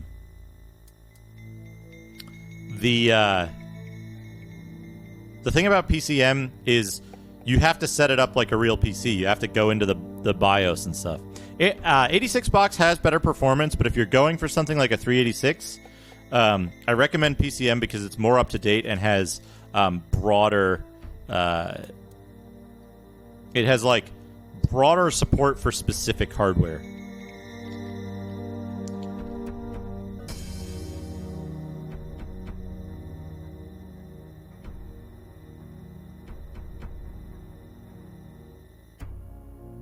That's exactly it. You can't mount an actual disc with PCM.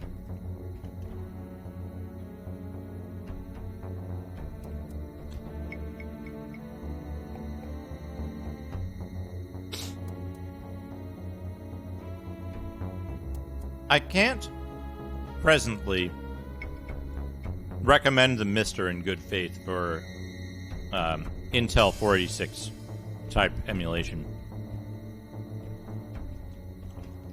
I believe it is less performant. Right.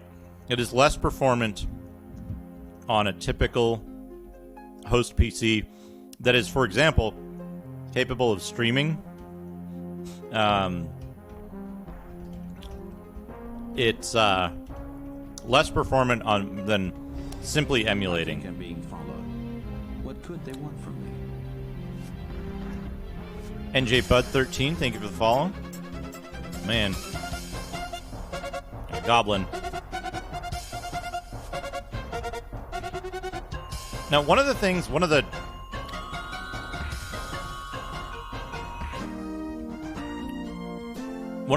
that they did that I think is really nice is they made the different goblins have different colored loincloths. The hostile goblins, the typically hostile goblins have red loincloths.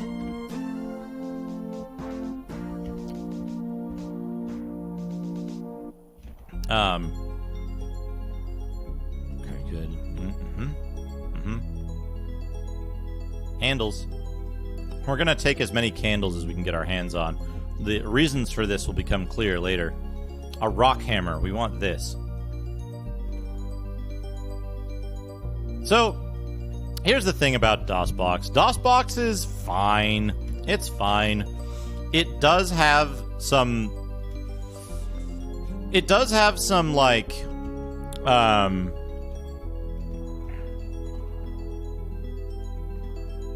inaccuracies in timing. So, like, an example of this is there's a game, Heroes Quest, pretty well known, I think. Heroes Quest is a pretty well known adventure game by Sierra. I think this key is identical to the other one, right? Yeah, they even stack. Okay, we don't need that.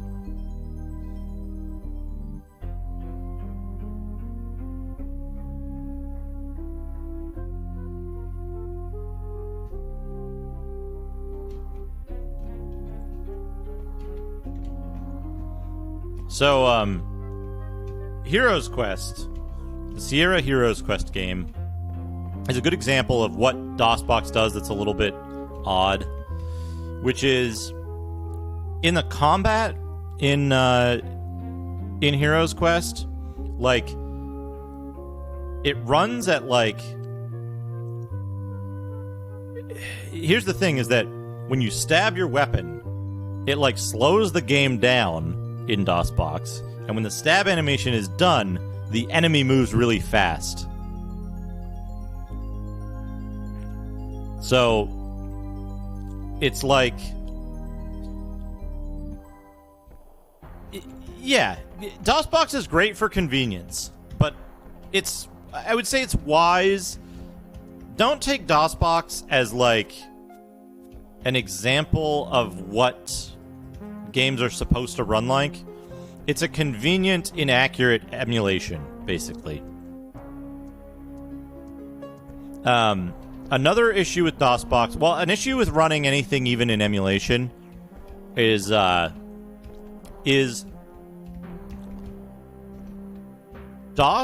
VGA modes, like we're running in right now, run at 70 hertz. So anything that runs at 70, or anything that runs at 70 hertz, if you're running it on a 60 hertz display, it's not going to have all of the frames. They're just not going to be able to display. So scrolling especially will be very choppy. Did I just throw some leeches away? That's fine. Okay, this lurker is hostile. We want to use our magic bag.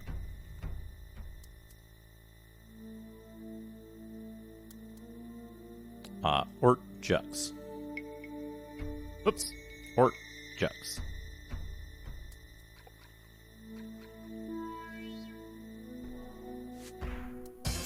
Bonk. Bonk. Bonk. Oh, my light spell ran out. Interesting.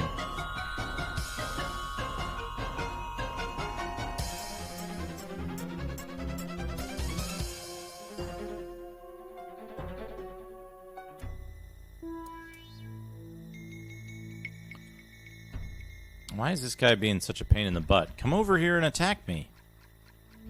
Or, whoops. Or Jux.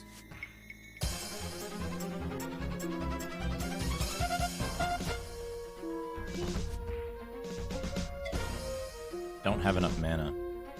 Hey, sentient program, welcome. There we go. There we go. I got him. I got his attention. Oh, get my weapon out. Get the damn weapon out.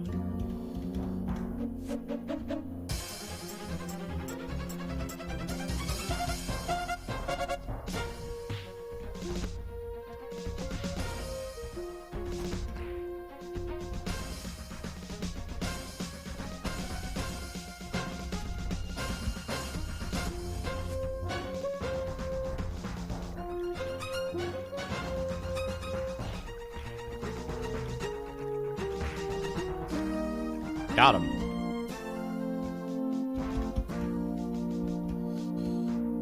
Oh, there's those. There's those sneaky leeches. Man, chat is going so fast. Anyway, what I was saying is, yeah, there's a difference between... This is displaying at 70 hertz. So, optimally 70 frames per second. Oops, that put me in the water. But that's one of the reasons why... Damn it.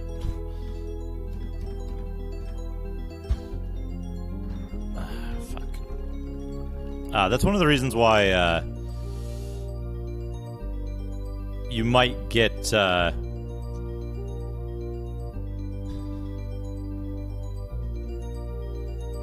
I have a CRT.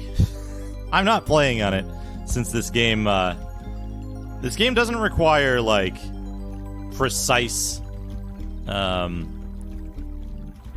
movements or anything.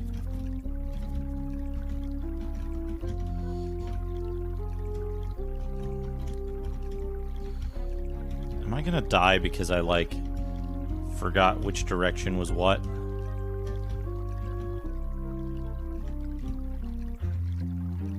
That's a lurker. Okay. Okay, I'm out of the water. Good. Good.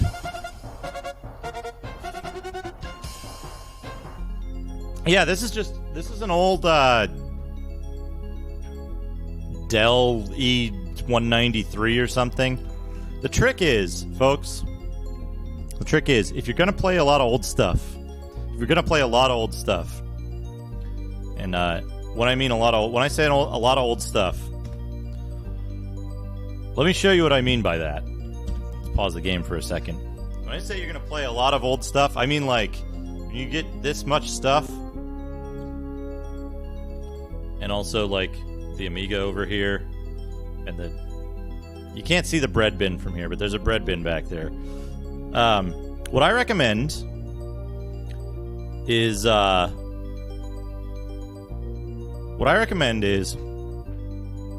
get a lightweight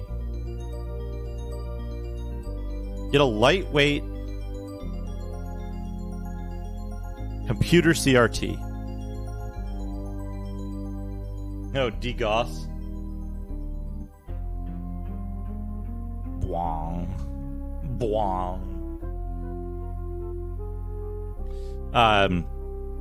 Get a lightweight computer CRT for 31 kilohertz. Get yourself an OSSC or another frame doubler. The only thing you won't be able to do is play light gun games on 15 kilohertz systems that use the special gun retrace thing.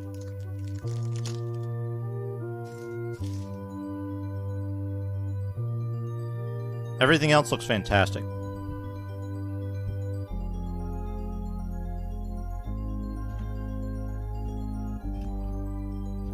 Welcome back, Arcade Ren.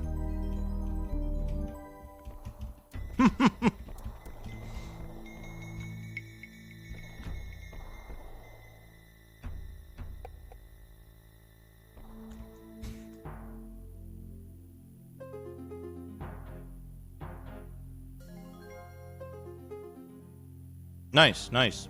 What'd you have for brunch?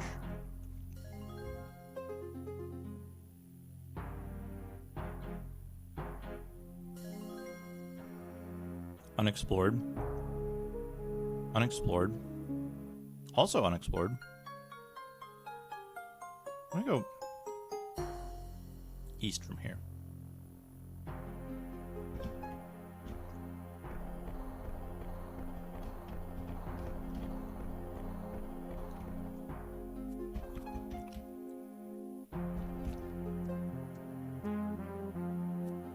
Oh, homemade sausage and scrambled eggs. That sounds absolutely lovely.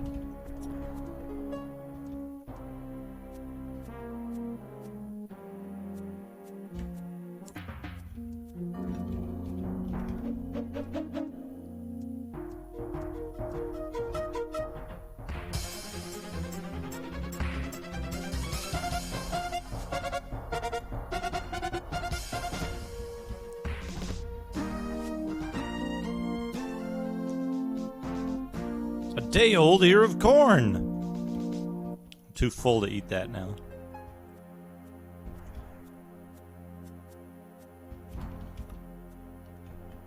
A pipe. There's a sturdy door over there.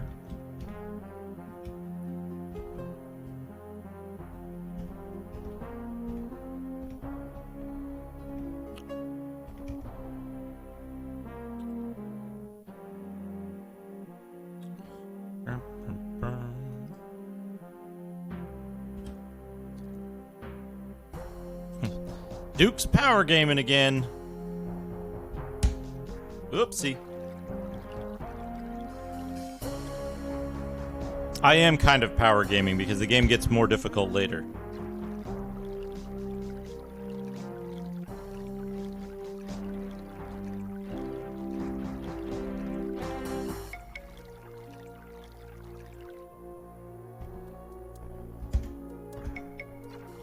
Come on. I'm quite certain you can do this. Maybe you need to like go down here and like angle it. No, it's just not jumping. See, CRTs are so expensive to make and kind of illegal to make now. So, oopsie.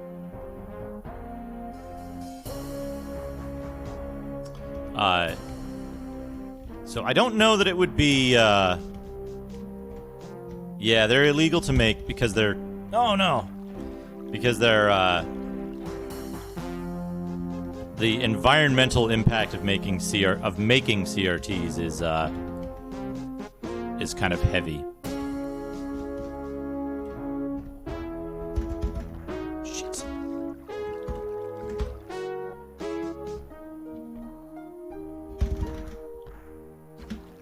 Am I just like hitting the ceiling? Is that the problem here?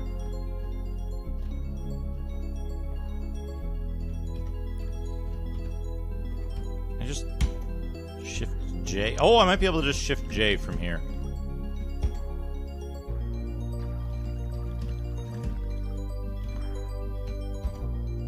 There we go.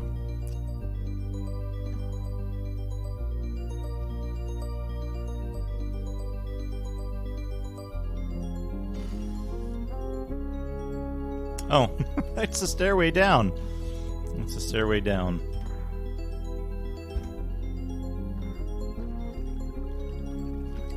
We don't need to go down yet, so we'll save that for later.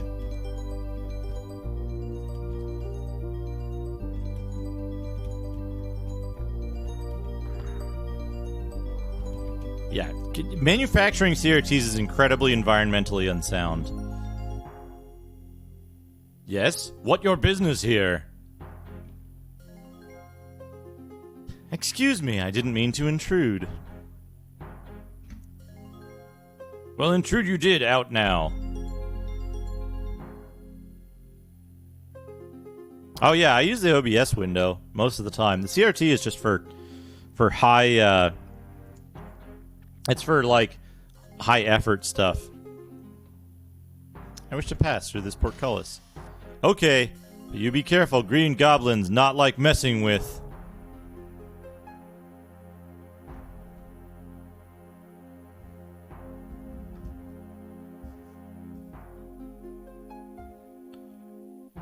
Save game. 2.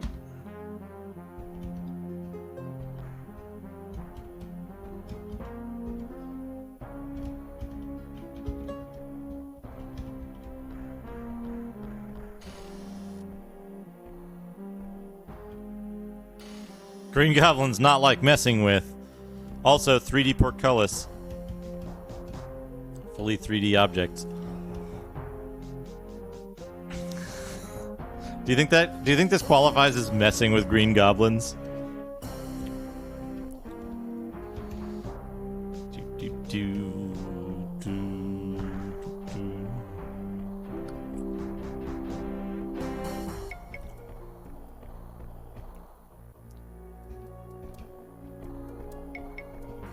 Green Goblins have a fucking nice pad here.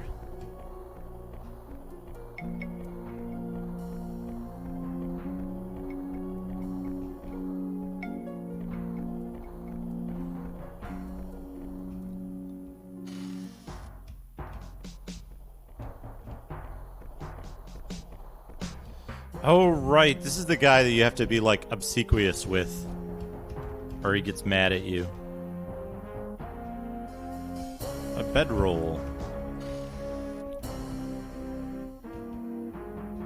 An upset goblin. The sign reads, "Keep out."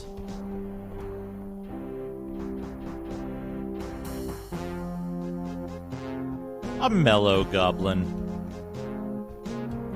Okay, yeah, this just this loops around here. And the other one is like an entrance into it, I think. If I remember correctly. Upset goblin.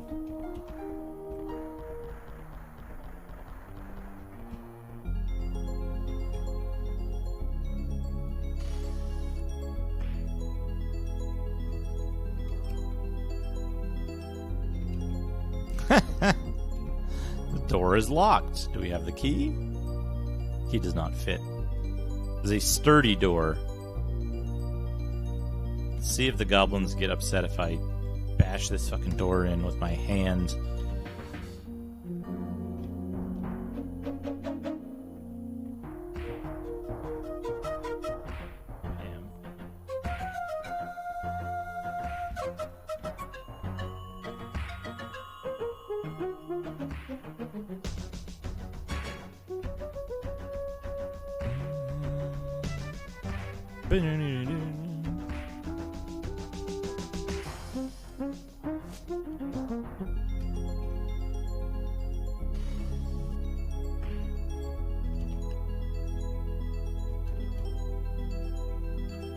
Damn it! Which green goblin do you suppose those things belong to? The upset one? Will he get more than upset if I mess with his stuff? The chest is locked. The barrel is locked. The barrel is empty.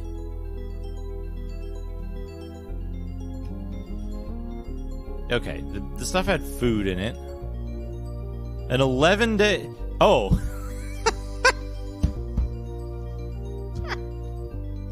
11-day-old loaves of bread. Not an 11-day-old loaf of bread. Not a 10-day-old piece of meat. Can I punch the chest? I forget if you can punch the chest to destroy it and get the stuff out of it. Or if that destroys stuff in the chest.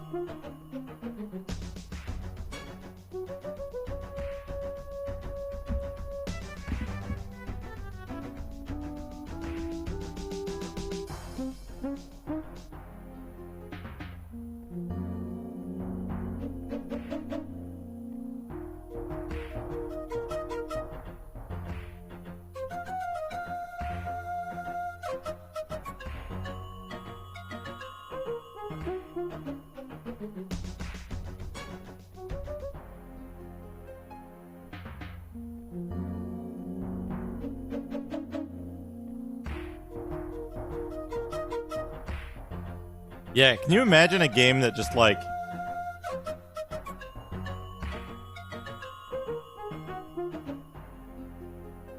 Badly damaged. Okay, just... God damn it. Wham! Wham!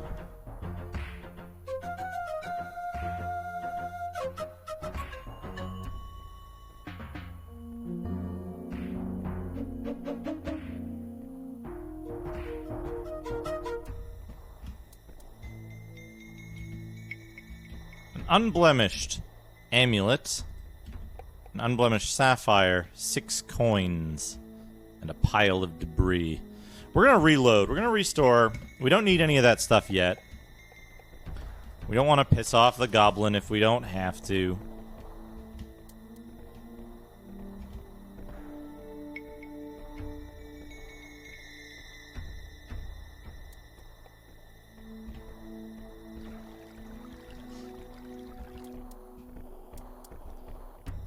Some of the water in the game is marked cannot fish, but some of it... some of the water... some of the water... they've got fish in their fountain.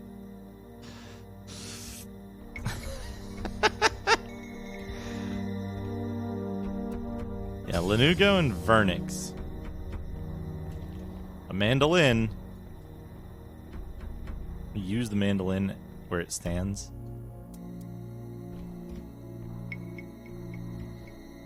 You can't use it unless it's in your inventory. That's fair. Yeah.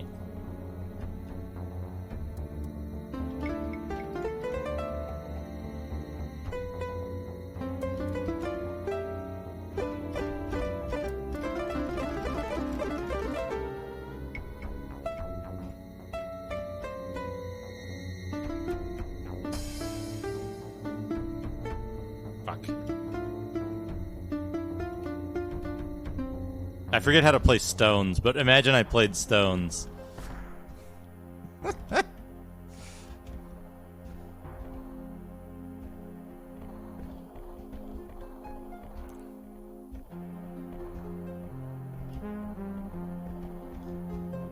I mean, I imagine it's pretty accurate.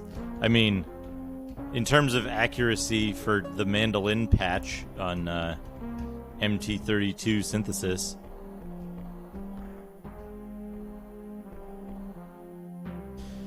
Alright, so we want to talk to... Who? Who is it? Who is it? Who is it? Vernix.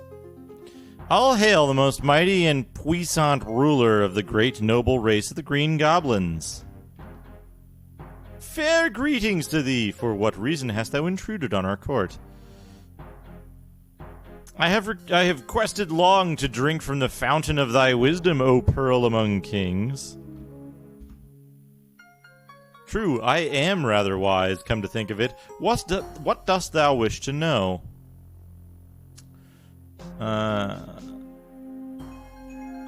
How came you by that gorgeous cloak? It does suit me, doesn't it? I had it made especially for me.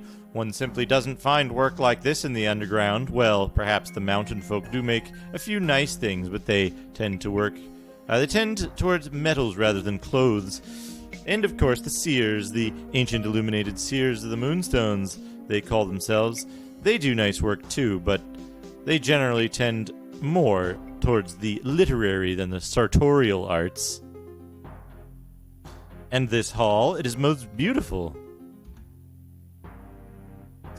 Well, one does what one can. Of course, those awful gray goblins took all the really nice things with them when they stole away in the night. This was just after Sir Kabirus died, you know, when things were falling apart, and we've had to make do since then. One of these days, I'm going to get some poison into Ketchaval or his ugly wife, which amounts to the same thing. He's terribly henpecked, you know.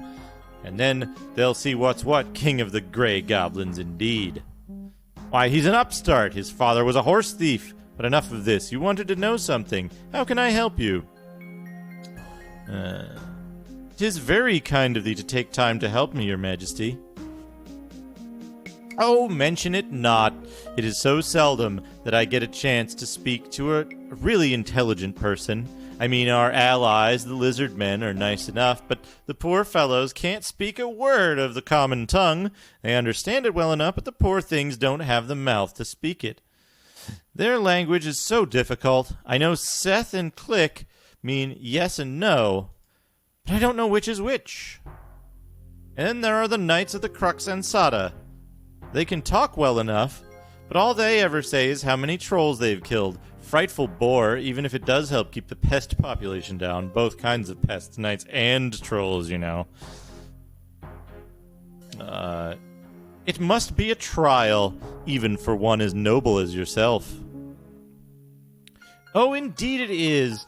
Sometimes I wonder how I even manage. It wasn't always this way, you know. When Sir Kabirus was alive, things were ever so much better. He had all of us working together so well. A born leader was that man. When he founded this colony, you could have made a wager anywhere in Britannia that it wouldn't work, but he made it so. I still think one of those bastard Greys must have done him in. There were certain items, too. Well, I suppose it will do no harm to tell thee. Sir Kabirus collected 8 great talismans, each embodying a certain virtue. He was a great one for virtue, was our Kabirus, and it was well known that he intended them to come to the leaders of the various groups here in the Abyss. Well, we never saw them. If they still exist, they must be lost. But I must be boring thee. I could listen forever, your majesty, but I've taken enough of thy time. Well, bless you, you're such a charming conversationalist. Please do visit again.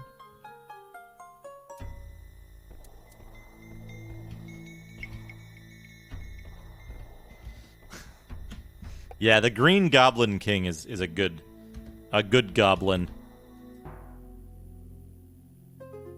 Thou be not bothering the boss, aye? No, yes. Why dost thou not ask him thyself? Yeah, well, I could do that, but the boss don't like to be bothered with, like, practical stuff. His mind is on the higher things.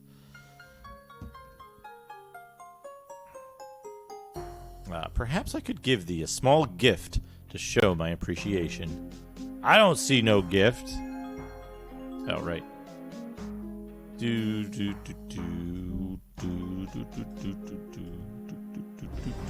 I think I'm being followed. What could they want from me? Tom Terrific, thank you for the follow. Here is a gift for thee. Thanks, Thart. Thart! Thart right enough for a human. Tell the what, if the talks to the boss be real, like, complimentary, he likes that. I thank thee kindly. Sure thing. Hey, gotta go. Time for me to start dinner. You wanna stay? Swarm stew tonight. Me specialty. Worm stew. Me mother used to make it. That takes a rotworm, chops it up fine, and marinates it in port with mushrooms. Here, 'tis all writ down on this.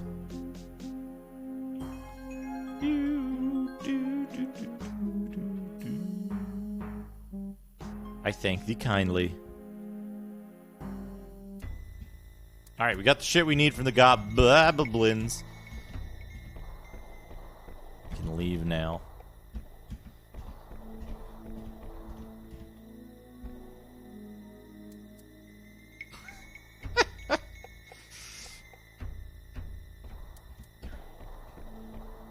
Worms, mushrooms, and port. Sounds fucking disgusting, honestly. Here. Comedy pirate. Thart. Thart. Thart is a good thing to say. Was there? Yeah. Yeah.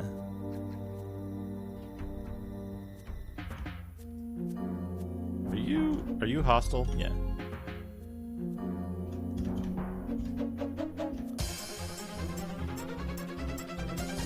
Why am I punching a lurker?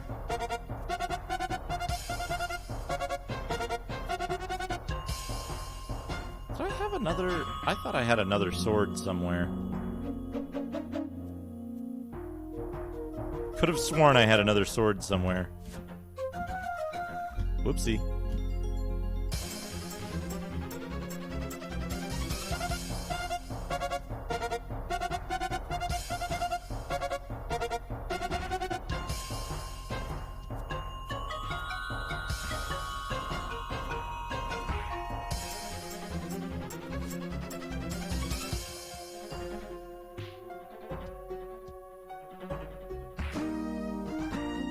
Got him.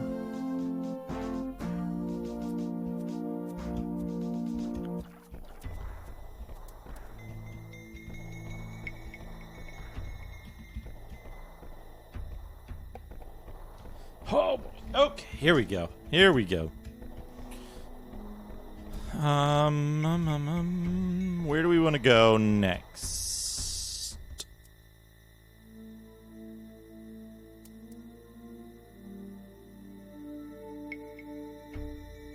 Oh, I put my sword in the food sack. Why would I do that? Why would I do that? It goes in the weapon sack. What's this? Worn leather vest. Serviceable leather vest. We'll put that down. Need all that extra space, as much extra space as we can get. What's this? Oh, this is this place. All right. Hey Tom, how's it going? Playing a little Ultima Underworld today. I stopped in your stream. You were playing a kind of interesting looking crossword puzzle thing. I don't know what that was. It looked interesting. Right, I need to go level up. This game is incredible. It's so far ahead of its time too. Like I keep saying, this game came out months before Wolfenstein 3D. It's like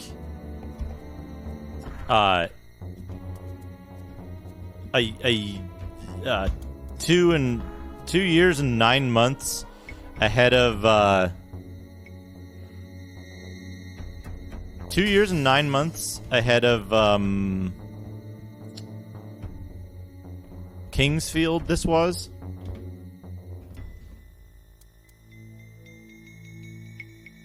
Game 2. Hey, Gamma Chris, how are you? So what do I want to level up now? I do want to get my lore level up higher, but then I've got sword, attack, and defense to level up too. Let's do some raw. Let's do some different raw. Can I? What's the?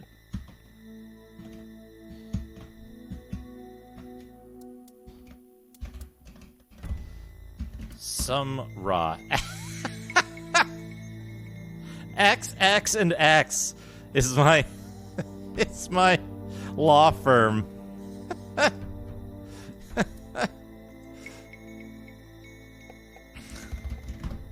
Give me that, but give me that for sword, damn it. I hope you like X.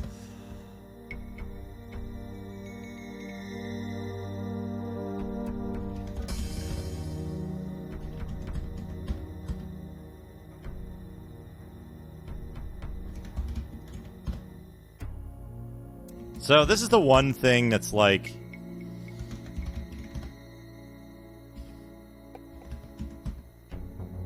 not the best.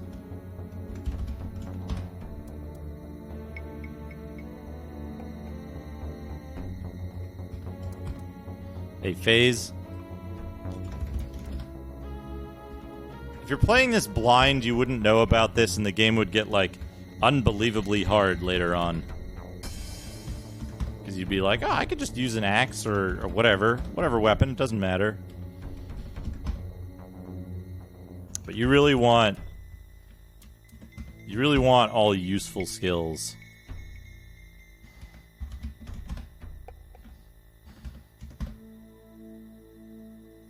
Well, you know, honestly, like, the Avatar, he hadn't been exercising too much between Ultima 6 and this. Yes! Oh, yes! Yes, look at that. halfway there on sword. That's a good roll. That's a good roll right there. Let's do lore and casting. Wonderful. Wonderful. And so what do we get? We got probably 2 points of lore, yeah, and 2 points of casting. Yeah. So what are our scores at now? I should write this down. Actually, I don't need to. I know how this works now. You get 1 point every point over 10. This is probably my favorite Ultima title, I'll be honest. Followed by, like, I think Ultima 6 I probably have the most fondness for in terms of from like a nostalgia perspective.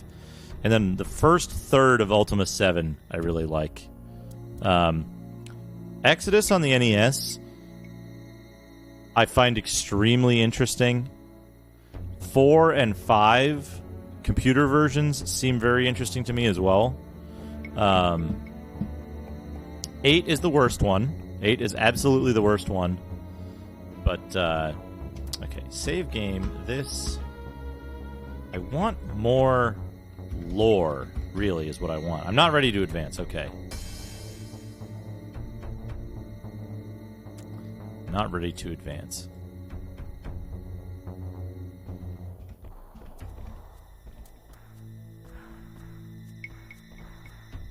Yeah, Runes of Virtue. Runes of Virtue is like almost a puzzle game, isn't it?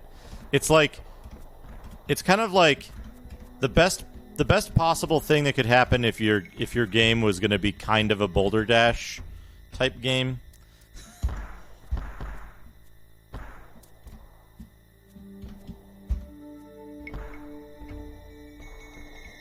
FM Towns. Yeah, I've heard the FM Towns versions are interesting. I saw Senator playing Runes of Virtue, and it seemed like kind of a cross between a Boulder Dash type game and like a puzzle game, because it had a lot more like puzzle stuff where it was like you go in this room and you hit this thing and you do this thing. That might have been like a sequel, though. Were there 2 Game Boy Ultima games that were weird in comparison to typical Ultimas?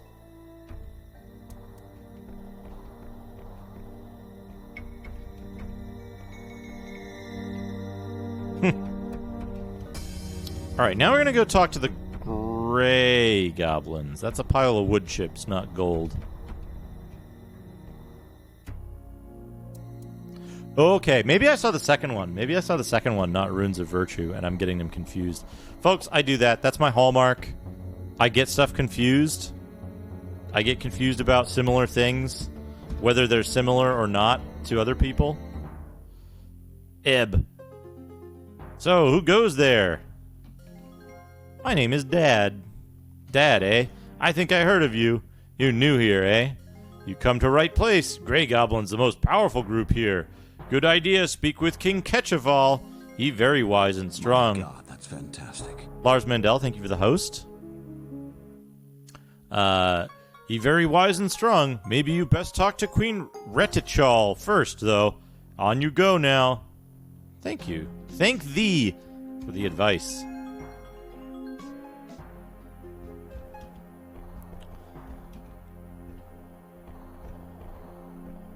What do we got? What do we got? What do we got?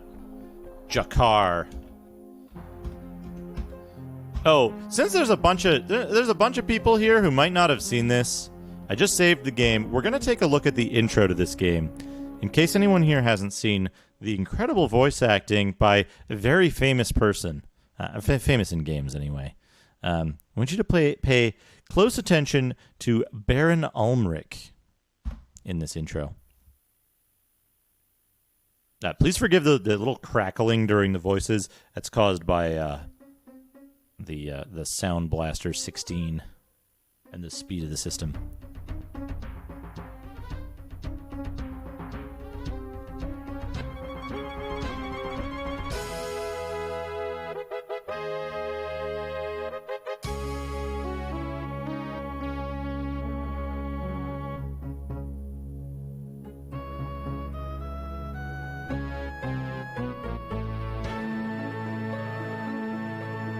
Oh, we gotta trigger the intro, huh? There we go. At last, you are asleep. For 3 nights, each attempt to rest has brought you starting from your bed in fright, with no memory of what horrified you so. With a sickening sense of deja vu, you begin to dream. Treachery and doom. My brother would unleash a great evil. Britannia is in peril. Sure that the ghost can take you to Britannia, you allow yourself to be drawn to him. A visitor, and from far away indeed. Were he not dead, I'd suspect my brother sent thee. No matter, thou shalt serve to draw the hounds from the scent.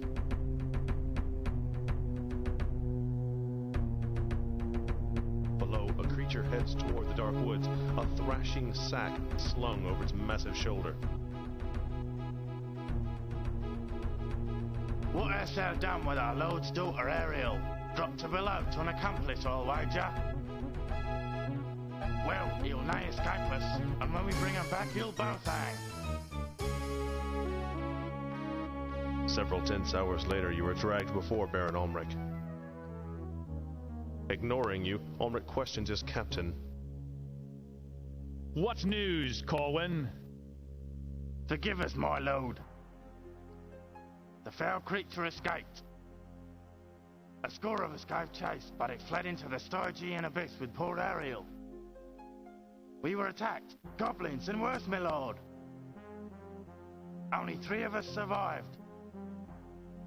I see. The Baron turns his hard grey eyes upon you. I was warned of thy coming. Last fortnight, an apparition of an old, haggard man appeared in my dreams. Guard thy daughter well, it warned, for an evil one shall come to steal her away. I posted guards at Ariel's door, but still you took her from me. They say thou didst drop her to a troll waiting below. What sayest thou? You explain that you are the Avatar, and that you are innocent. Whether thou speak truth or falsehood, I cannot say. Stories tell of the coming of the Avatar, but years have passed since he visited here. If thou art truly the Avatar, then perhaps thou canst offer hope. None here can survive the Stygian abyss and rescue Ariel. My mind is set. Corwin shall take thee to the abyss. Return here with my daughter, and thy innocence shall be proven. If thou dost not return, Avatar, then thy lies shall have brought thee low.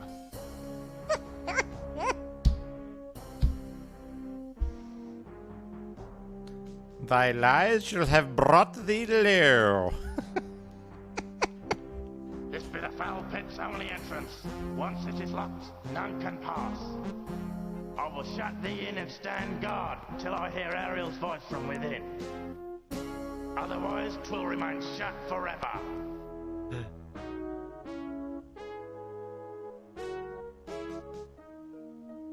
Yeah, that's Richard Garriott.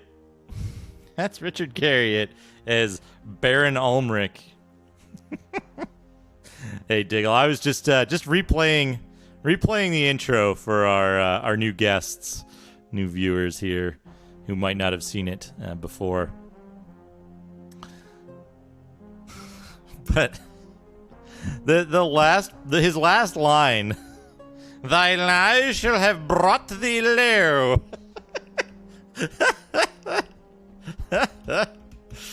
A mellow goblin named Jakar. Hey, who this? What you do? New phone, who dis?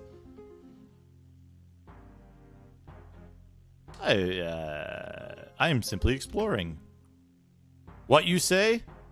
You like to explore, walk around? Don't explore too careful, could end up someplace you not want to be. I seen that happen, hee. What dost thou mean? Us greys, we never do it on purpose, ha, but in night, I hear sometimes scream and then splash, sometimes splash and then scream. In the morning, one of us not here.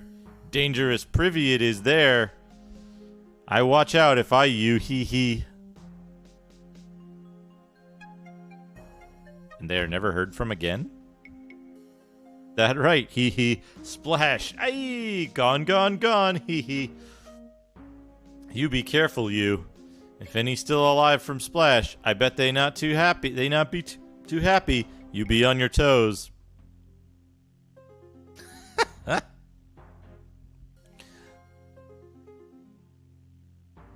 Thank you, I will be. Yeah, the toilet murderer.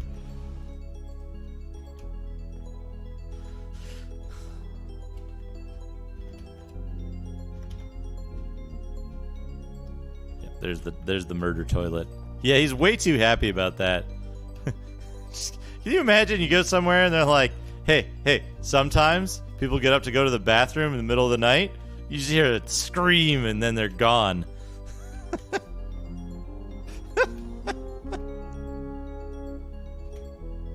An upset goblin. Keep out. A mellow goblin. A mellow lurker.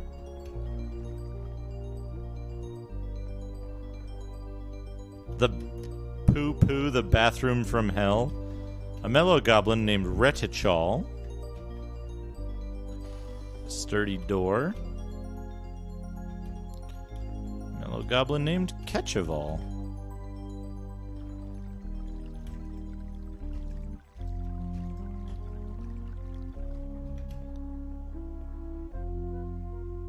Oh, yes! You catch a lovely fish. I'm too full to eat that right now. A fresh fish. Yeah, Retichal was queen and Ketchaval was king. Toilet fish. Yep, toilet fish. Save game. 2.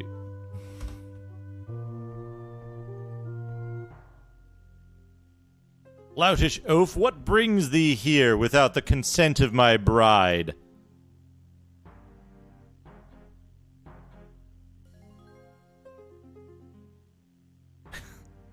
I knew not that I needed thy wife's permission. Well, you know now. Goodbye.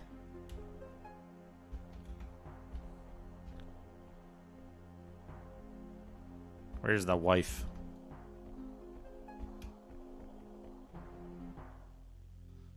Yes, what dost thou want, human? I wish to speak to thy husband. And what reason hast thou for speaking to him?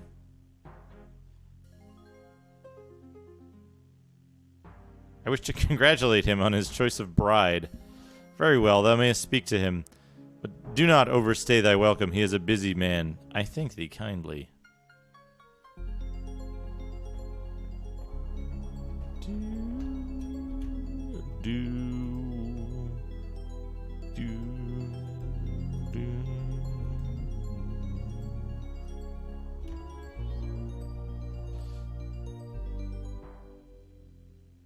Who be ye, and what business have ye here? I'm Dad, I wish to speak to thee. I've never heard of thee. Be ye a friend to Vernix? Vernix who? Vernix, the so-called king of the so-called green goblins. Nay, I am no friend of his. Very well. Did ye speak with him? Yes, I did. Poofy, ain't he? Not a proper goblin at all. I agree, certainly. Yet what of thee? I be Ketchaval, the mighty leader of the last holding of the noble goblins, the Grey tribe. Years ago, when we were lured here by that sweet-talking fool, Kabirus, we noble Greys brought with us our servants, the lowly and ignorant green goblins, to care for us in our new homes. We later granted them their freedom and equal citizenship, though all knew we did them more honor than they were worth. And see how they rewarded us. They split off when Kabir's civilization fell and have opposed us ever since. Only my leadership has kept us together in the face of such opposition. Have the Greens no redeeming value? None. Whatever. They're distrusting, vindictive, and calculating. But enough of them. What do you want? I need to find a girl. I know nothing of no girl. I've got problems of my own. Such as? My enemies are legion. Even the vermin here are troublesome. A great she-spider known as Navri Night Eyes threatens my folk. Nor is she my only problem. No, she's enough. Her web, you know, be strong as iron and does not burn. A goblin caught in it will stay till he rots. Perhaps I can help. Do not be a fool. None can slay the dread Navri. Now ye came here for something. What do ye want? Seek knowledge of Kabirus. A human fool named Kabirus convinced many of our people to come here and colonize this accursed place.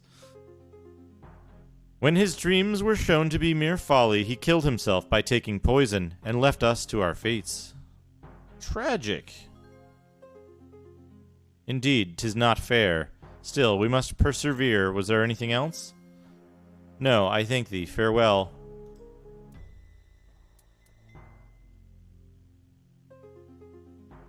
Only so much of my time canst thou waste. Hast thou no one else to bother?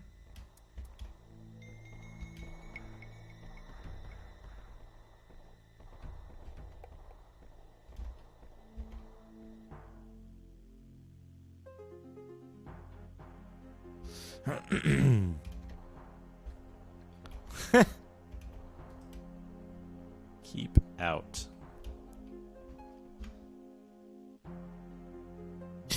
Undermountain Descendant, as I've heard it called.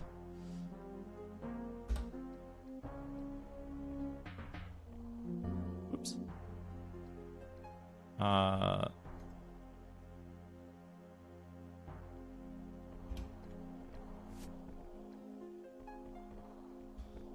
I've heard it's very, very bad. From what I've seen of it, it looks very, very bad as well. Now, will the goblins get mad if I punch their door?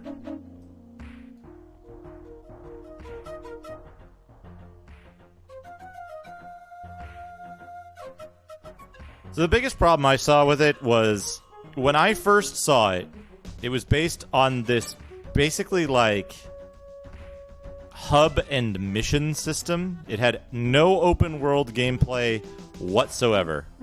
You started in a hub and you went to a you start in a hub and you go to specific missions. Yeah, they're mad. It's fine. What do we have in here? Barrels. Ooh, a sack. Sling stones. I should equip a sword so that my defense is higher. Unblemished ruby and unblemished sapphire and a coin.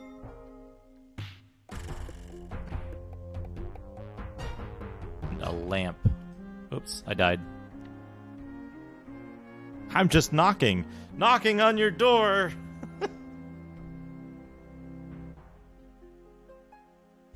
Anyway, we don't want the goblins mad at us. I'm pretty sure you have to do something with them later, but I kind of forget what. Now we have two options. We can jump down the toilet. No, we have three options. And I know which one we're going to do. We've already killed the spider. I think you simply can't report that you've killed the spider to the dude. It's a quest for which there is no. They only inform you of it. You can never complete it.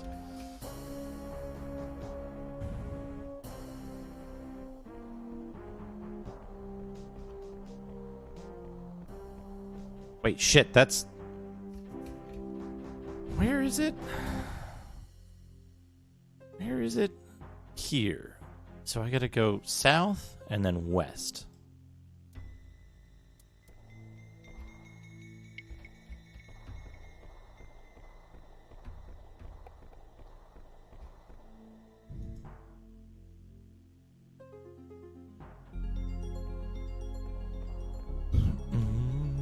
doesn't believe the spider can be killed, but it is dead. It is dead. Here's the guy we, like, pushed out of his home. Gonna go back here. Through here.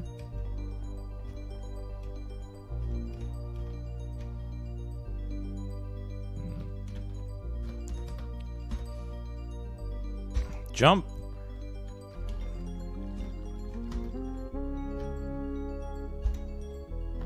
There we go.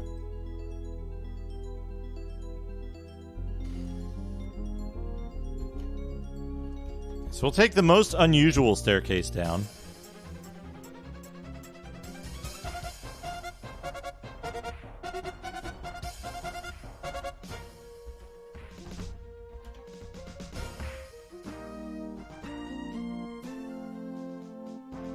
Get this key.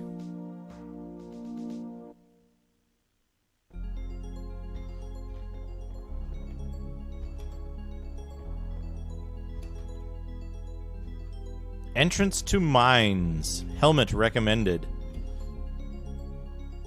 The banner of Kabirus. Sturdy door. There might be a keyring you get later.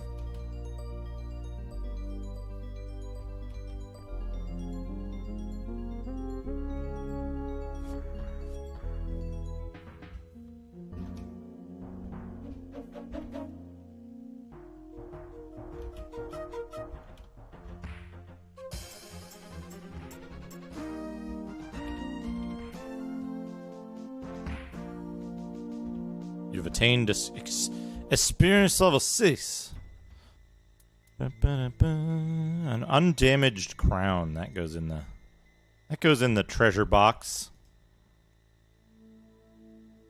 This goes in the treasure box, and these go in here. Oh.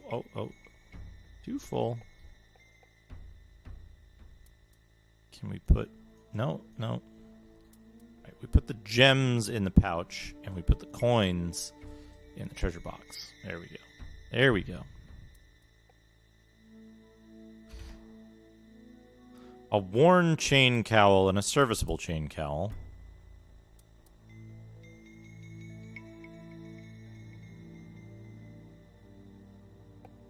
Yeah, so the big thing with this game is that it would run without a math coprocessor. So it would run without. I believe it would make use of it, although not for floating point functions. Uh-oh. Bring out the sword. Skeletons. If you are very lucky in one part of the game, you're very lucky. Certain skeletons can drop excellent short swords.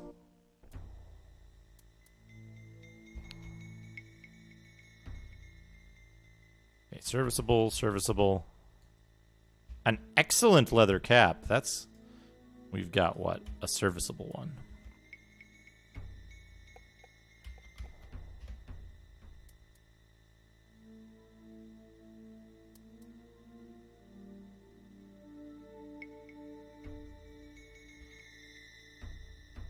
A nearly full lantern.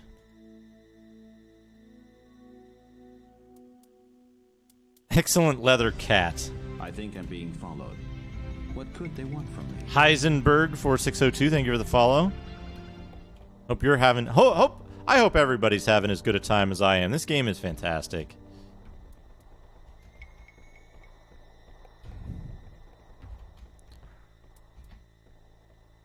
Oops. This is an excellent game. Yeah, leather cat is not a thing you should associate with leather. Whoops.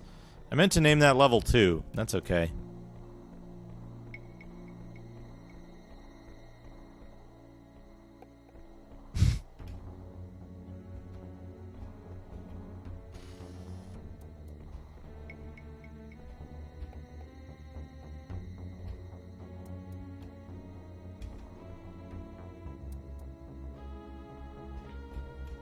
Oh, a leather cat could be like a biker kind of thing, right?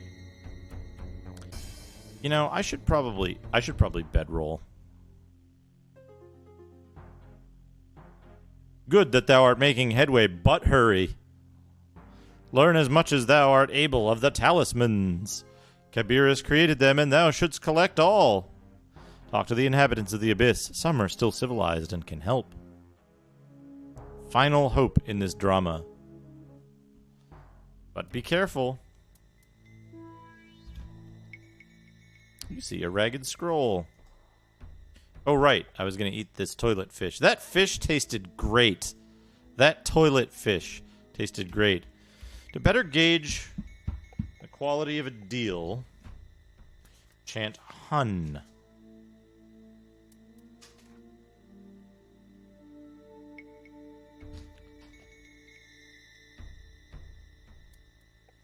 Hun. Praise. Ra was attack, right?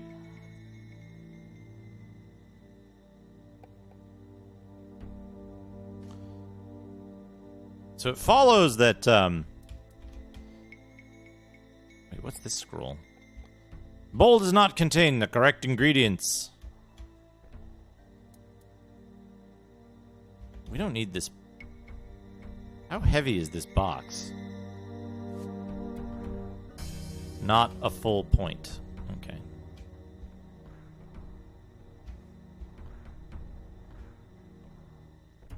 There's not too much note-taking if you have a decent memory. Portcullis is locked! Oh! A toadstool, a mushroom. Leeches.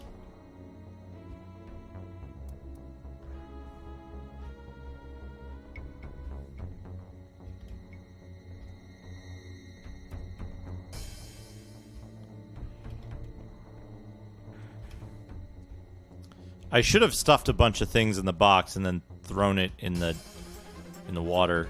Whoopsie.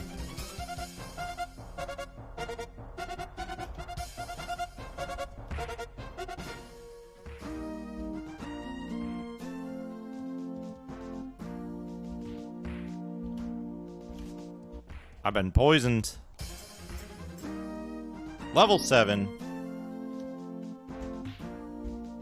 What? What? You were a boss spider just one level ago.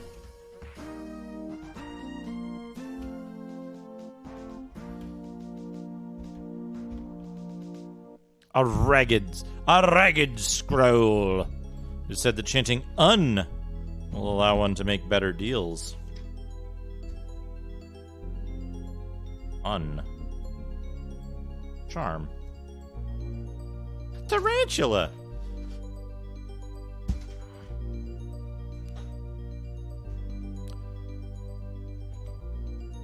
Yeah, I got 2 level ups, which means an unknown number of skill points. An unknown number of a green potion. An unknown number of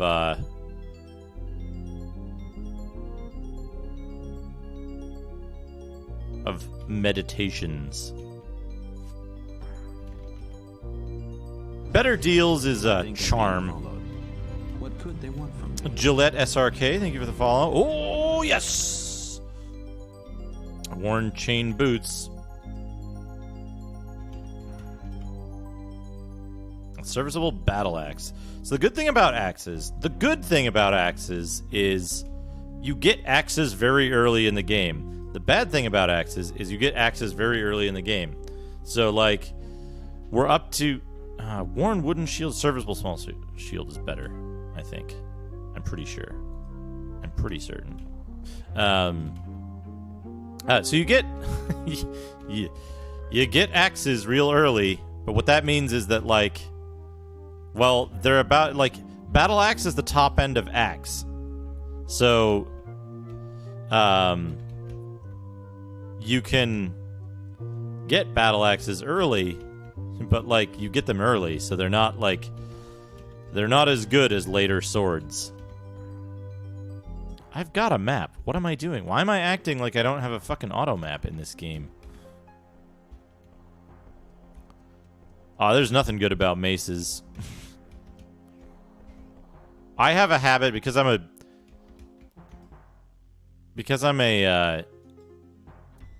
dummy. I have a habit of hoarding the best instance of every item type I've found. Oh, items you have to use much, much later in the game. For anyone who missed it.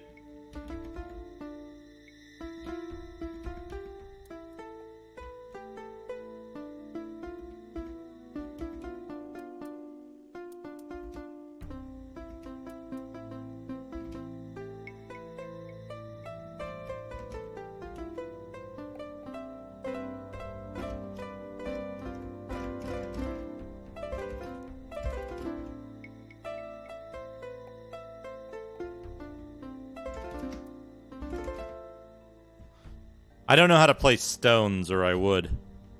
Just imagine that I played stones there. A pack. We want this. Oh! Oh, right-click to look, right? Yeah. A flask of port. Very important. Where did I put the bowl? The bowl is in here. In here. Another minor thing that's underappreciated in this game. I want to point out this game supports nested containers, and it, as far as I know, it doesn't have a problem with them. You mix the ingredients into a stew. Yeah, so now we have some rotworm stew. We're gonna need that later, but I just want to point out. I want to point out that that is a thing in this game. There are nested containers, which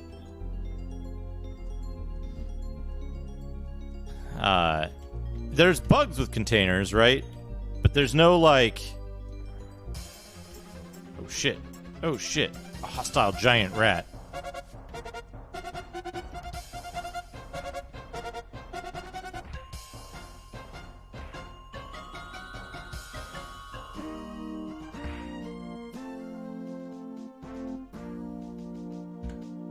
So, here's the thing about the containers, right? If you carry too many items between certain floors, yes. However, this game doesn't have a thing where, like, items just disappear from the game entirely, or, like, just randomly get eaten. There's, like, a specific triggering event. Ra is attack, we knew that. A worn chain cowl, we have a serviceable one. A spike. There isn't a bug in this game where putting an item into a container causes it to change into a different item. Or like putting a container inside of another container entirely crashes the game. It's one of the most stable recursive container games that I know of, despite its issues. And it's like one of the first.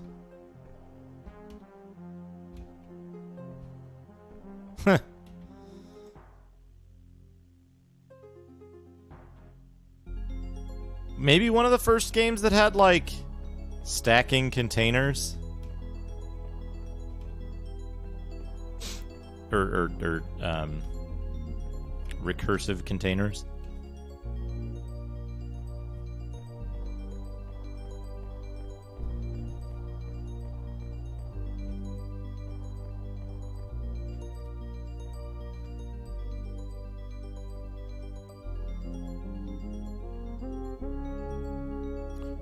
Right. If there's too many, I know there's a limit to items that are on the floor in a level.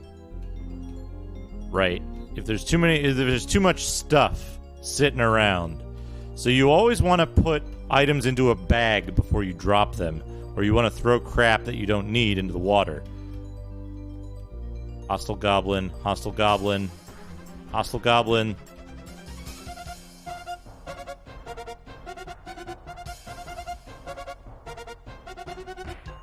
Oh, good hit on that guy.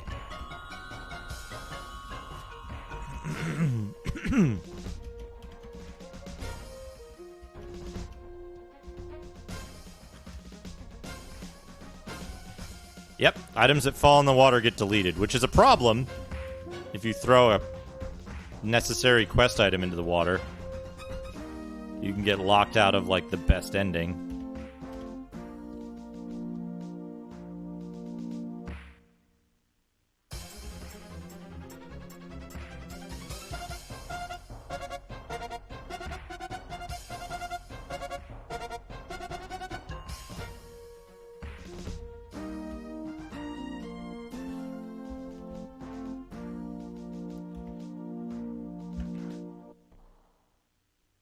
Seven coins.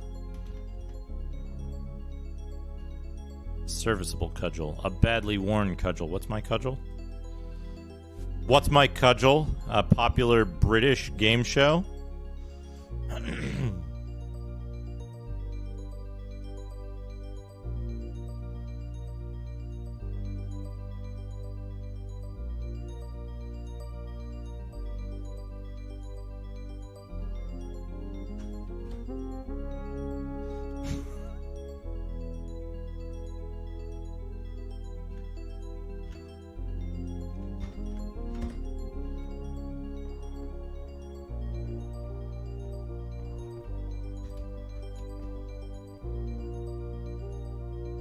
Someone screams and then splash. Excellent leather gloves. Oh, look at this. Look at this. Something that's incredibly hard to click on unless you get up really close. A serviceable bow. A serviceable bow that we're actually not going to take.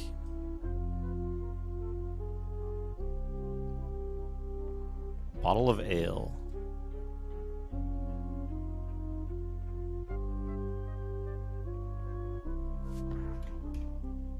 Wait, I should throw that in the water.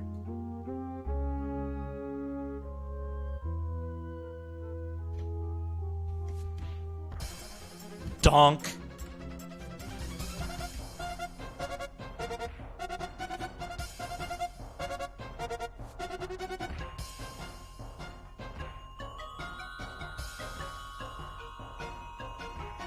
Oh, I might be hungry enough to eat popcorn.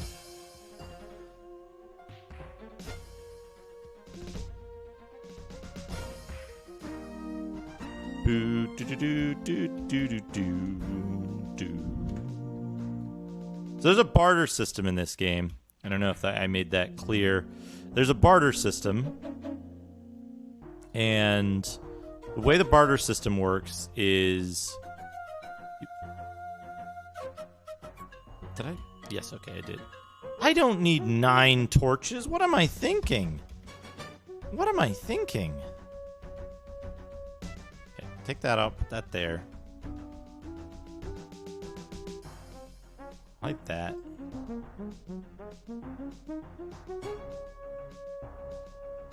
That popcorn tasted pretty good.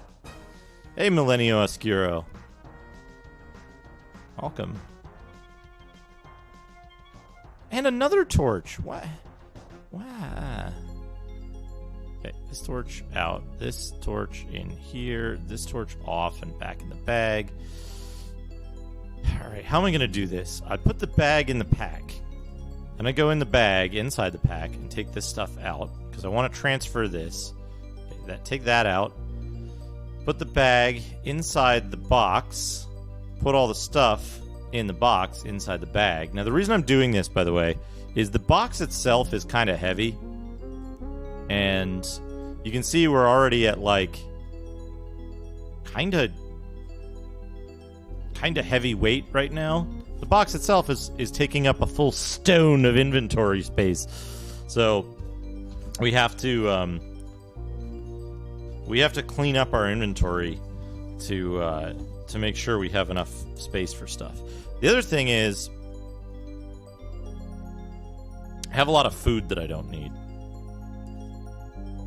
Oh, we can make more popcorn. Hold on.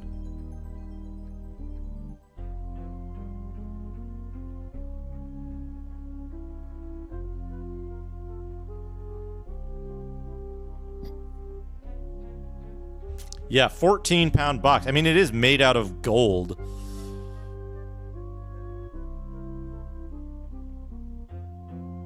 Although you have to eat around the thorny flowers, the plant is quite good.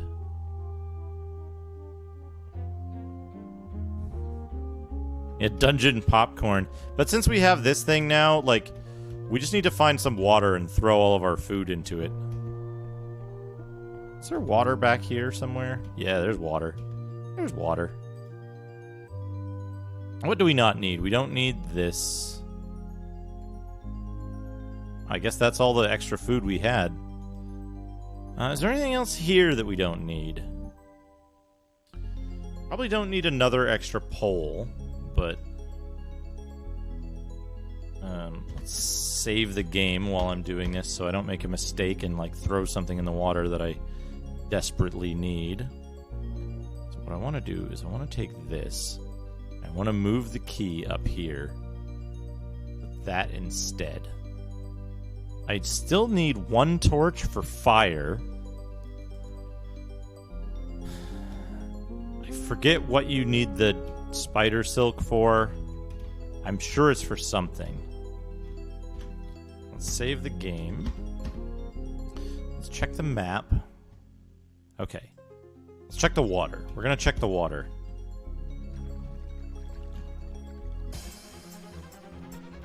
Oops. Okay, there we go.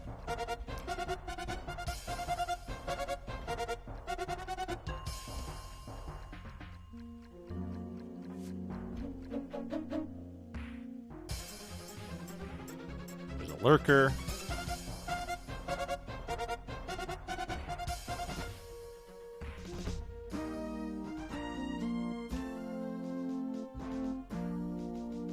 The waters of the fountain renew your strength. Right. Is dungeon popcorn a spell reagent?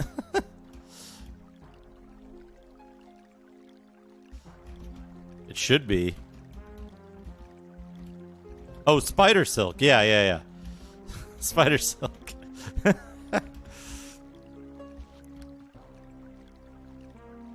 Okay. You can't go in the drain.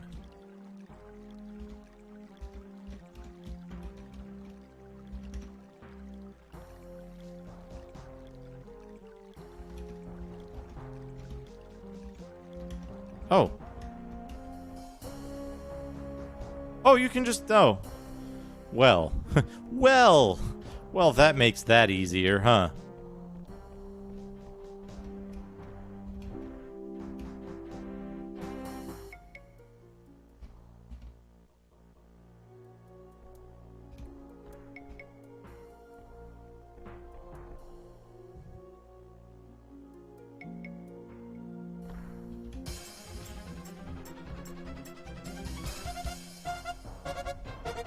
It's important, by the way.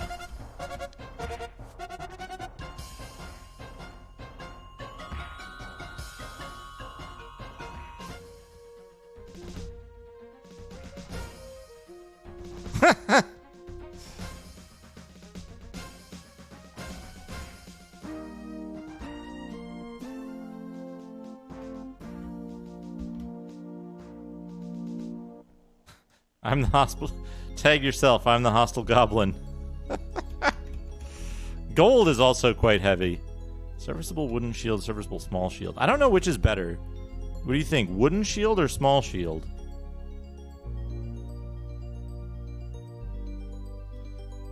This is the sorcery.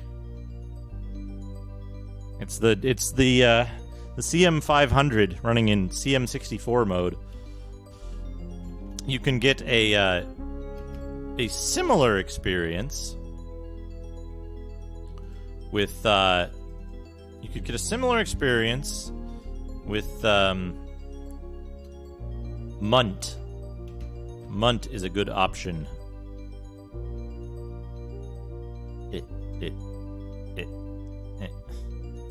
Running out of weight. I should look up which shield is better. Because it doesn't... There's no way of knowing which shield is better. 2 somewhat used candles. Yeah, that weigh a stone. 2 7-pound candles. Save game. 2... pause the game for a second. Ultima Underworld armor. Weapons and armor. Okay.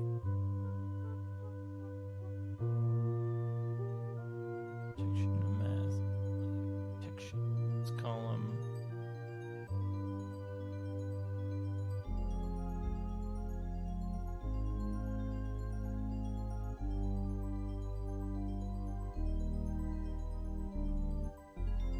Okay. Small shield is better.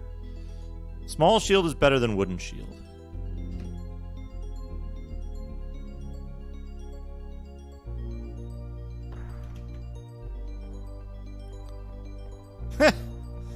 Yeah, some of the spells are good. I gotta expand the grimoire. One of these days, I gotta get that cool application to make the grimoire better. Caved-in stairway. Whoa. Whoa, buddy. Whoa, buddy.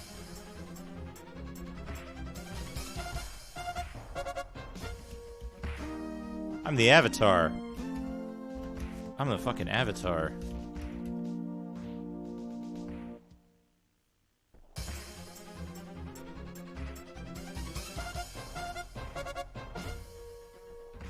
You know, if I kept getting called back to some like medieval world to fix their shit every couple of years, as the Avatar does, I would like back on Earth. I would take some gold pieces with me.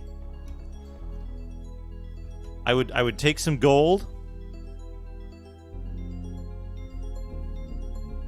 I would take some gold and I would just, like, set up my house as, like, a gym slash combat training course.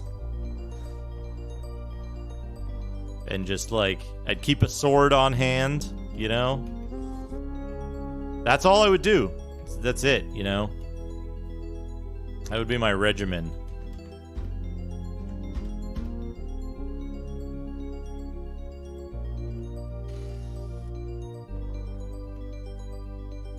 You see a friendly mountain man named Ironwit.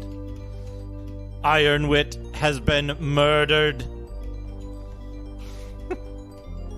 Rubella found the body in the library. Ironwit was murdered with Mandrake's axe. Oh shit. Oh shit. It's a hirsute headless.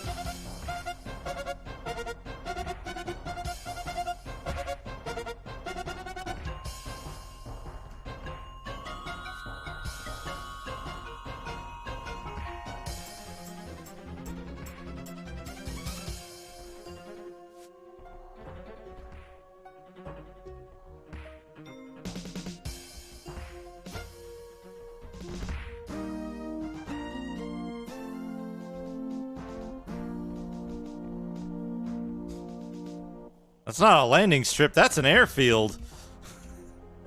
That's a fucking international airport.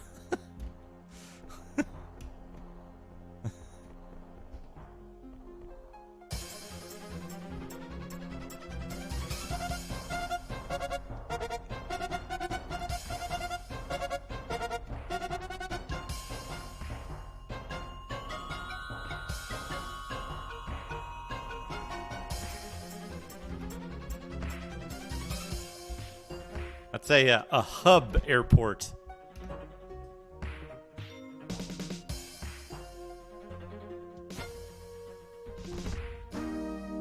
Level 8. We haven't had a chance to train at all recently. We've got good stuff for trade, though. We've got good stuff for trade. Did I put a bunch of bullshit armor in my bag? No. Did I put a bunch of well, I might need that. I might need that oil. I don't need this fucking hat.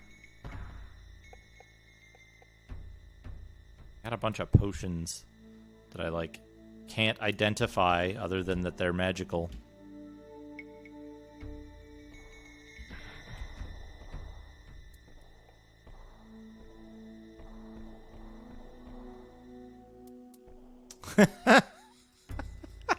Air traffic controller, yeah.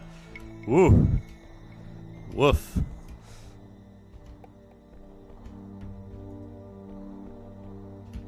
Isn't there...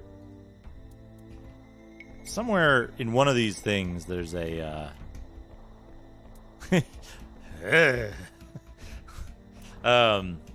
somewhere in one of these things there's, like, some stuff.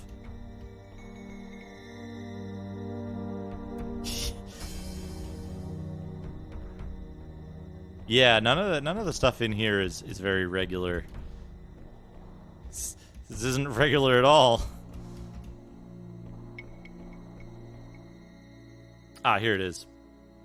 There are 13 crossbow bolts in this area.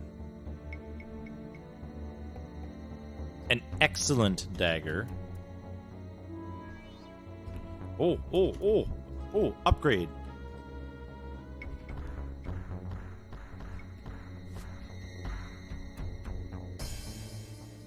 Serviceable.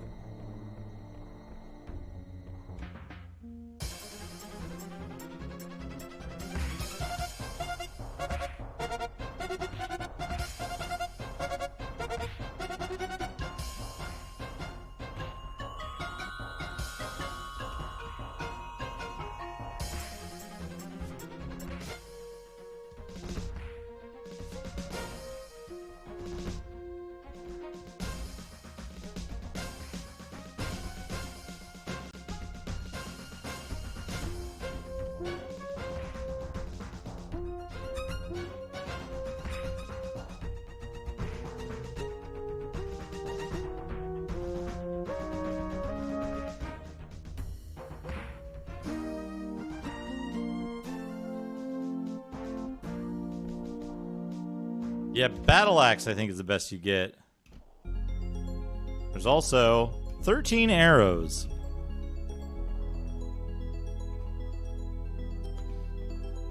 I kind of hate that Undermountain Descendant has no persistent open world, and it's just a fucking hub with missions that you run and can run again if you like. But there's no, like, persistent character growth or, well, anything RPG related.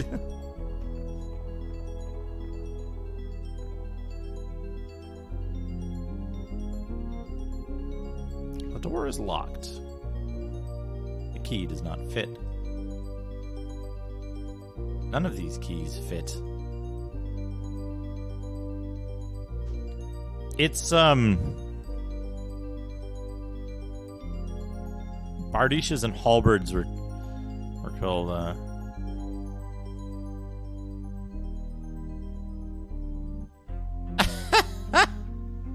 That sounds, unsurprising,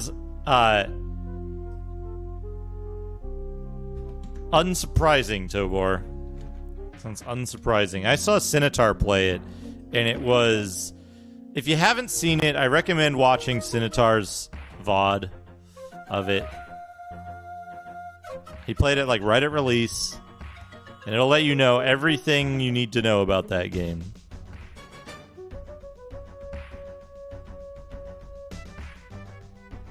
Yeah, when it was released. Not when it was working, mind you.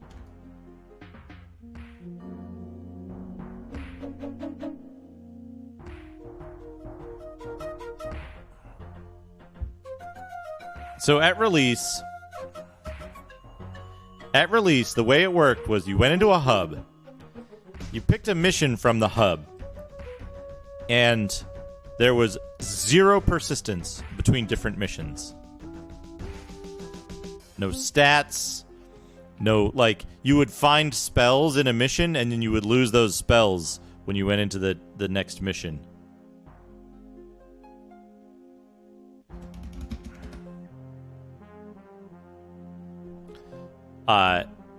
In addition,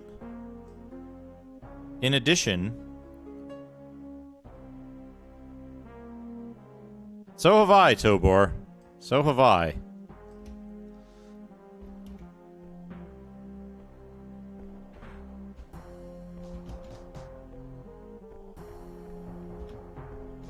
So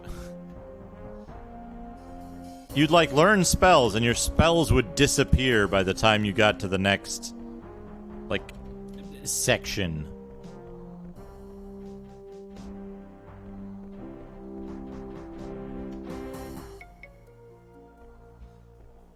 Folks, if you want to play a good game made by one person,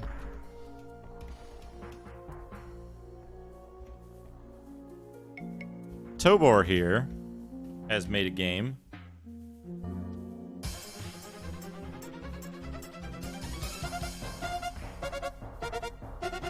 Yeah.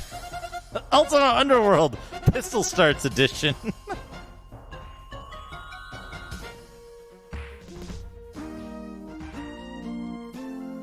I'm gonna die of poison. I think I'm being followed. What could they want from me? Geode, thank you for the follow. Kill it. Okay, it's dead. Use the bedroll. You go to sleep, dead.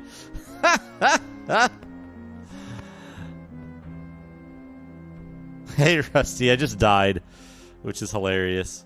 I don't think it's a problem that you don't lose anything when you die in this game, right?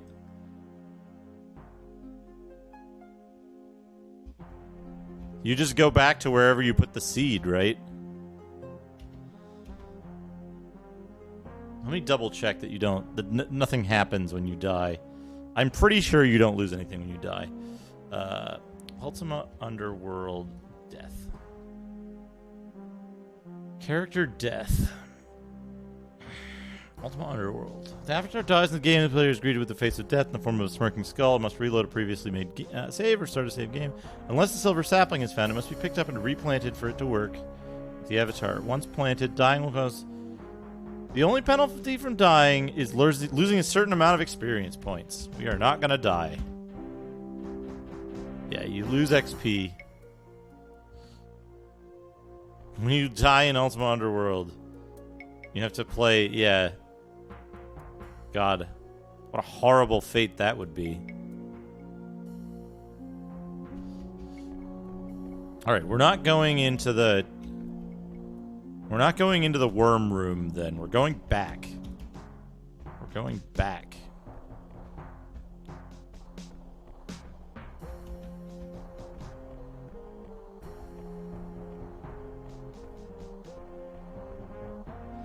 Map.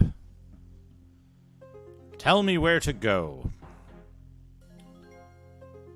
East and then south.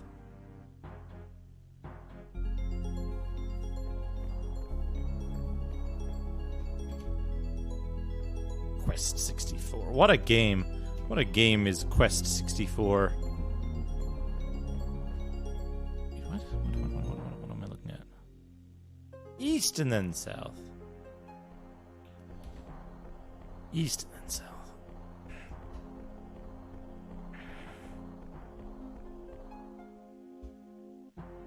Entrance to the mines. They call it a mine. Quest 64. I saw Quest 64. Quest 64 was what made me decide not to get a Nintendo 64.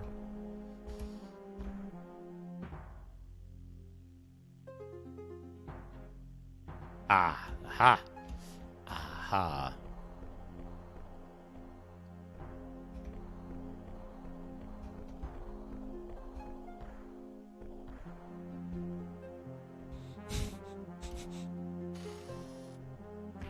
we're gonna rest again. No dreams. Good. Cast light again. Whoops.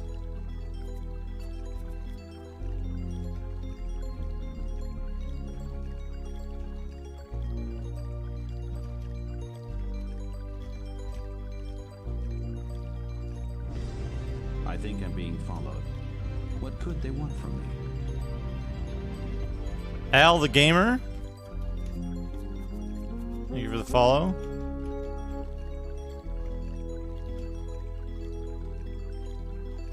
Get up on the thing. There we go. I can't make that jump, can I? I can go north. Okay.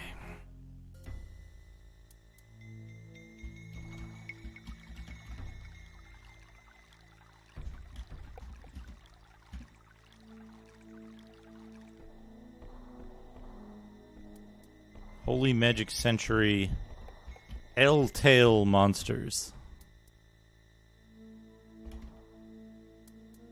Best well-made RPG on 64 was Ogre Battle 64.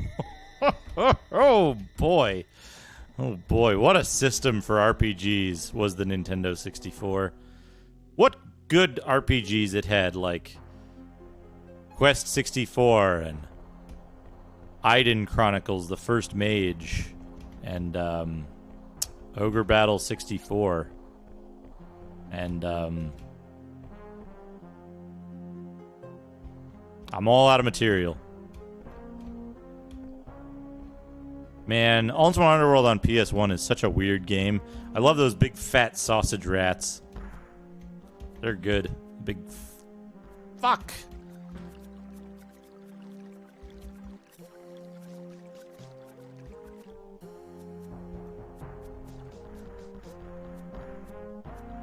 Was Paper Mario on N64?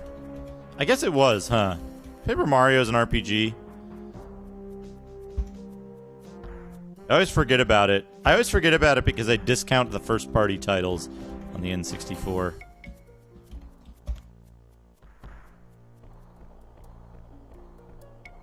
I think Paper Mario is probably the only good RPG on the N64. Ogre Battle 64 looks, it looks interesting to me, but I don't think I would ever be able to play it. It's one of those games where I just want to, like, look at class progression charts or unit progression charts and then, like, never actually use them. So we can use Raw for attack. What's our attack right now? Our attack is 8. Let's use Raw. Advanced greatly in attack. So 2... 3 points?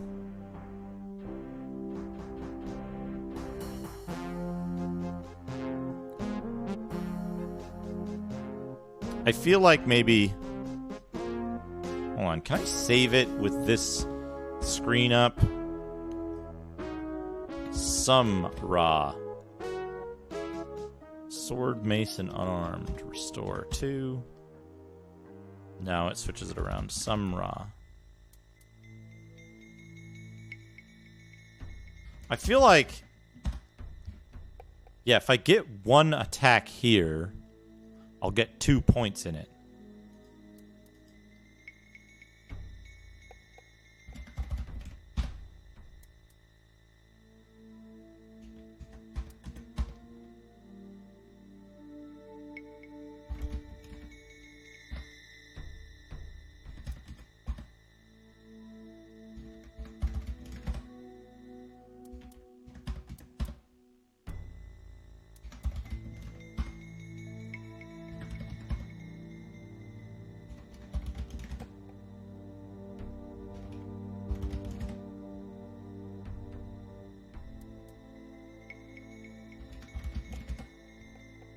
Okay, I'll take this. I'll take this. Attack, defense, and defense. I'll take that. That's a save. Now, Moo is not a mantra. That is not a mantra. Okay. Ugh. Moo Mana and lore. That's good. We will need more casting eventually. How many more points do I have? Mana and casting. Mana, casting and mana. Lore and lore. You're not ready to advance. Now here's the question. Magical, magical, magical.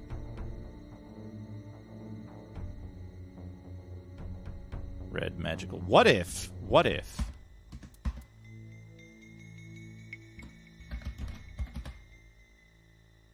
One. Oops. 2, 3, 4.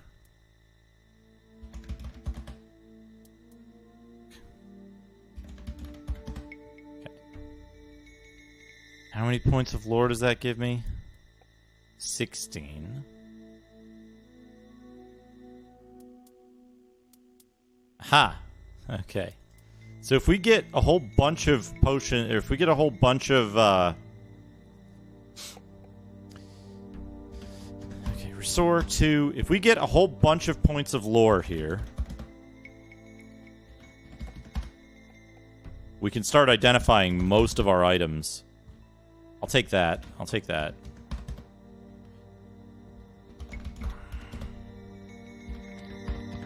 Yep, lore does identify. So if your lore skill, there we go, we want that, save that. Your lore skill is high enough. Mana and lore. What's our lore skill now? 17. No, we'll take... We don't need a whole bunch more mana, because we hardly cast spells. We will later, but not yet. We want a double lore again.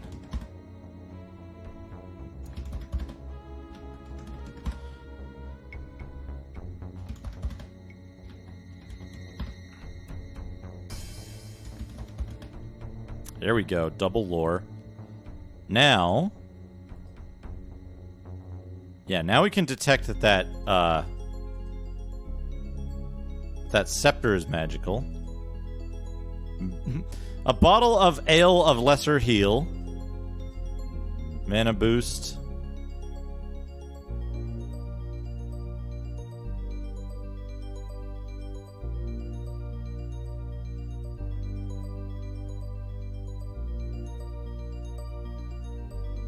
That's odd.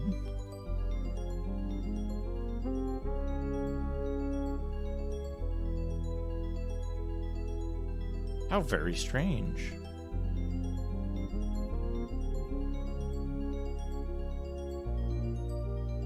Okay, lore is 16. Move on.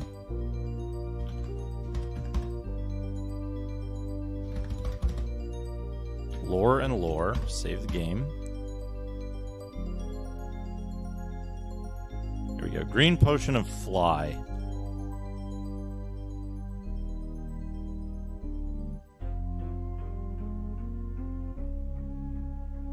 Very strange.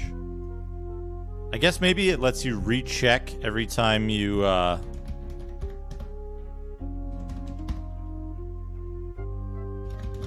every time your lore value changes. Fuck! Why is it getting 2 of them? Lore and lore. There we go.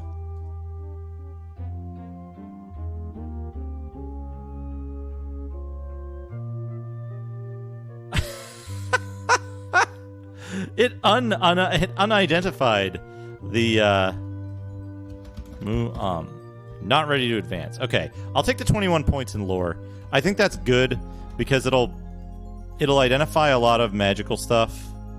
Otherwise, like the magical scepter, the crown I think might be magical, but it like takes high lore to identify.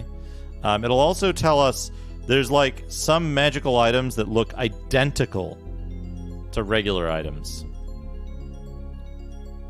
But, anyway.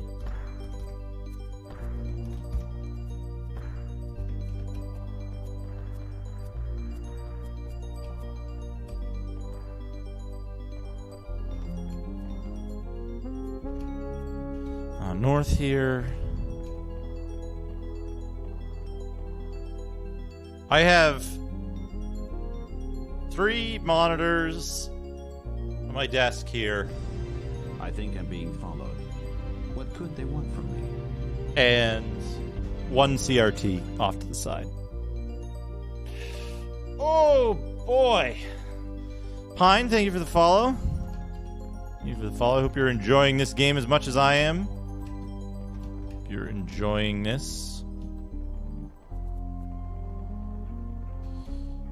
Ah, yes, here's the place.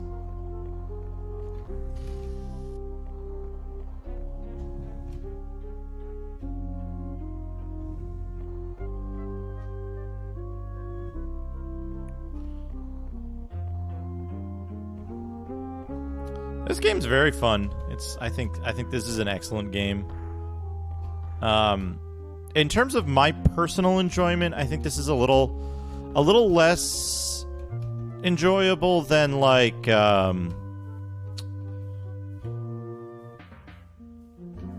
this is a little less enjoyable than like Zine.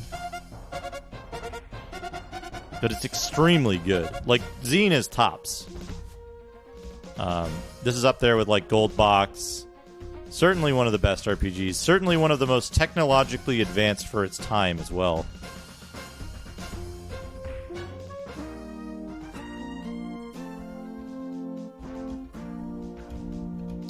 If I'm not mistaken, this game also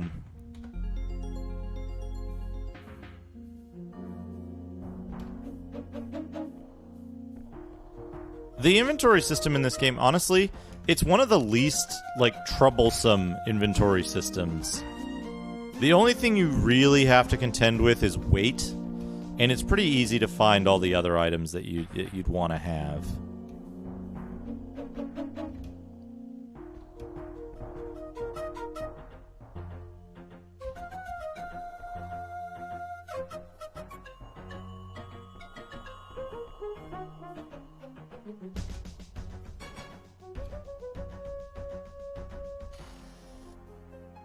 Okay.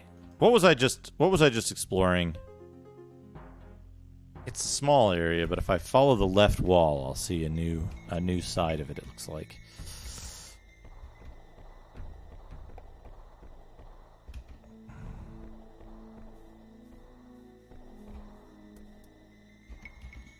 More acid slugs.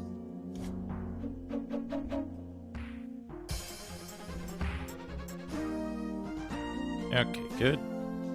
See, so, by the way, folks, one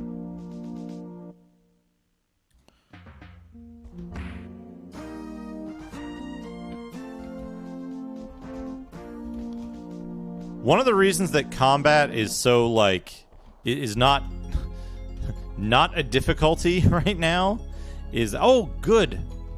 We need to mark this on our map.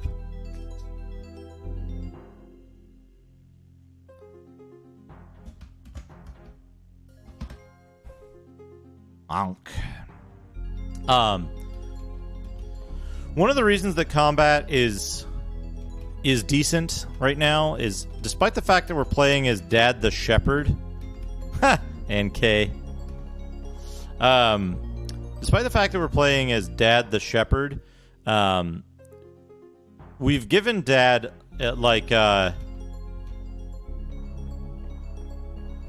extremely high stats.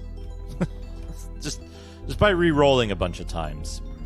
So one of the things we started with was our combat stats up here. We started with, I think, 8 attack, 10 defense, and 8 sword, which you wouldn't normally get, right? You have to get lucky to get that. So we got very lucky. In our initial stats. And so as a result, combat isn't a frantic struggle to stay alive on standard difficulty. It's fine. Excellent leather gloves. Excellent leather gloves. Wow.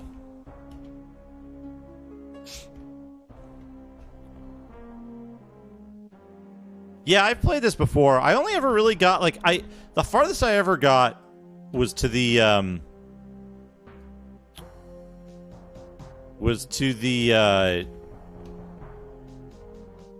lizard men area. That's about as far as I ever got.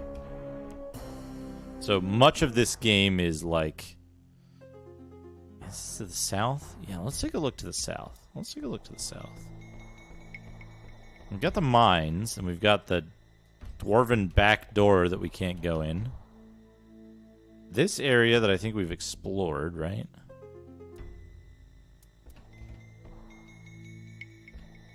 Oh, yeah. Absolutely. The games that I choose to play on Saturday and Sunday are always with the intent to fully complete them. To do as much content as possible, as is reasonable without, like, backtracking. Quarters of Mondor. Who's Mondor? You think he's going to be mad if I go in his quarters? You think he's going to be mad if I fish in his toilet? That fish tasted great.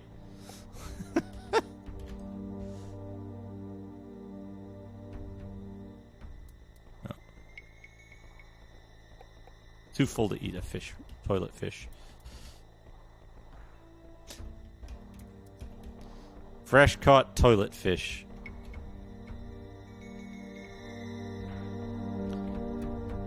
Quarters of Corby. A mellow fighter named Corby.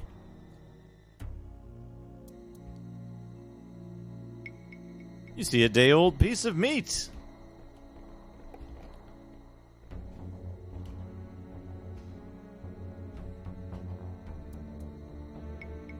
Sturdy locked door, eh?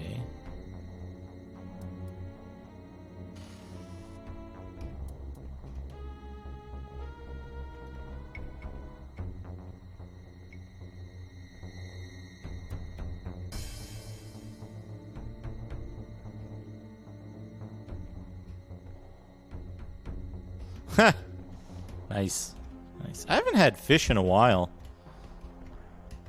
I've been buying mostly, like, stuff that I can freeze well. Supply room, please partake freely. What are you supplying me with? A bedroll. An urn with a buckler in it. And some crossbow bolts. Sturdy barrel. Oh no. I'm gonna have to throw a bunch of this stuff in the toilet, aren't I?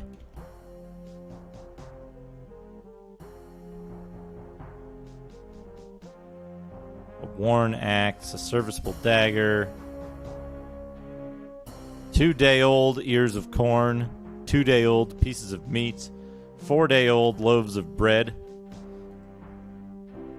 2 bunches of leeches and oil flask.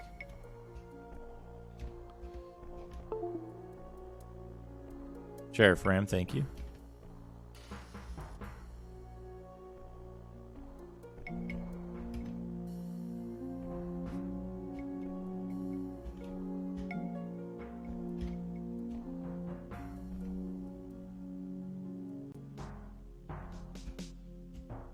Forgot about that.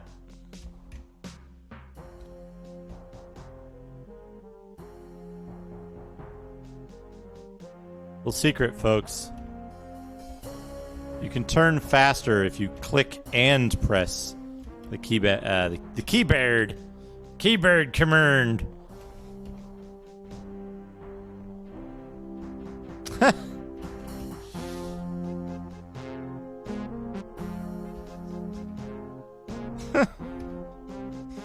A toilet fairy.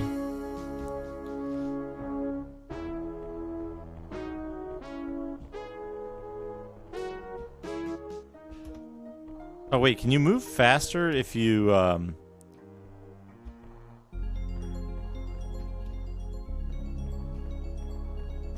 No, you can't move faster if you do it. Maybe?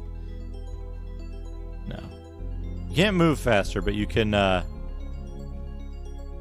turn faster.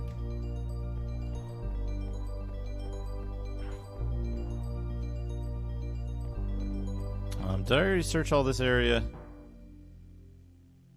Yes.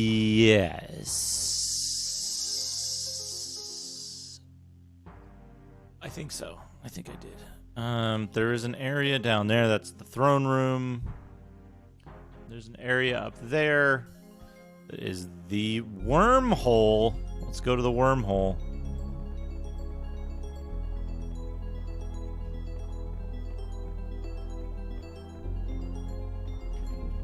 By the way, folks, I am so glad I figured out the thing with the thing with the thing. The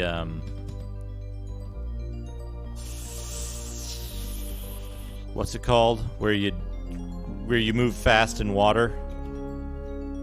Is it an exploit?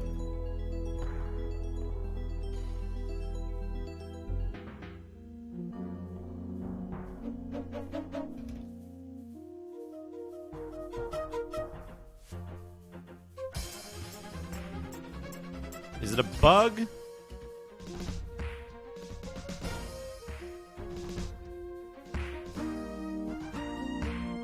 Who is to say? There's no way of knowing. Is it normal behavior? Is it expected? Is it what they wanted you to do?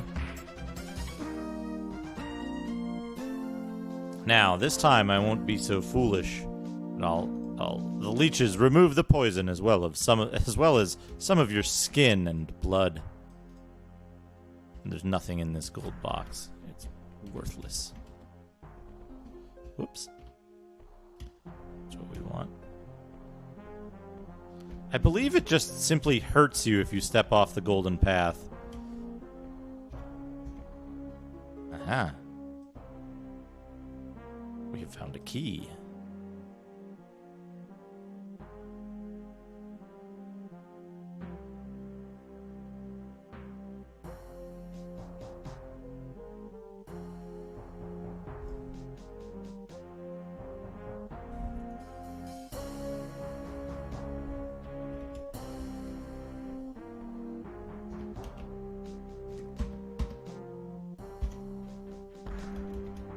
Yeah, look at that. Look at that fucking generation damage.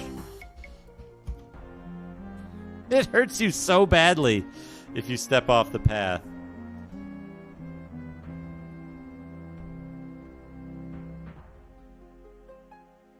Restore game.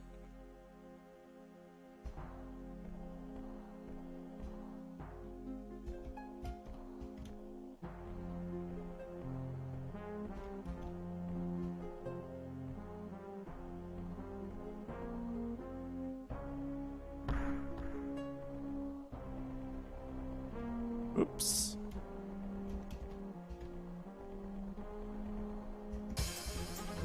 What? More headless? Excellent.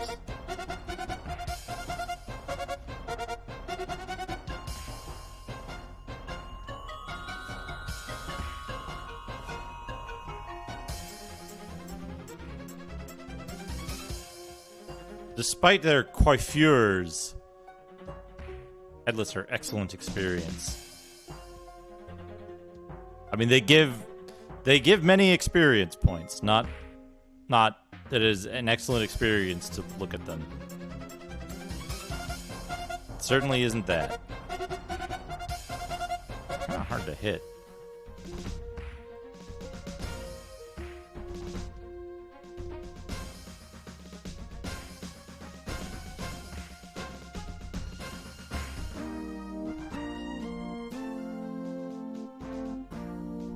Haha! Stop aiming for the head!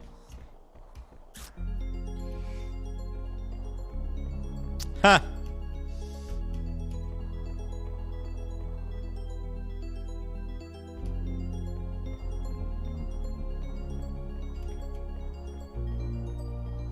Yeah, I kind of forget here. There's like...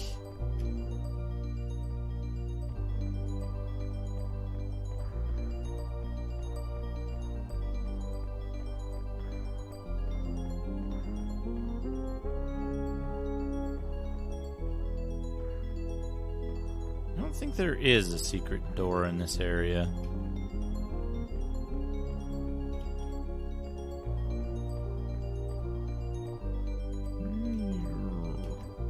I'll quit while I'm ahead. Ah ha ha ha. Ha ha ha ha ha ha. Ho ho. Ha ha.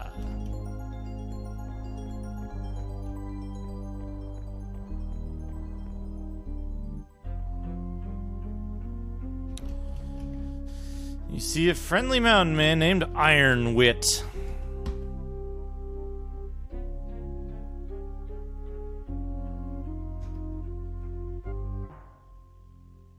Ah, me blueprints come back to me after all these years. No, that's not me blueprints. It's a human.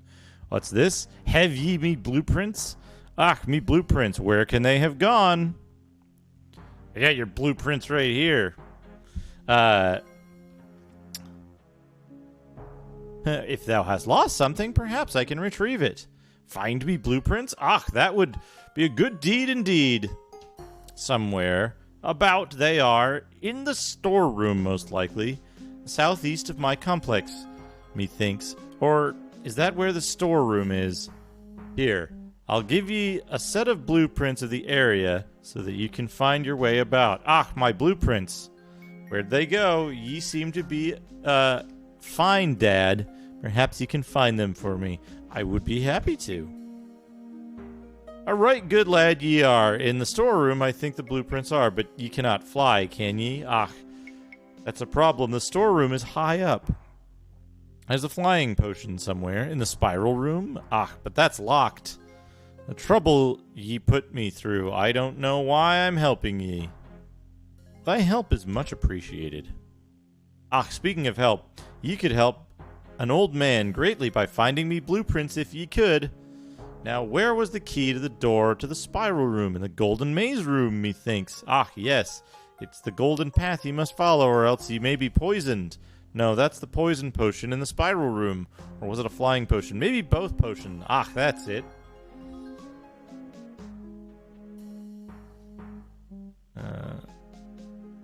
But which potion is which? Wait, don't rush me. One potion is green, and the other's red. Or is one red and the other green? Yes, that's it. One red and one green. No doubt about it. One of the two is a flying potion, and one is a poison. Or is it the other way around? Ah!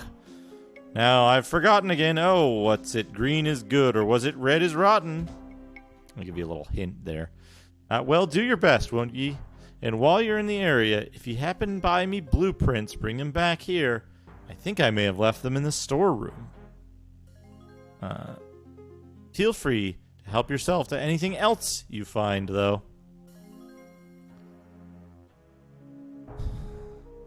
I'll do my best.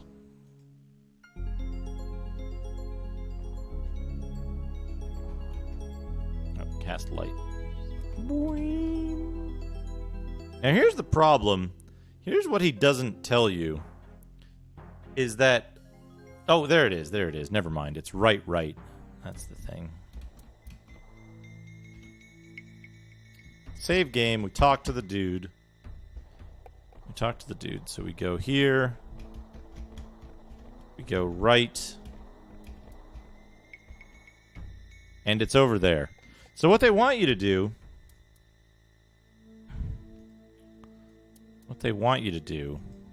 Somewhere here.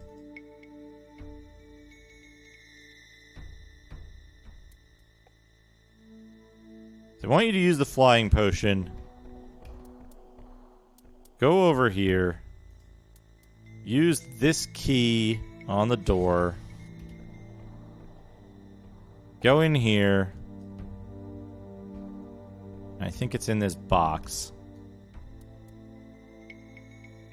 There's an Oos rune and a map case. In the map case are the blueprints. The blueprints are indecipherable.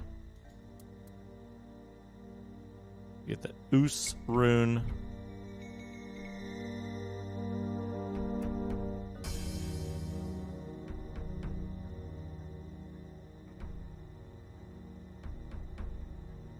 Now we don't have the other half of the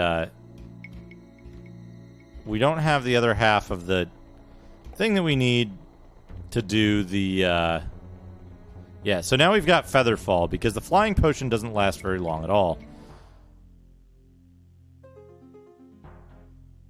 I have retrieved thy blueprints. My blueprints, at last, we are reunited here. Take another flying potion as a measure of my gratitude, or perhaps it's a green potion. Never ye mind. I'm sure it will do. Something useful. I bet you've never seen a flying potion before, so you be careful with it.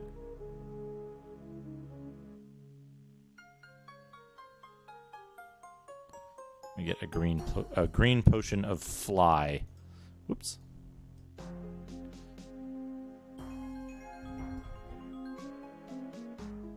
We have a map case.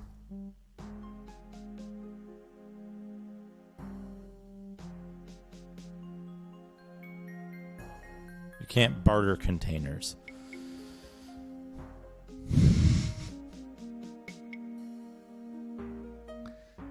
Thank thee. So it gives you a second flying potion. You don't need this shit anymore. The second flying potion is useful for a specific reason. We can talk to this guy. Brawn Clan. It's been a long time since we of the folk have seen one such as ye. Be ye an outcast from above or an outsider? I'm attempting to rescue a kidnapped girl. I heard of such a thing. The Abyss isn't a safe place these days, I tell ye. Perhaps some other of the folk might know more about that. Is there anything else I can help you with? Canst thou let me through this portcullis? Very well, you seem a reasonable sort. Just mind your manners, and you'll nae have trouble with the folk. Now, before ye meet the rest of the clan, is there anything else ye'll be wanting? Yeah, it's not a safe place these days. I'd like to trade with you. What have we got? Excellent chain boots and an excellent chain cowl. I think we currently have a serviceable chain cowl and worn chain boots. So let's see. I want these items in exchange for those. And 20 gold pieces. Excuse me, I must think about this deal. I guess I'm getting a poor deal. Okay, so we'll take back 10 gold pieces.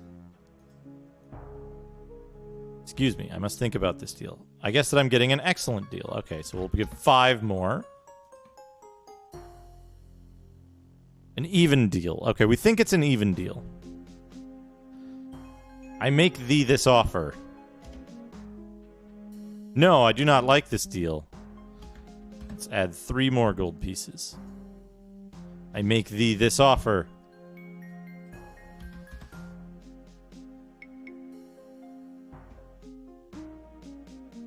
You fucker.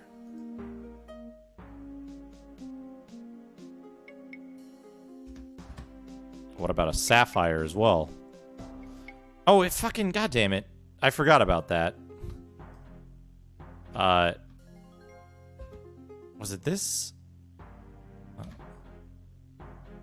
So I'm getting a good deal.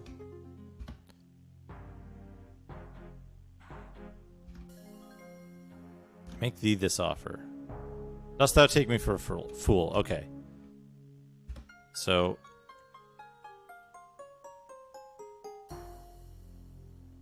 one sapphire. Very bad deal. Accept. Okay. So we've upgraded our chainmail stuff. And we've gotten rid of some of our heavy gold coins. So now we want to go talk to the rest of the dwarves and, like, trade a bunch of shit. We might trade some of the stuff out of their own storerooms as well. Ye must be dead, of whom I've heard. What can I do for ye? I'm searching for a kidnapped girl. Terrible, ain't it? I hear a troll carried her below. I hope all turns out well for ye. Up here we have enough problems of our own. What problems? Maybe you can help us. Our mines in the southeast have been invaded by a fearsome beast floating in the air with many tentacles. If you can defeat it, all mountain folk would be eternally grateful. I would like to trade with thee first. Well, let's see what ye got. Flawless small blue gem. badly worn and worn. You do not wish to barter any further. Farewell, sucker.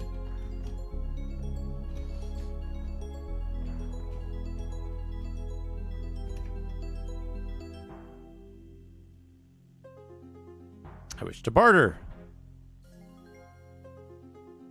Do not wish to barter.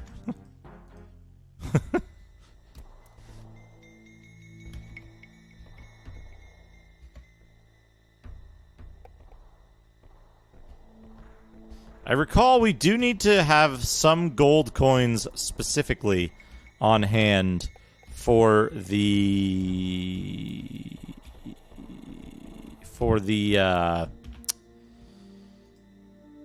what you call it?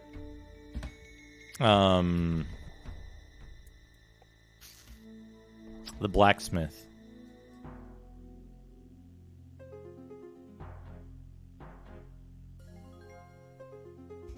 Okay, some of these guys have gold, so that's good to know.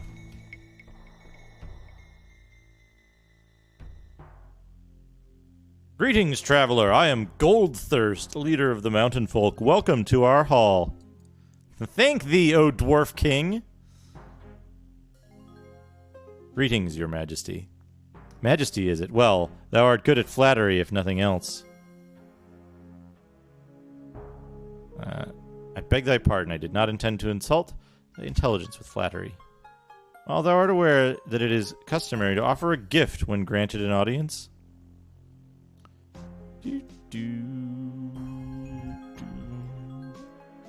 Indeed, here is thy gift. It will do, I suppose. Thou mayst go now.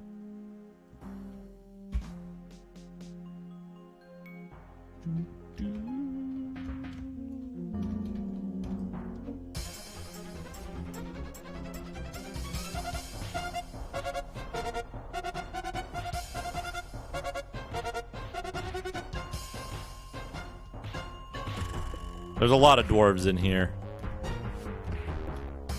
I could probably take him one-on-one, but too many of them get the chance to attack. Dang. A gold thirst. Anyway, that's why I saved the game.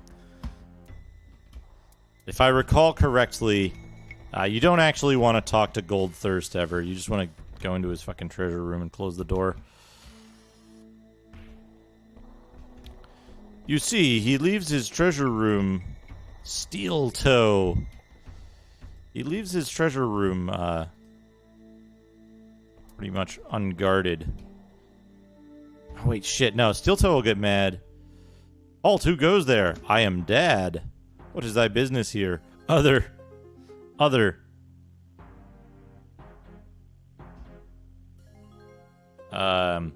I am the Avatar. What is that? Speak up. What is thy business here? I'm merely exploring. We have no exploring here. Now off with ye. He's mellow. Can we bust open this door, or is he gonna get mad?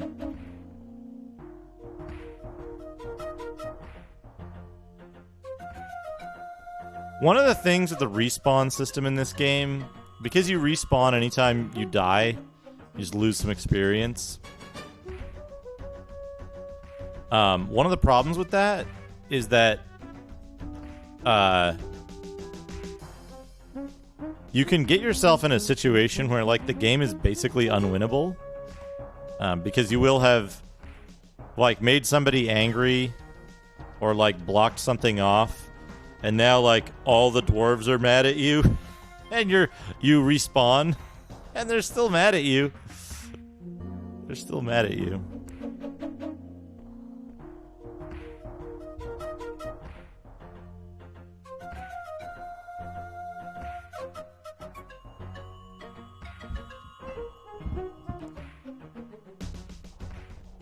But really, it's like, you just gotta know when to take a death and when to... Wait, was this door massive? Yeah, shit, this door's massive. You can't open it. You might be able to, fight Steel Toe and take a key from him. Let me see.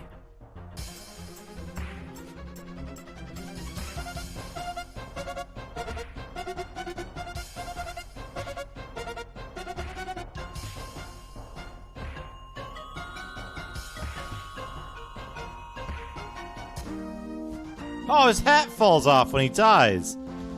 That's a neat,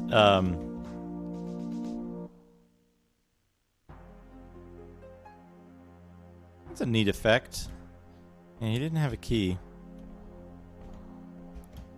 And I think... Hey, this is just a sturdy door. I don't have the key to this, do I? Key does not fit. Oh, we can go in here. What's in here? King's bedroom. Oh, a flute!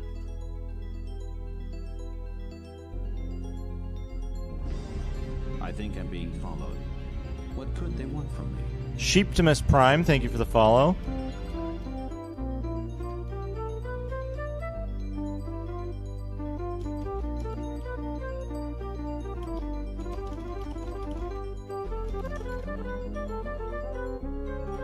Uptime. It's about 6.5 hours, Lars.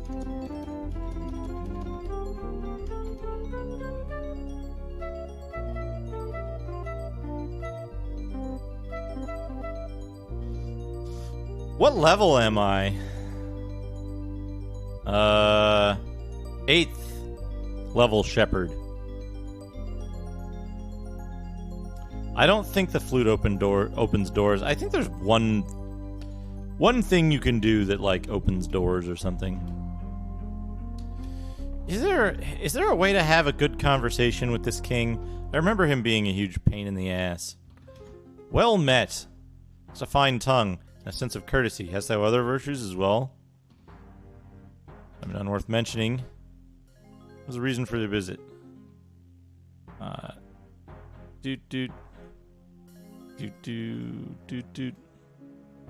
bring thee this gift.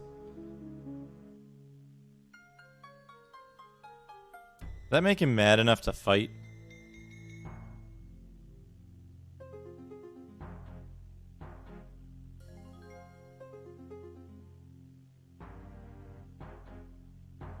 That's too bad. Good day.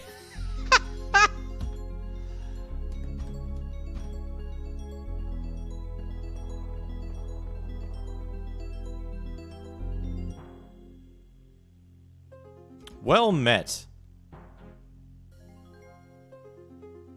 Seeking adventure.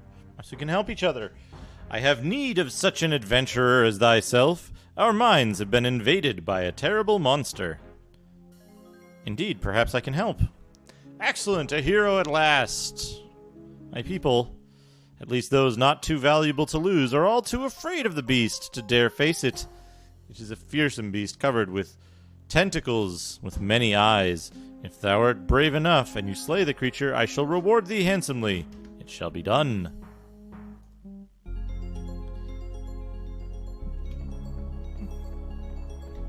This is level 2. This is level 2 of the dungeon. Do-do-do-do, do-do-do-do, do-do-do-do, do-do-do-do. North Branch, beware of monster. South Branch, to shack. Oh, man. Bump, bump, bump, bump, bump.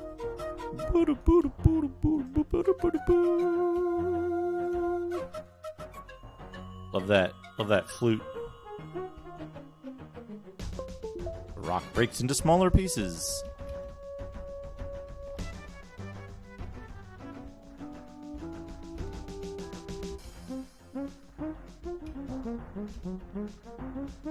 Right, you can mine gold nuggets, I think, from some of these walls, but it'll occasionally just kill you.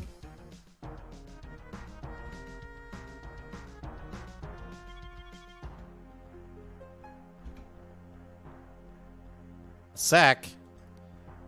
Pour. Whoops. Forgot we can do that. Serviceable leather vest. Our leather vest is still serviceable.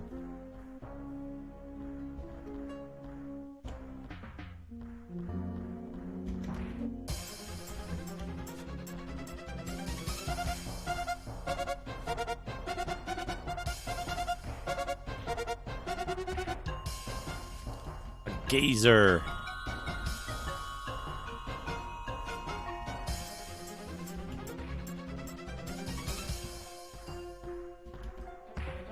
Short sword was damaged. That's not good.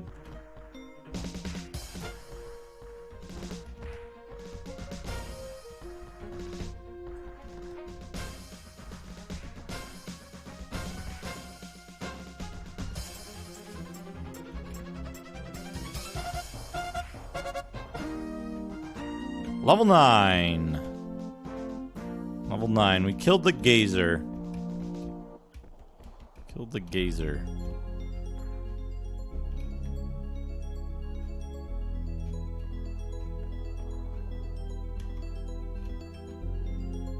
Serviceable male shirt. Whoop. The gold-veined, rough-hewn wall. Now, I think this is where you can mine for gold. I'm pretty sure.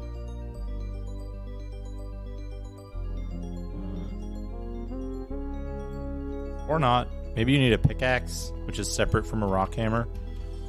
I think we might be done with the rock hammer for now, since... Whoa. Getting caught on stuff in here is very strange.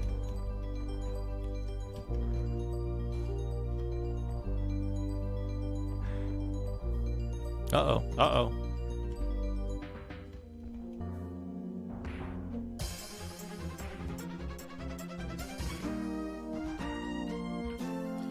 So this is what? Worn. It's only worn. That's fine. What does this ragged scroll say? For better eyesight, use the mantra Lu.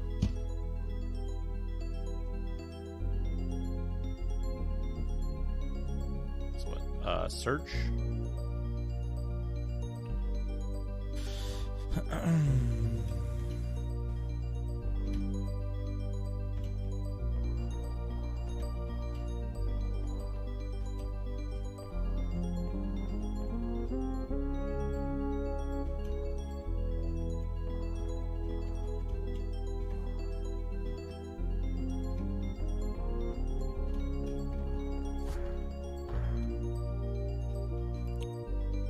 You hear a rumbling sound to the west.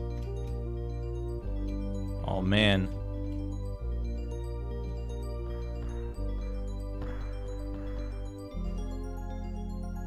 There's a way you can do this, too. Like, you can just, like... jump over the rock, basically. Ah, no. The small shield is the best until you get into magical shields and,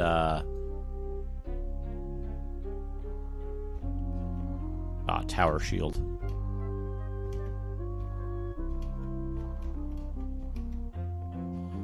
The buckler is better than a wood shield because it's lighter. Isn't there a weird secret door around here somewhere? Uh-oh. Uh-oh. Poisoned.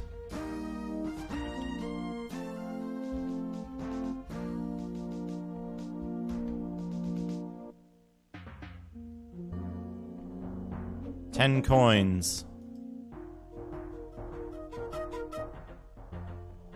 Empty sack, I think, is... Empty sack.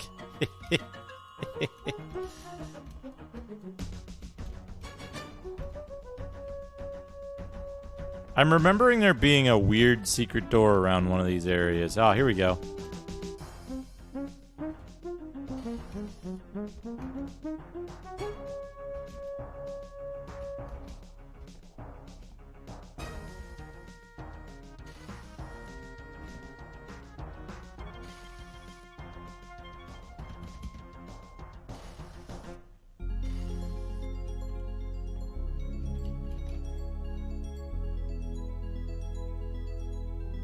Excellent mace. Excellent light mace. Got it. Shaq. Greetings to ye. I am Shaq of the Mountain Folk. What may I do for ye? I have need of thy skills. If it's smithing ye need, ye have come to the right man. My services are nae cheap. Can ye pay? Yes, I'll pay a fair price. Ach, vera well then. Let's have a look.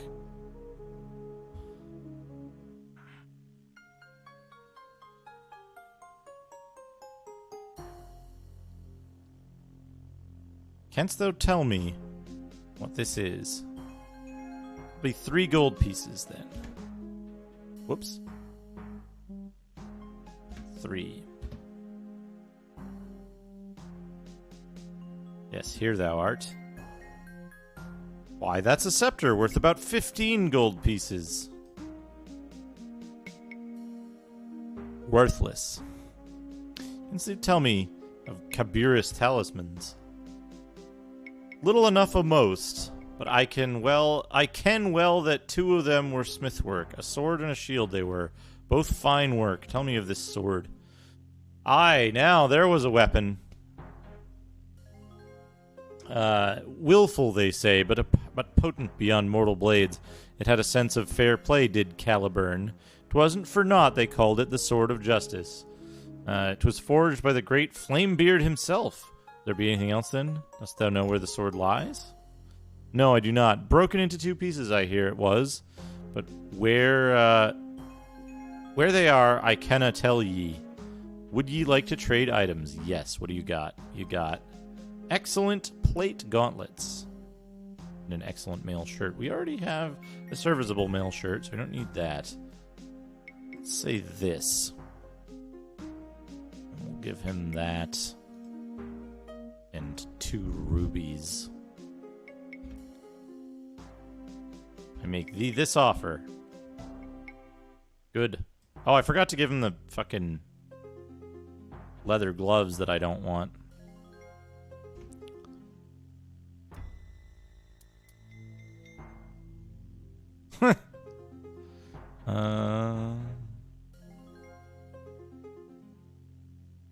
So help me to repair broken items. There's no substitute for practice, but I've heard tell that the mantra lawn pair may help you to repair items with more skill. Now, anything else I can do with you?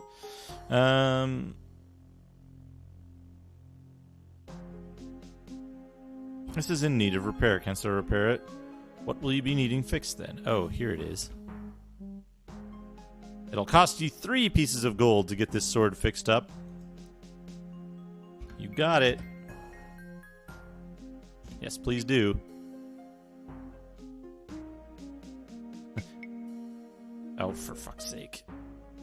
I'll have it ready in 19 minutes. Extremely precise. Alright, excellent. I shall see thee then.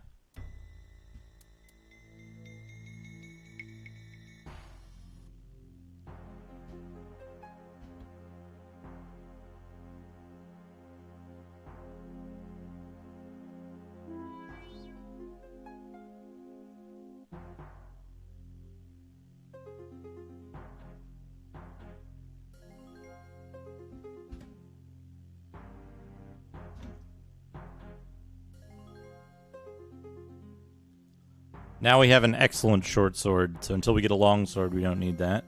Thank thee, thou art truly an excellent craftsman. Can you tell me of Kabir's talismans? Tell me of the shield. The Shield of Valor, it were named. Never a finer one did I see. 'Twas Blackthorn's once, or so I've eared tell. But it were one o' those things easier to set aside than to take up again, and he left it when he went to become the conscience for all the world. Ah, but that were a mess. Be there aught else I can do for ye? Dost thou know where the shield is now? I dinna ken that all. If ye should see it, let me know. I will indeed. Like to trade items? Yes. What do you have? Excellent chain boots. Excellent mail shirt. I do not wish to barter any further.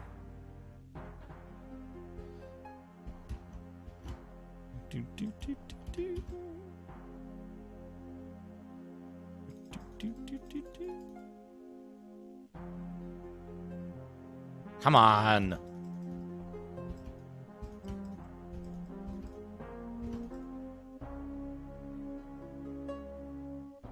Don't make me create food, jeez. How hungry am I? Currently well fed. I really want to get a fish out of his quenching bucket.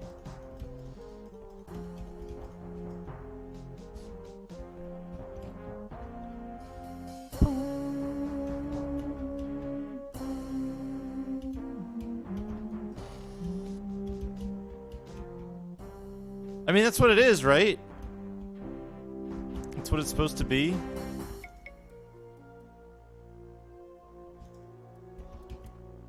Fishing is not a skill in this game, by the way. It's pure RNG. What? I can't fish here. Am I too far away from the water? Whoops.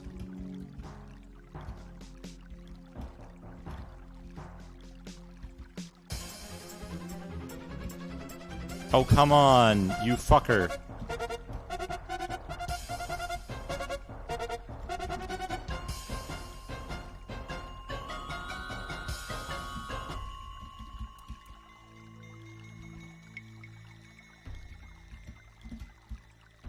Aha. Can't fish in that water.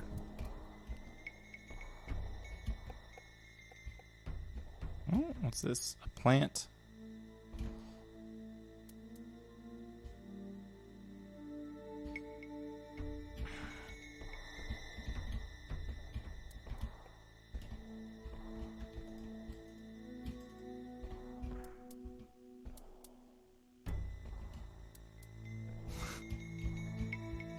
A trophlet.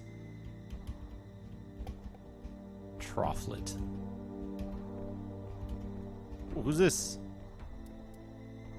Hewstone? Ah, you don't look like a miner to me. Who be ye? I am Dad, an adventurer. Well met, Dad. I be Hewstone. What are ye doing in these parts? I wish to learn the ways of a miner. Aye, you would be a miner, eh? A tough job. You should know that. Don't take it up if ye have not the strength. Hard work it is, picking up a rock hammer and smashing boulders to pieces, scraping the rock over and over again, one small at a time. Must be some good points to being a miner. Well, it is back-breaking work, but the rewards are great. Gold there is for the hard worker, and I know of no substance better. Ah, the thrill of feeling one's hammer thud solid rock and suddenly discovering a new vein.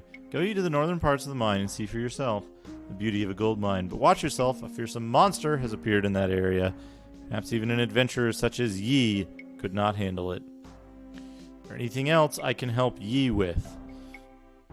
I would like to trade with ye. I do not wish to trade with ye. Farewell. Houston.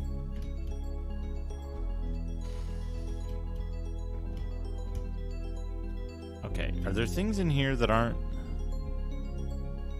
It's a rock hammer, a rock hammer. There's a fishing pole. You can get a full-size fishing pole. Fully constructed fishing pole here.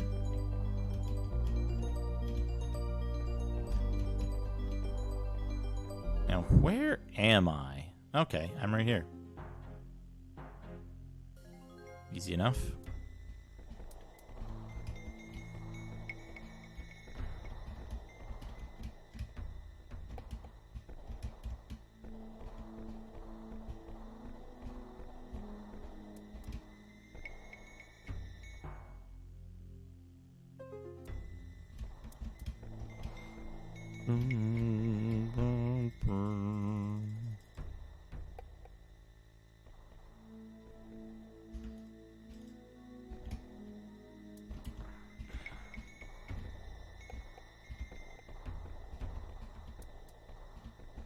Ah, right, Corby. Hast thou come to add to my torment?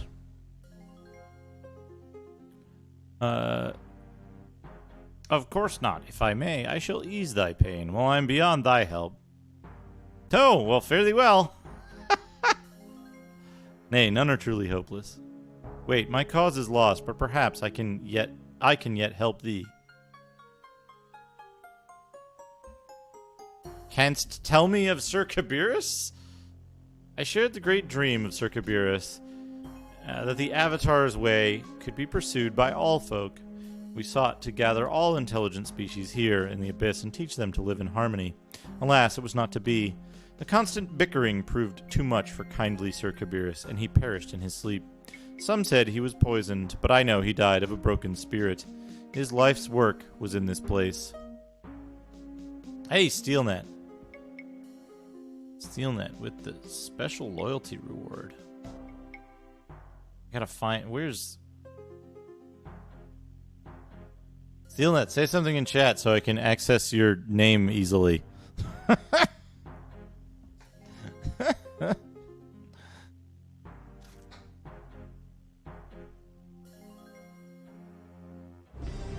I think I'm being followed. What could they want from me? Xeric, thank you for the follow. SteelNet, thank you for the loyalty reward.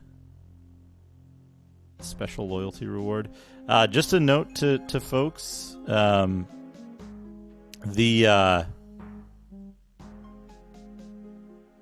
will be retiring the special loyalty reward soon. Probably in the next couple of weeks.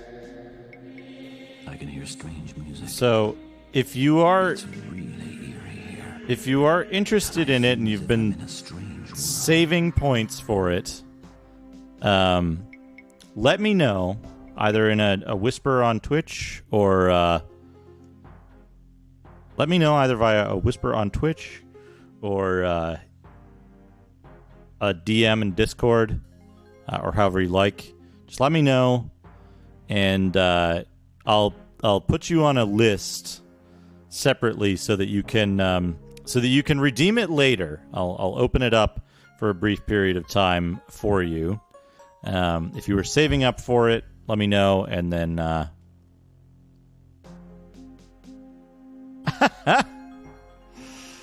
let me know, and I'll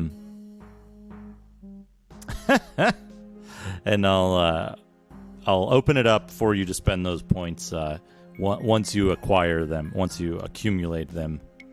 But dedicated lurking 9 to 5. There we go. Also need to say something because I use the interface through chat since it's since that's the easiest way to access that. You can't do it from here, can you? Yeah, no, you can't access that. You can't access the like user pop-up from you can't access the user pop-up thing from the reward or the reward queue. Look at a complete real software. We'll do that in just a moment. Let me get dedicated lurking 9 to 5's loyalty reward.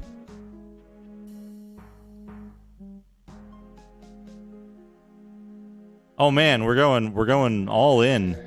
We're going all in on the reward stuff. Let's do it. Really eerie here. I feel as if I'm in a strange world. That's complete.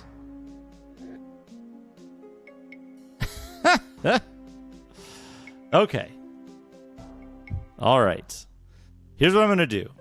I'm going to finish the conversation with Corby, and then we're going to look at the complete real software, and then at a magazine. So we'll finish this conversation. We can save the game, pause the timer, and all that kind of stuff. I think it'll be a good break point there. Let's see. He died of a broken spirit. His life's work was in this place, and as he watched it crumble, his heart broke as well. I'm sorry to hear that. Does aught remain of his dream? Well, I, Sir Kabirus, did gather a number of artifacts with interesting properties. He thought the use of these artifacts might assist the colonists as they pursued the way of the Avatar. Unfortunately, the objects were misused by the folk he hoped to help. How so? Each of the 8 items gathered by Sir Kabirus embodied one of the virtues, but those who now possess the items keep them merely for their intrinsic value, not their higher purpose. Then I shall find these artifacts and put them to proper use. Whoops. Anyway, we're done talking to Corby. I'm going to save the game here. I'm going to pause the game so we still have the music running, because it's a nice music. We're going to pause the timer. I'm going to take a quick break. I'm going to run to the bathroom. And then we'll be back for Doodad time, like an extended Doodad time. Excellent Doodad time. So, give me one moment, and then we'll get started on those rewards.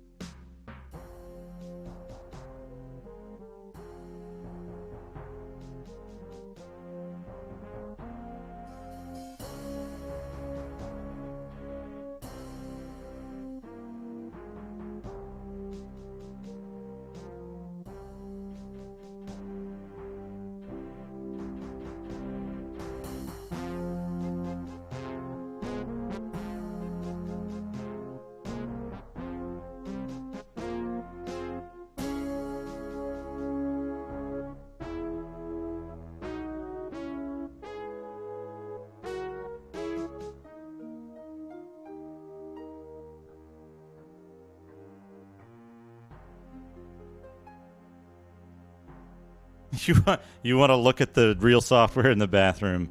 I think that's against Twitch terms. Oh god, I still have this up. All right. Let's we might need to change this a little bit. Webcam properties. Configure video. We might need to bring the gain up a little bit. There we go. There we go. By the way, Tobor, if you remind me, I do still owe you one free doodad, I'm pretty sure, from a while back. There's one I was going to show today, but I need to get another piece of it, which is somewhere else. I think it's in the garage, and I didn't want to delay it too much. But remind me later, and I'll do a complete real software that I think will be pretty cool. Anyway, let me find your complete real software here.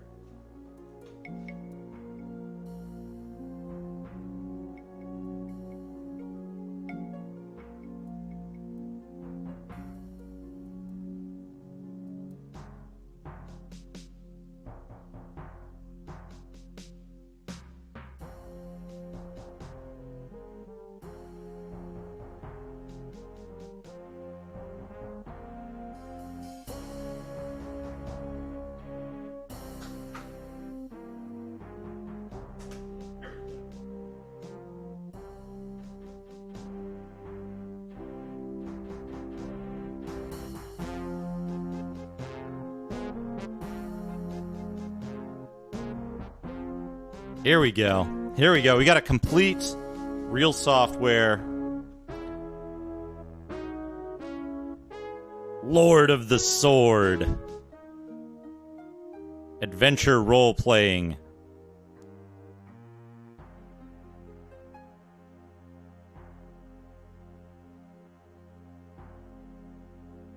Art thou the man who will be king, or just another rogue with a sword? Your name is Landau. Here's your chance to prove thy worthiness to the Council of Elders. The followers of the evil Ragon have toppled the king from the throne. None are brave enough to take his place. The elders have decreed that any man who can pass 3 tests will become king of Bulginia. Find the tests. Find the Tree of Merrill. defeat the Goblin of Balala Valley, destroy the Statue of Evil. It sounds easy, but the followers of Ra Goen are waiting to stop you. It's an adventure that will take you across rivers and oceans, through swamps and over mountains. You have a sword and a bow, but magical weapons may become yours for a price. Pass the tests, and you shall be king. But remember, there's more to being a lord of the sword than hacking apart thine enemies. Bulge in ya. Yeah, we got that.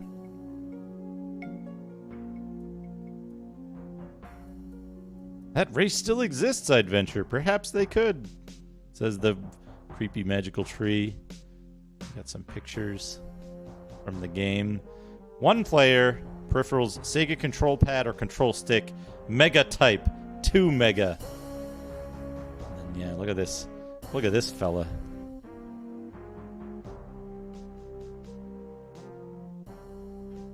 Scantily clad swordsman.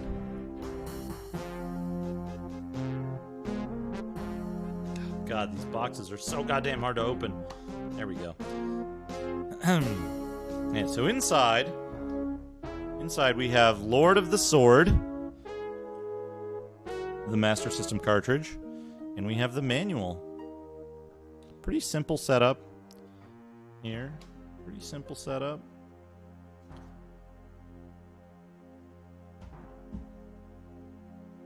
Got the manual here, Lord of the Sword.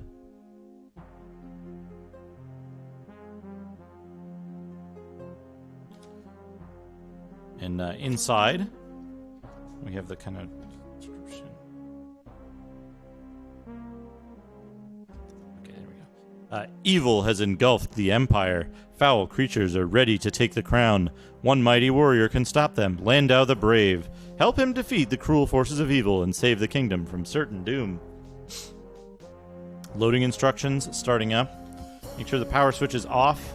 Insert the game cartridge into the power base shown below as described in the Sega System manual. Turn the power switch on. If nothing appears on the screen, turn the power switch off. Remove the cartridge and try insertion again. At the title screen, press button 1 to start the game. Important, always make sure the power base is turned off when inserting or removing your Sega cartridge. And then they remind you again that it is a 2 mega cartridge as they tell you to insert the 2 mega cartridge there.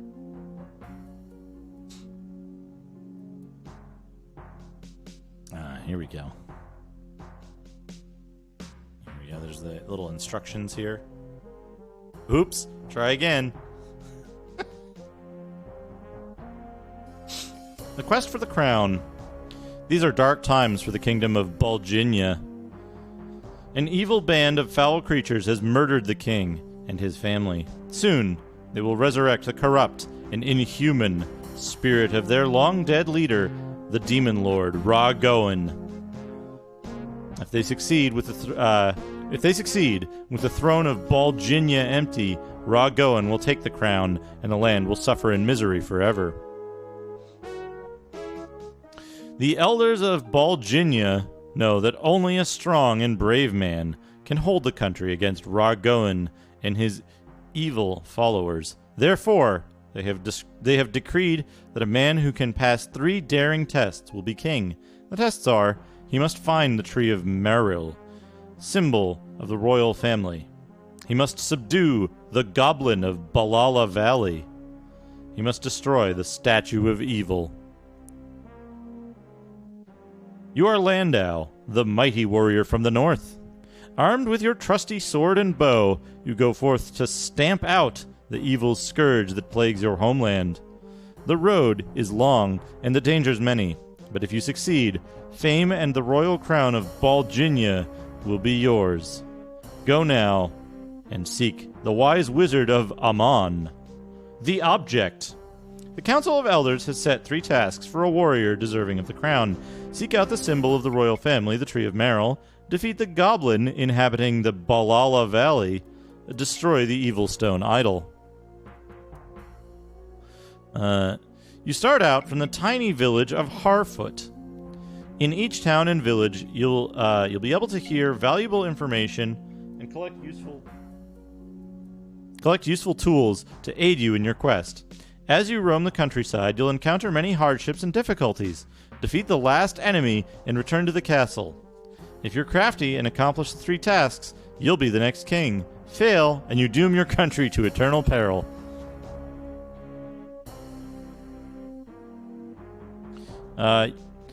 Oops, try again. You begin Lord of the Sword with 1 life. Keep track of your life meter at the top of the screen.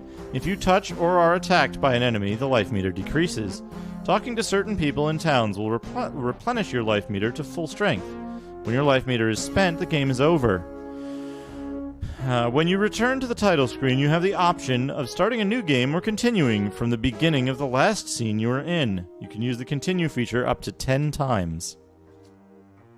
Taking control.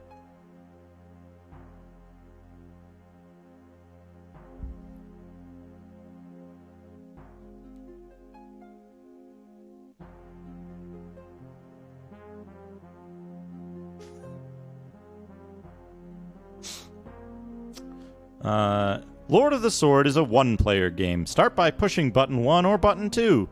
You can move through the intro screens after you have read them by again pushing either button. The game begins with Landau in the village of Harfoot. Directional button, button 1, button 2. To move, D-pad. Left up, jump to the upper left. Up, jump straight up. Right up, jump to the upper right. Left, advance to the left. Right, advance to the right. Left down, kneel to the left. Down, kneel. Right down, kneel to the right.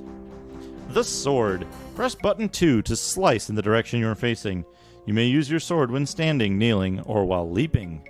The bow. To use your bow and arrow, face the direction you wish to fire and press button 1. The arrow will be released when you release button 1. You have an unlimited amount of arrows. You may shoot when kneeling or standing, but cannot shoot while jumping. Tools and treasure. Along the way, Landau will find many important items to help defeat his enemies, including magical swords and arrows. Some of the most important items include the Tazamu sword. Only a person who is pure of heart can use this magical narrow-bladed rapier. It's rumored that a brawny young man once wielded this sword, but he hasn't been seen since he went off to do battle with the evil creatures of Balginia. The Luna sword. Forged from the sharp, silvery rays of the moon, this magical sword is the most powerful in the land. It was once seen in a village some time ago, but today nobody knows where its final resting place is. The Bow of Bravery. By acquiring this magical bow, the shooting strength of a person will double. The Foe Slayer arrow. Although it may only be legend, the Foe Slayer is said to possess unimaginable power against evil. But where can it be found? And we get the little images here. We've got the first appearance of the Moonlight Greatsword here, folks.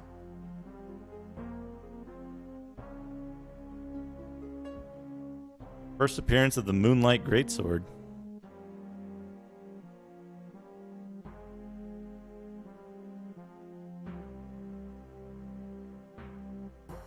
Towns and villages. When in a town and village, there are some houses you may enter by moving the directional button up when in front of dwellings that have open doors. And once inside, you may be able to hear bits of useful information from the helpful townsfolk, or even be given magical items from powerful sages. In many houses, you may also rest and have your life meter restored. There are 2 castles in the game, Varlin Castle and Elder Castle, which lies across the ocean. To enter these castles, there are certain items which must first be found, and things which must be done. You'll learn about these as you play the game. Kingdom of Balginia. In between towns and villages lie flatlands, dark forests, steep and dangerous mountains, dank, smelling swamps, land festering with evil creatures and thieves. These wild places are filled with creatures bent on your destruction. At certain points in the game, Landau can proceed no further without first doing battle with servants of the evil Ragon. Defeat them, and you'll receive valuable information and items to defeat the foul demon lord.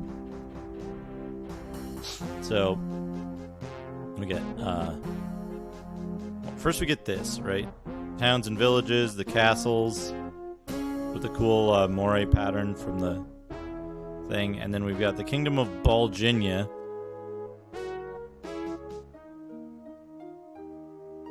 And then, if it will focus, please focus. We've got this cool little, like, dude fighting a thing down here. It wants to focus here, but that's not where I want it to focus. I want it to focus on this art.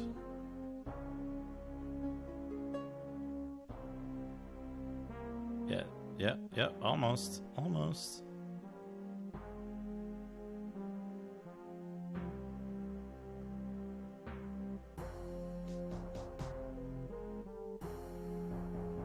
No.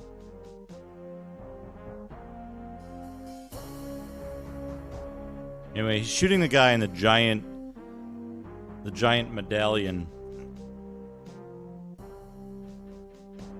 The map. When in a town or village, press the pause button on the Sega Power Base, and a map of Balginia will appear on the screen. Press pause again to return to the game. Here's a map of the world of Lord of the Sword with all the towns and areas identified. Oh man, this is good. This is really good. Both hands to hold the manual up for this, because we're going to be looking at this map for a second. We've got the map. Mount Morgus, the Tharbads, Dwarley, the Kirill River, Ithail, Crambog, Farazon, Nemo Forest, Osgul, Harfoot, Amon, Balala Ravines and the Rhinans, Ulmo, Varlin Castle, Phallus, Linden and Elder Castle, and the Great Sea, and that fucking screaming sun compass rose. Very good map here. Very, very good map. And it says Barginia.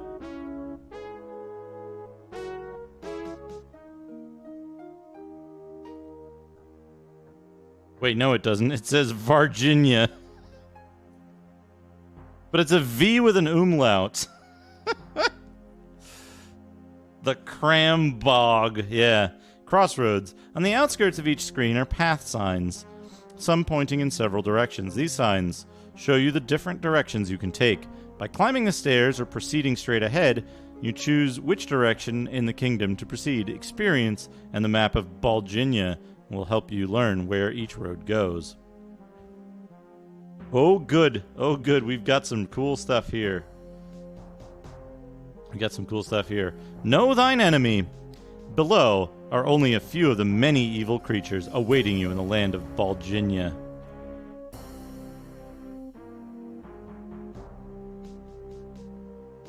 Oh, this is good. This is good. We got a good set of monsters here. We got giant bat, snake, vermin, book thief, banda snatch, giant spider, giant scorpion, putera, lizard man, necromancer, zombie, giant centipede, dark shunida, killer fish, strawfly, and dragon. All incredible enemies. Incredible enemies we have here. Dark Shunida.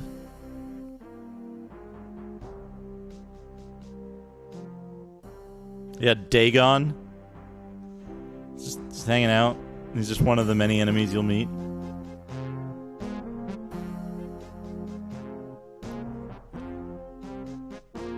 Oh, but wait. It gets even better. There's more. Slime skeleton, white wolf, pirate, tree spirit, stone hammer, paradin, ripper, dark suma, baruga.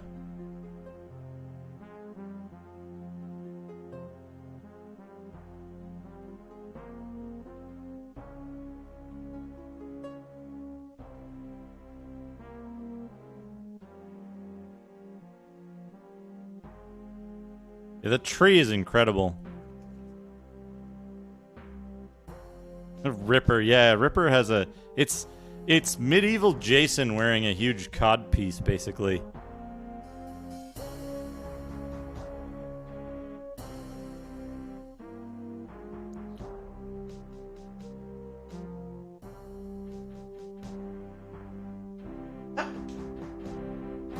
Pardon me.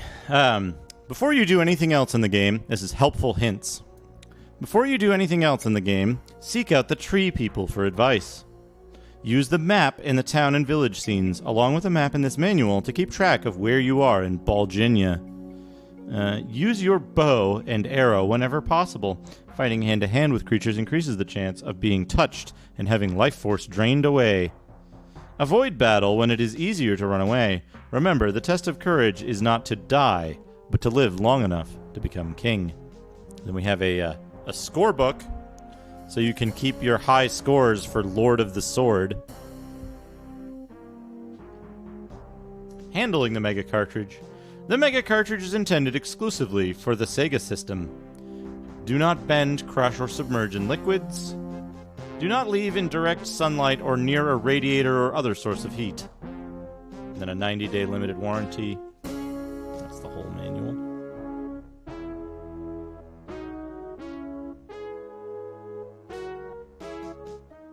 We have the cartridge itself.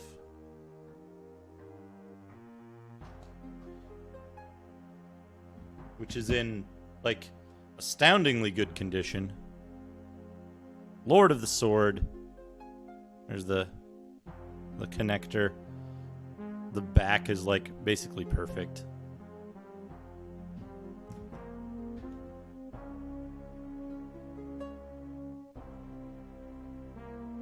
Potato salad's fine. That's not a liquid.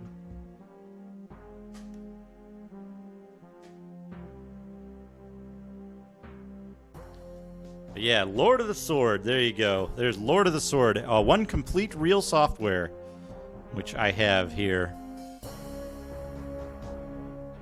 Wonderful cover art, too.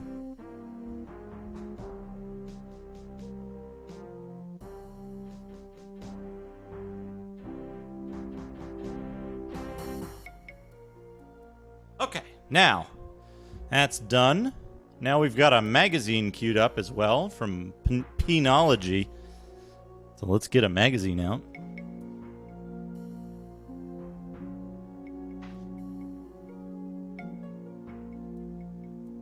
Let's do, folks, let's do a Turbo Play magazine. January 1991. New reviews, game tips, international look, game strategies and maps for Tiger Road and Super Star Soldier. Win a Turbo Express.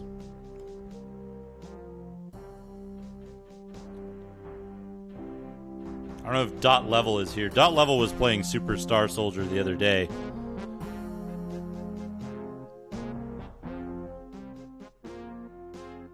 Turn that down a little bit. Let's see here. We've got contest. Win a Turbo Express. This is this page here. Tell us in 250 words or less why you should be the winner of an NEC Turbo Express, the portable TurboGrafx 16 game machine.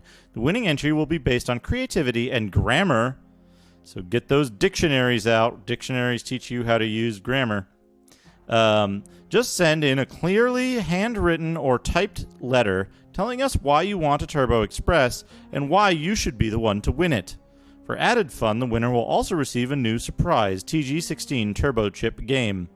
5 runners-up will each receive one TG16 Turbo Chip game of our choice. Here are the rules. 1 entry per person. All entries must be legible. Illegible entries will be disqualified.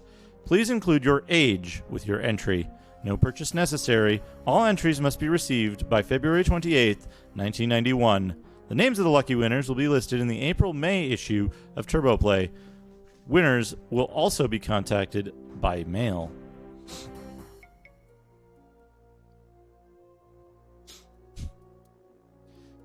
Yeah, you get 5 runners-up will each receive Copies of Keith Courage in Alpha Zones. Or Boxy Boy. Let's see. In this issue, contest. Turbo Mail. Letters from our loyal readers. Closer look, Turbo Chip game reviews. Reviews of Battle Royale, Sinistron, Tricky Kick, Super Star Soldier, and Aero Blasters. Games around the world. What's new in Japan? Some of these games from the Japanese TG16, the PC Engine, may find their way into the US and Canada soon.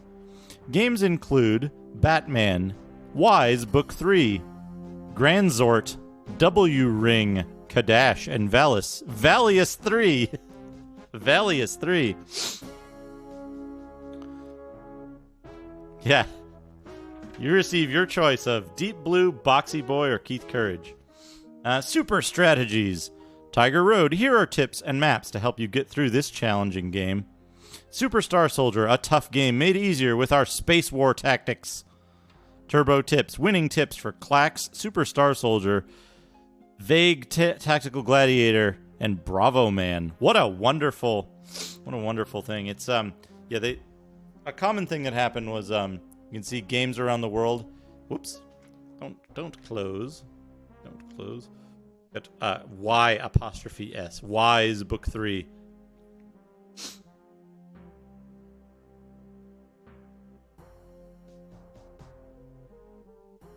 Turbo Mail. Let's see what people are asking. When I'm not doing schoolwork, I find time to play sports, draw, listen to music, and play video games. I own a Nintendo and a TurboGrafx 16, and I plan to buy more systems in the... You little shit. Just showing off. I have played all the software for the TurboGrafx 16 and the Genesis, and I have to say the TurboGrafx 16 is the best. So this fucker's like, I own a Nintendo and a TurboGrafx 16. I have played all the software for the TurboGrafx 16 and the Genesis. All the software. All of the software. While the Genesis may have better graphics on some games, the fun and gameplay of the TurboGrafx 16 games are much better. My favorite TG16 game is Wise, Book 1 and 2, followed by R-Type at a close second. Coming in third is the Legendary Axe. Get to your question.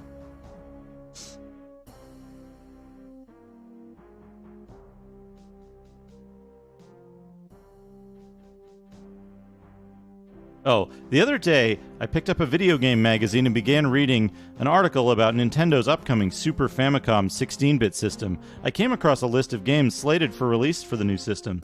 In the list, I was surprised to find Wise Book 3 and R-Type 2. Since these games will be available for the Super Famicom, will the chances of their release on the TG16 be smaller? Wise Book 1 and 2 and R-Type were two of the best games out there for the Turbo 16 so far. Sequels to them would surely be good sellers. Also, when I bought my TurboGrafx 16, there was a rumor that the popular arcade game Dragon's Lair will be coming to TG16 on CD. Have you received any information from NEC on this?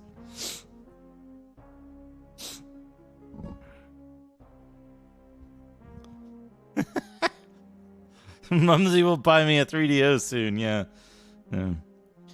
Just because a game appears on one system in no way means the game will have less of a chance to reach other systems. That's a lie. That is a complete lie. If a game is licensed to one company, it depends on what the contract states will be set for the future of the game.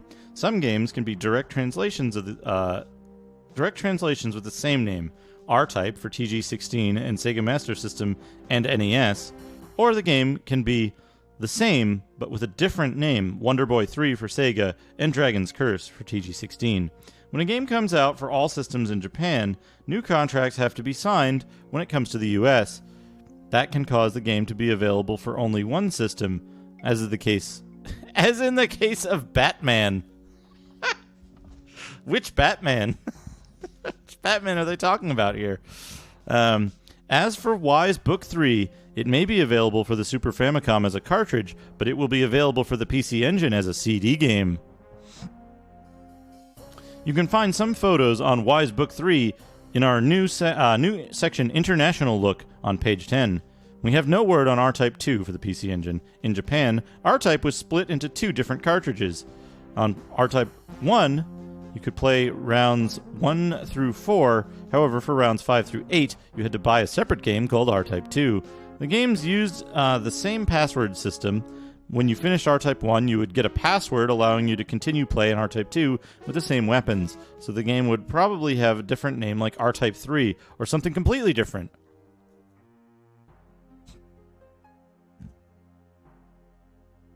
As for Dragon's Lair, there's no word on any companies doing development for the...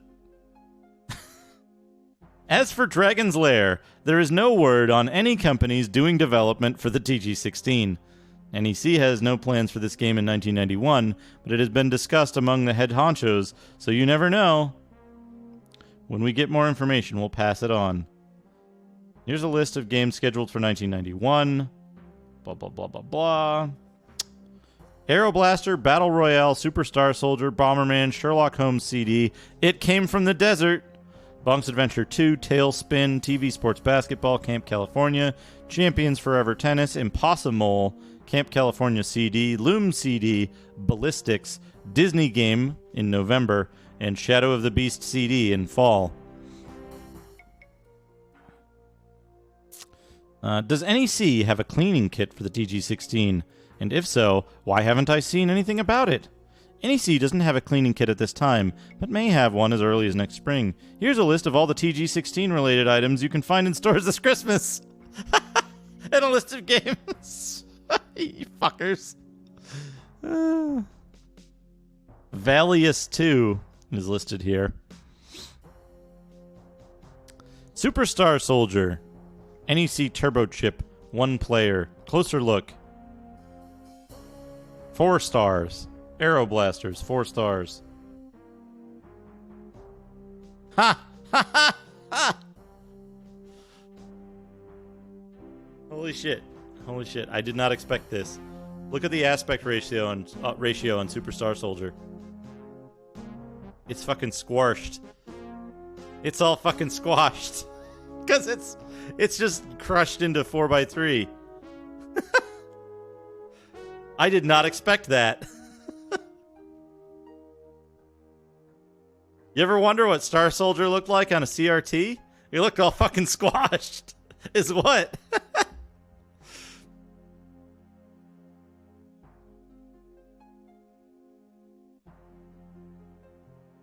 That's what it looked like. Yeah, where's Dot? Here. Somebody take a screenshot of this and go post it in Dot Level's Discord. Squash Soldier.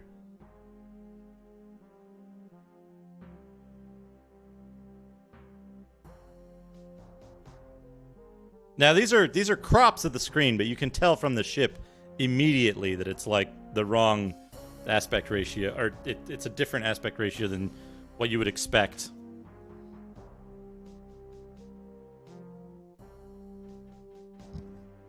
What do we have here?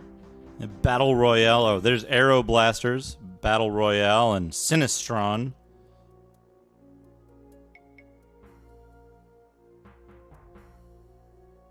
Focus? You want to focus? No focus.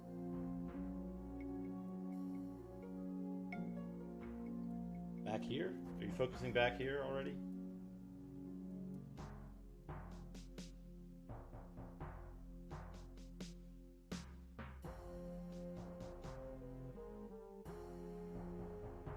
Aeroblasters, Sinistron.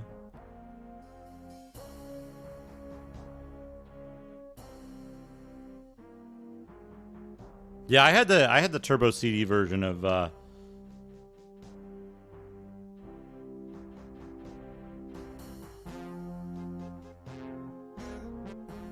I had the Turbo CD version of Sherlock Holmes, and I got fucking dead-ended in that game. I could not complete the second case.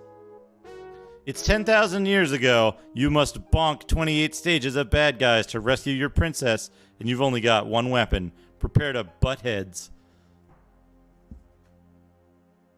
Bonk's Adventure. 2-page ad.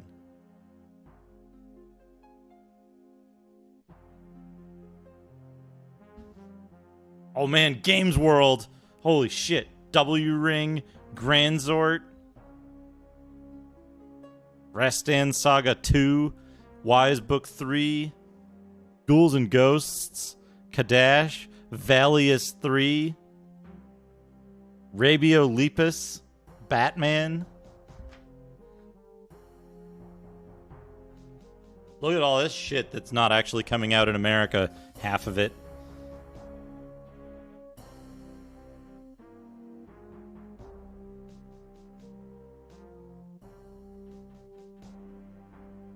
So, of the games shown here, Ghouls and Ghosts and Granzort are for a completely different system. Well, not completely. A different system that was not released in the US. The Super Graphics.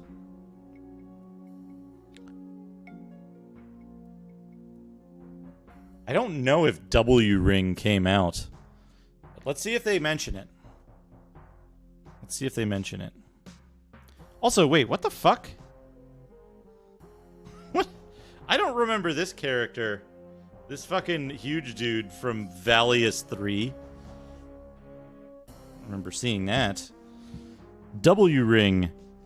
Here's a great shooter for the PC Engine. This game looks and plays much like Gradius. More than a few people have wondered if the same programmers worked on this one as well. Yeah, it's definitely a macaw dude. I don't remember a fucking huge muscle man in Valius 3. Granzort. This is another incredible game. Not only are the graphics superb, the game is fantastic, and the combination really makes this game a winner.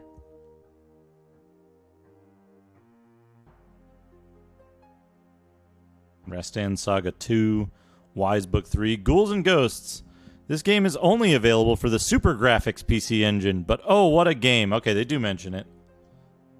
They didn't mention it for Granzort, though.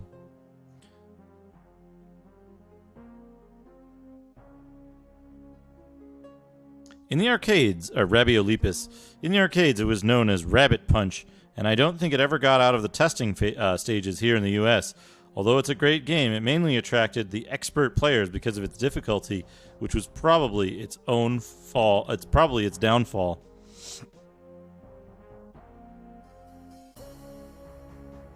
Batman, the fucking top, like, isometric Batman game. Kadash. Oh man, look at this Tiger Road art. I don't think I've ever seen that. I don't remember this picture. I don't think I've seen it elsewhere.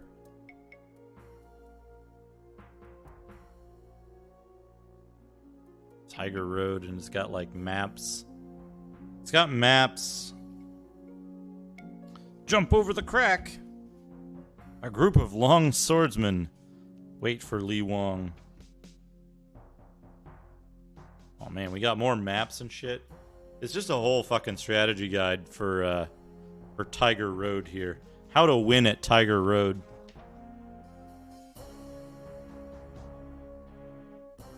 Like, tells you what items are in each of the, like, things, where the items appear, so you can plan your route.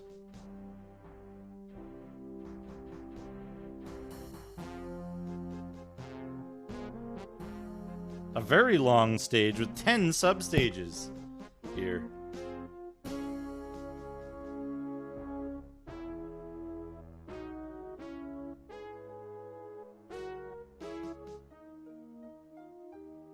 And you're about to recover the fourth and last scroll. And it's just like, they tell you everything in these. Yeah, they sure like that one face. That one face. Oh man, Star Soldier. Super Star Soldier. Oh shit! Look at this. Look at his electro baton. And like mechanical abs in the suit. The differences between the caravan mode and the normal mode.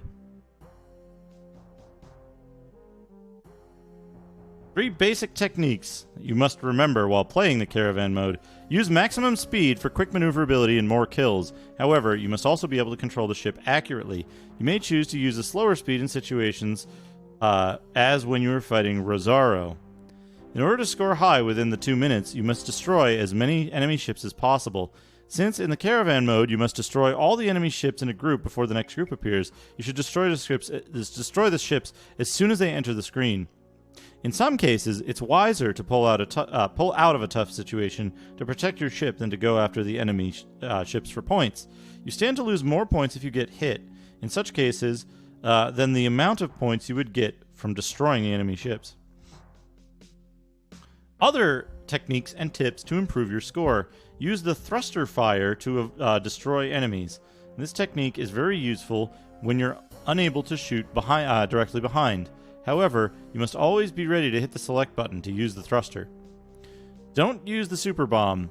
When your ship has a maximum number of power-ups, picking up any additional power-ups will cause the super bomb to go off, destroying all enemies on screen. In this case, you receive 1,000 points for the explosion, but you won't get any points for the enemies destroyed. Only use the super bomb in an absolute emergency. Complete strategy for the 2 minutes caravan mode.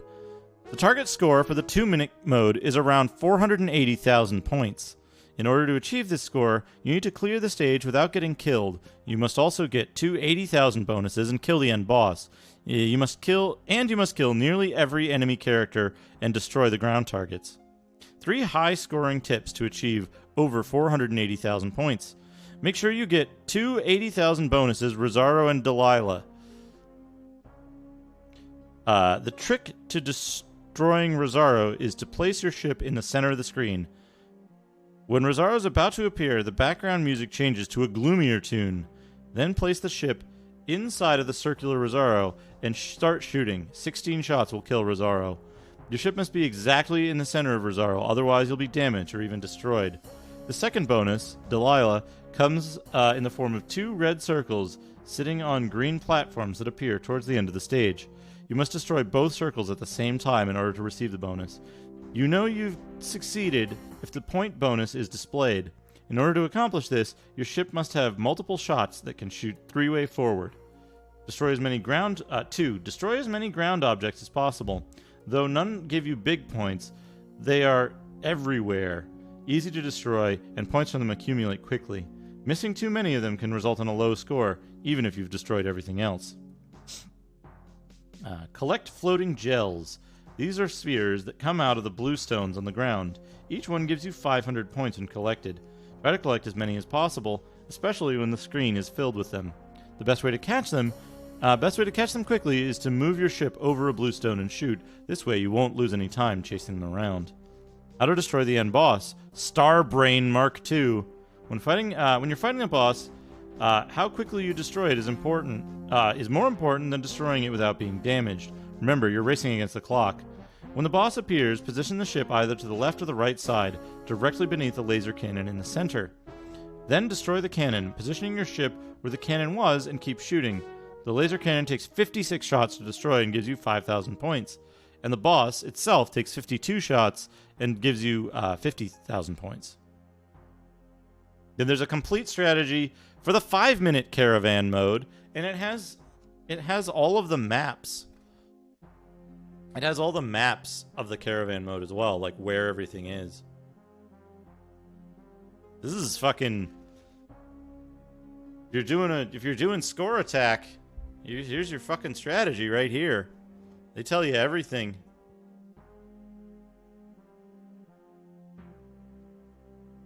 All the stuff. Here we go. Turbo tips. Clacks. During the title screen, press select to enter the options screen. Then while holding down the 2 and select buttons, hit the run button to go to the stage select. Press up or down to select the stage. The 1 and 2 buttons will allow you to change the brightness of the screen. Once in the stage select, press and hold the 2 and select buttons and press run to enter a sound test. When the continue mode appears on the screen, press and hold the select button, then press up to get 1 extra credit. You can have up to 9 credits at a time, but you can repeat the tip as many times as needed. Bravo, man! First, play normally, and when you reach exactly 10,000 points, kill your game off. Don't continue. Wait for the title screen to appear, then input the following command: up, right, down, left, 2, select, 2, select. The continue indicator should be infinite now. If you press the run button as you die, you can continue at the exact spot from where you left off. When you reach the end of the stage, you can jump past Lottery Man and continue to the next stage with all your luck symbols intact. During the title screen, press the select and 2 buttons repeatedly until a special training mode appears. This takes special timing that is not too fast, but yet not too slow.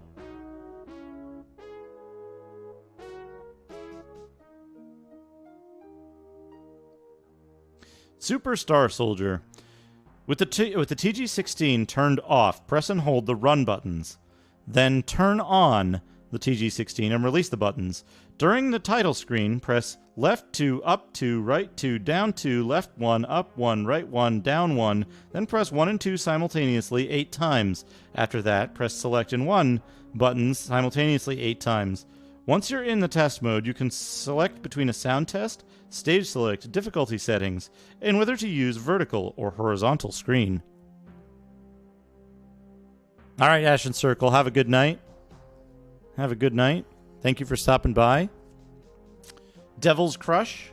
Via Delphi, Victor Ireland provided a detailed method for creating your own passwords for NEC's challenging pinball game. So Victor Ireland basically just published a bunch of fucking like password data stuff in the tips section here. Victor Ireland, folks. Victor Ireland. This is a tip, by the way. A tip. Just how to cheat at the game based on how the checksum works. Vague Tactical Gladiator. Right after powering up your TG-16, repeatedly press left down in the select button. You should see continue mode appear on the screen. This command tip enables you to continue from the last stage where you were killed. The number of continues is determined by the following equation. Score at the time when you were first killed, divided by 1,000,000 points plus 3.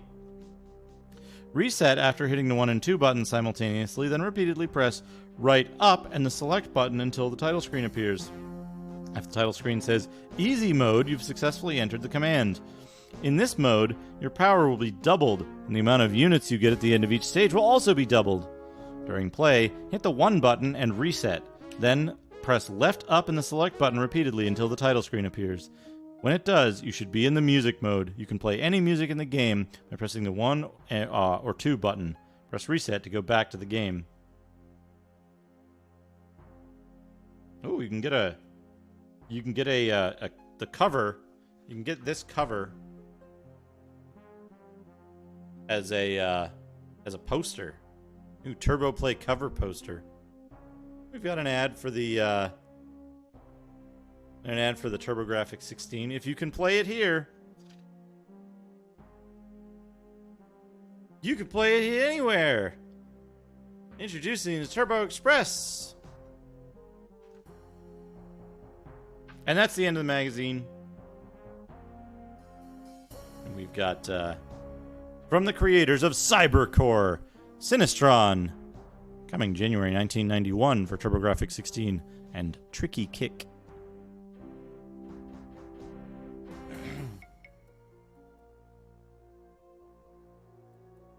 Good magazine. That's a good magazine. Thank you, Penology.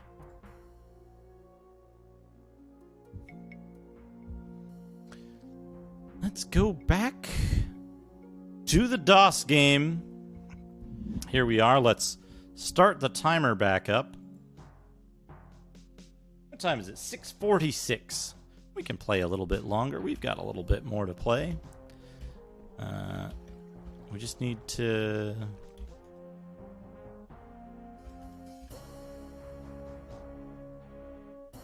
Oh, I know why it says you feel a nibble, but the fish gets away. I can't pick up a fish.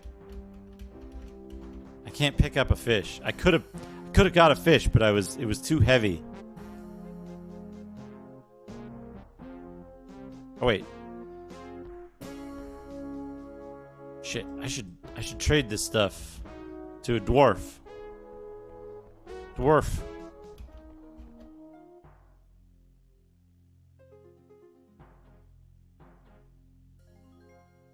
I would like to trade items with thee.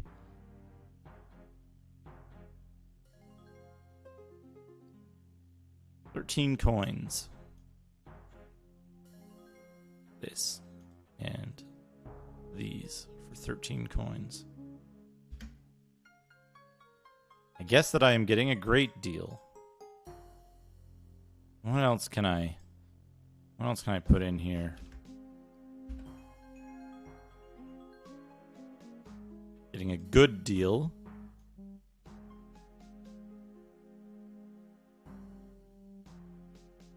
Oh, I can't, I do not wish to barter any further.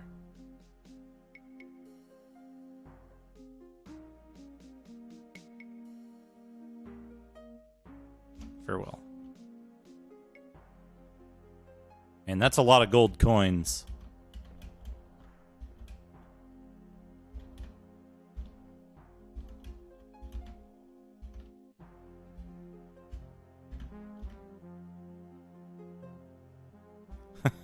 Two bunches of leeches. This is too difficult. It's too heavy for me to pick up. I wish to barter.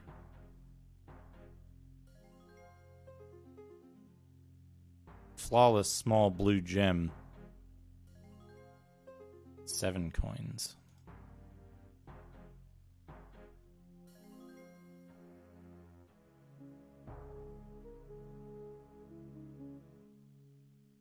I think that I'm getting an even deal.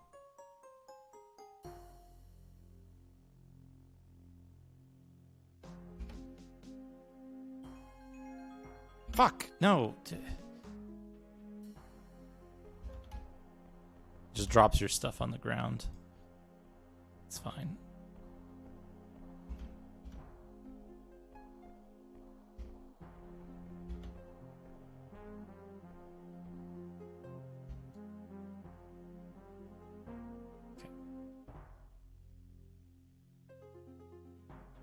Wish to barter.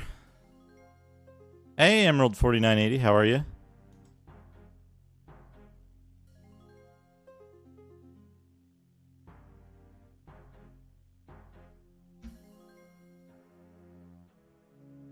Good. 7 coins. There we go. Now we've got 3 weight to work with because we got rid of some stuff that we don't need. Which is important because we're going to go talk to the king here. Since we killed the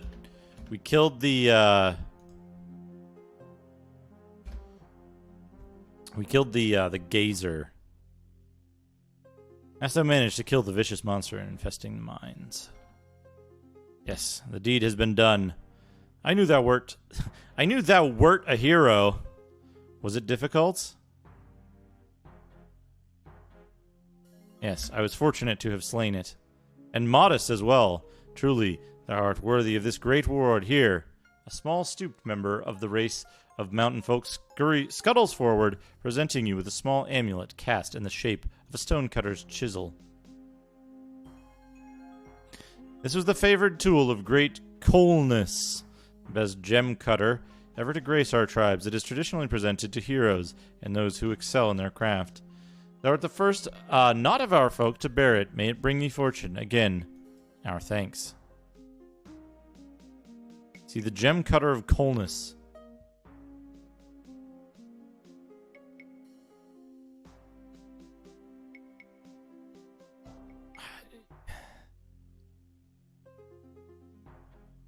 Unblemished red gem.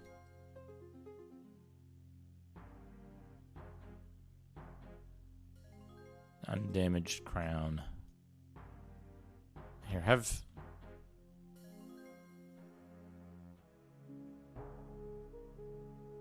2 gold pieces.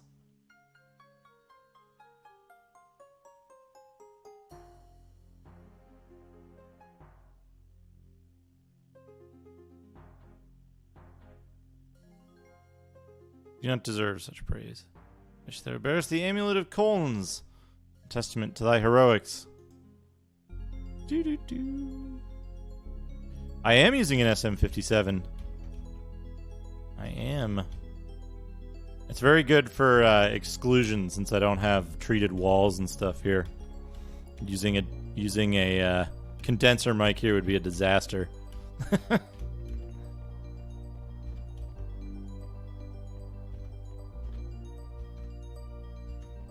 Yep. I'm running it directly into the Fireface 400. But the preamps in the Fireface 400 are very good. So, if you were running a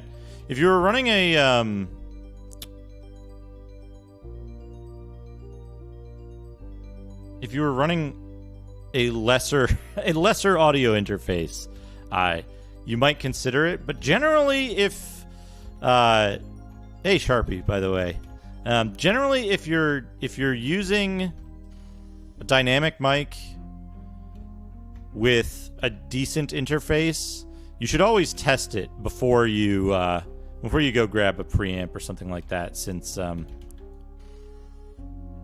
you might not need it. I used this before with a Scarlett Solo, and that worked fine as well, just straight into the interface. All right, I don't remember how you get into the King's Treasure Chamber. It's important that you do, though, because he's got the thing in there. Well, we might come back for it. I think we need to go north. I think we're going to go north. We've seen pretty much everything we want to see on this level so far. No, it's straight into the interface here. So, there's a... Why are you over there, RME Total Mix? There's here. I can show it. I can show it briefly. Let me No, that one's already set for some specific purpose. Let me add a window capture. Yeah, here we go. Total Mix. Oops, wrong one. This is what I use. It's just the it's RME's software mixer that interfaces directly with the hardware on the Fireface. So like if I change the levels here, it'll change those levels as well. You can see the mic volume there. I've got ADAT1.2 routed for system and console sound sharing if I do Discord stuff. And then I have 5, 6, and 7, 8 are the loop to the compressor for easy volume control mostly, but also the compression is helpful.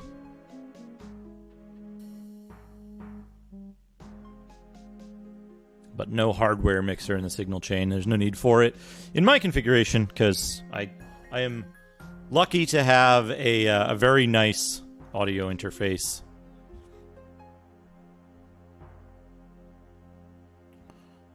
Many years of like a history in doing audio engineering and friends in the business means I sometimes get gifts of unusual audio equipment. Unusually nice audio equipment. Hey, I'm not using this anymore. Do you have any use for it? Yeah?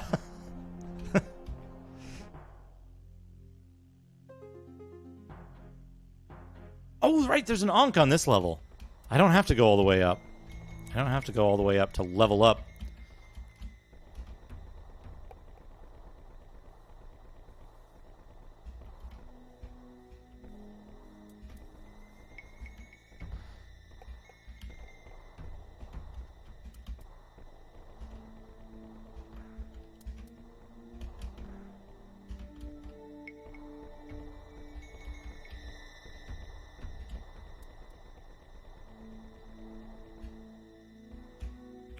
Let's save the game.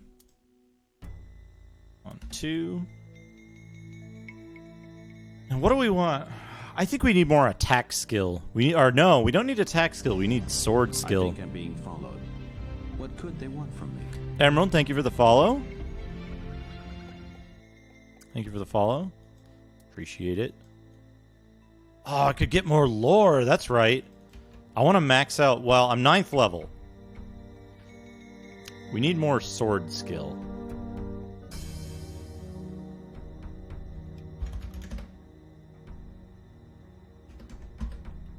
We need more sword skill.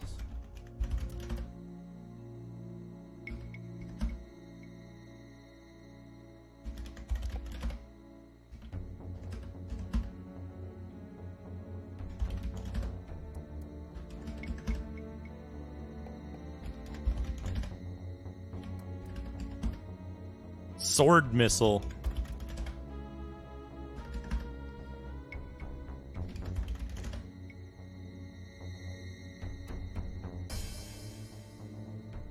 Sword was at 16, right?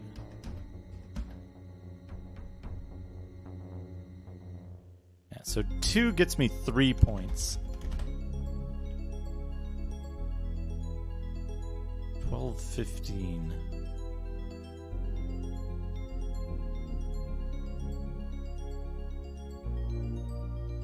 So it's best if I get the 3 different ones, sword, attack, and defense, because I get more points in total.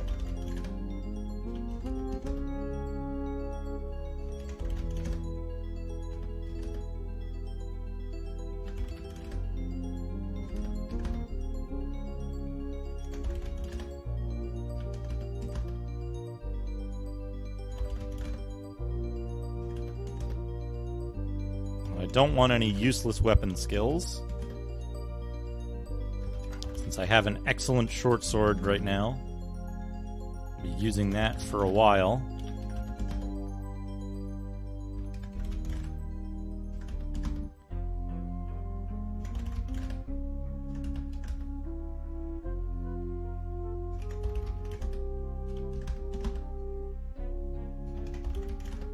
I gotta check something real quick. We've only got one. We've only got one. Actually, you know what? Let me see. No.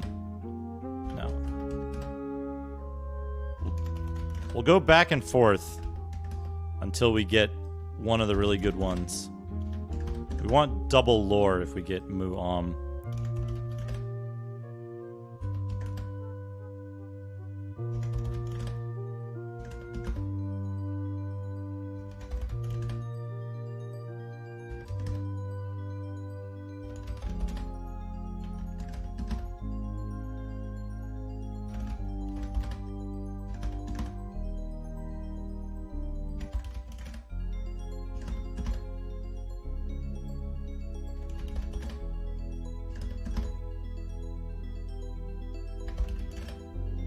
Oh, perfect. Perfect. Sword, defense, and attack. Those all should have gone up by 2 points. No. Attack went up by 1 point. Sword went up by 1 point. Defense went up by 2 points.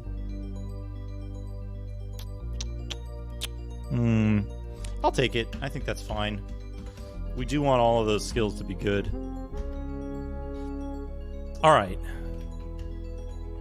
Now, I'm actually getting... I'm kind of getting ready to wrap up here. So what I'm going to do is I'm going to get to the exit to the next level, which should be up here, to level 3.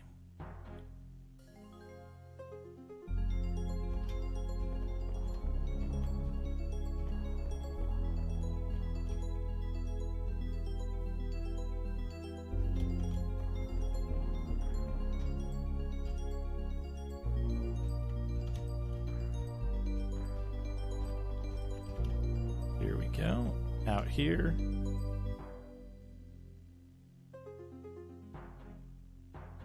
Okay. Now I want to go east.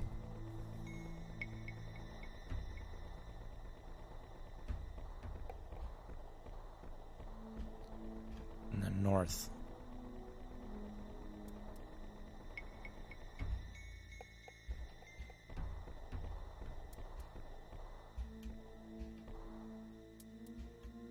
And the stairway leading down. So yeah, that's what I'll do. We'll wrap it up here. wrap it up here. Save the game on 1. We'll call this stream. We're ready to go down a level. Pause the timer. Save it as Ultima Underworld. I'm getting hungry. It's just about dinner time. And let's what's some good music to put on? What's some good music to put on for an outro? I know what we'll put on for music. So I'll switch over to the end screen. And let's put on some outro music.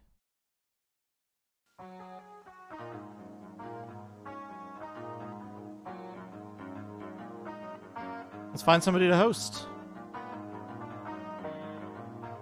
Or raid, I guess.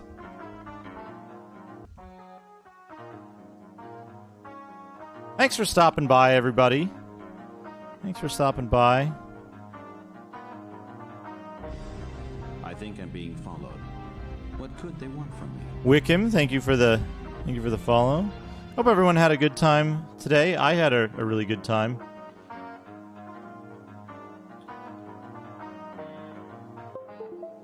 Let's see. Oh, we got Mortis is playing Chasm Shadow, guys. Raid X Mortis. Thanks for the beeps and boops. Thanks for all the bits and the points and all this stuff, the subs and everything. I appreciate everybody who stops by. I just love video games. I'm really happy to have the community that I do. I think everybody's great. Let's raid X Mortis. X Mortis, also a great streamer. Say hi to Mortis. Give him a follow if you don't already follow him. He streams some really great stuff. Really good laid-back streamer as well. Well, I will see you all again soon. Have a great night, everybody. Expect some really cool stuff coming up early this week. See you soon.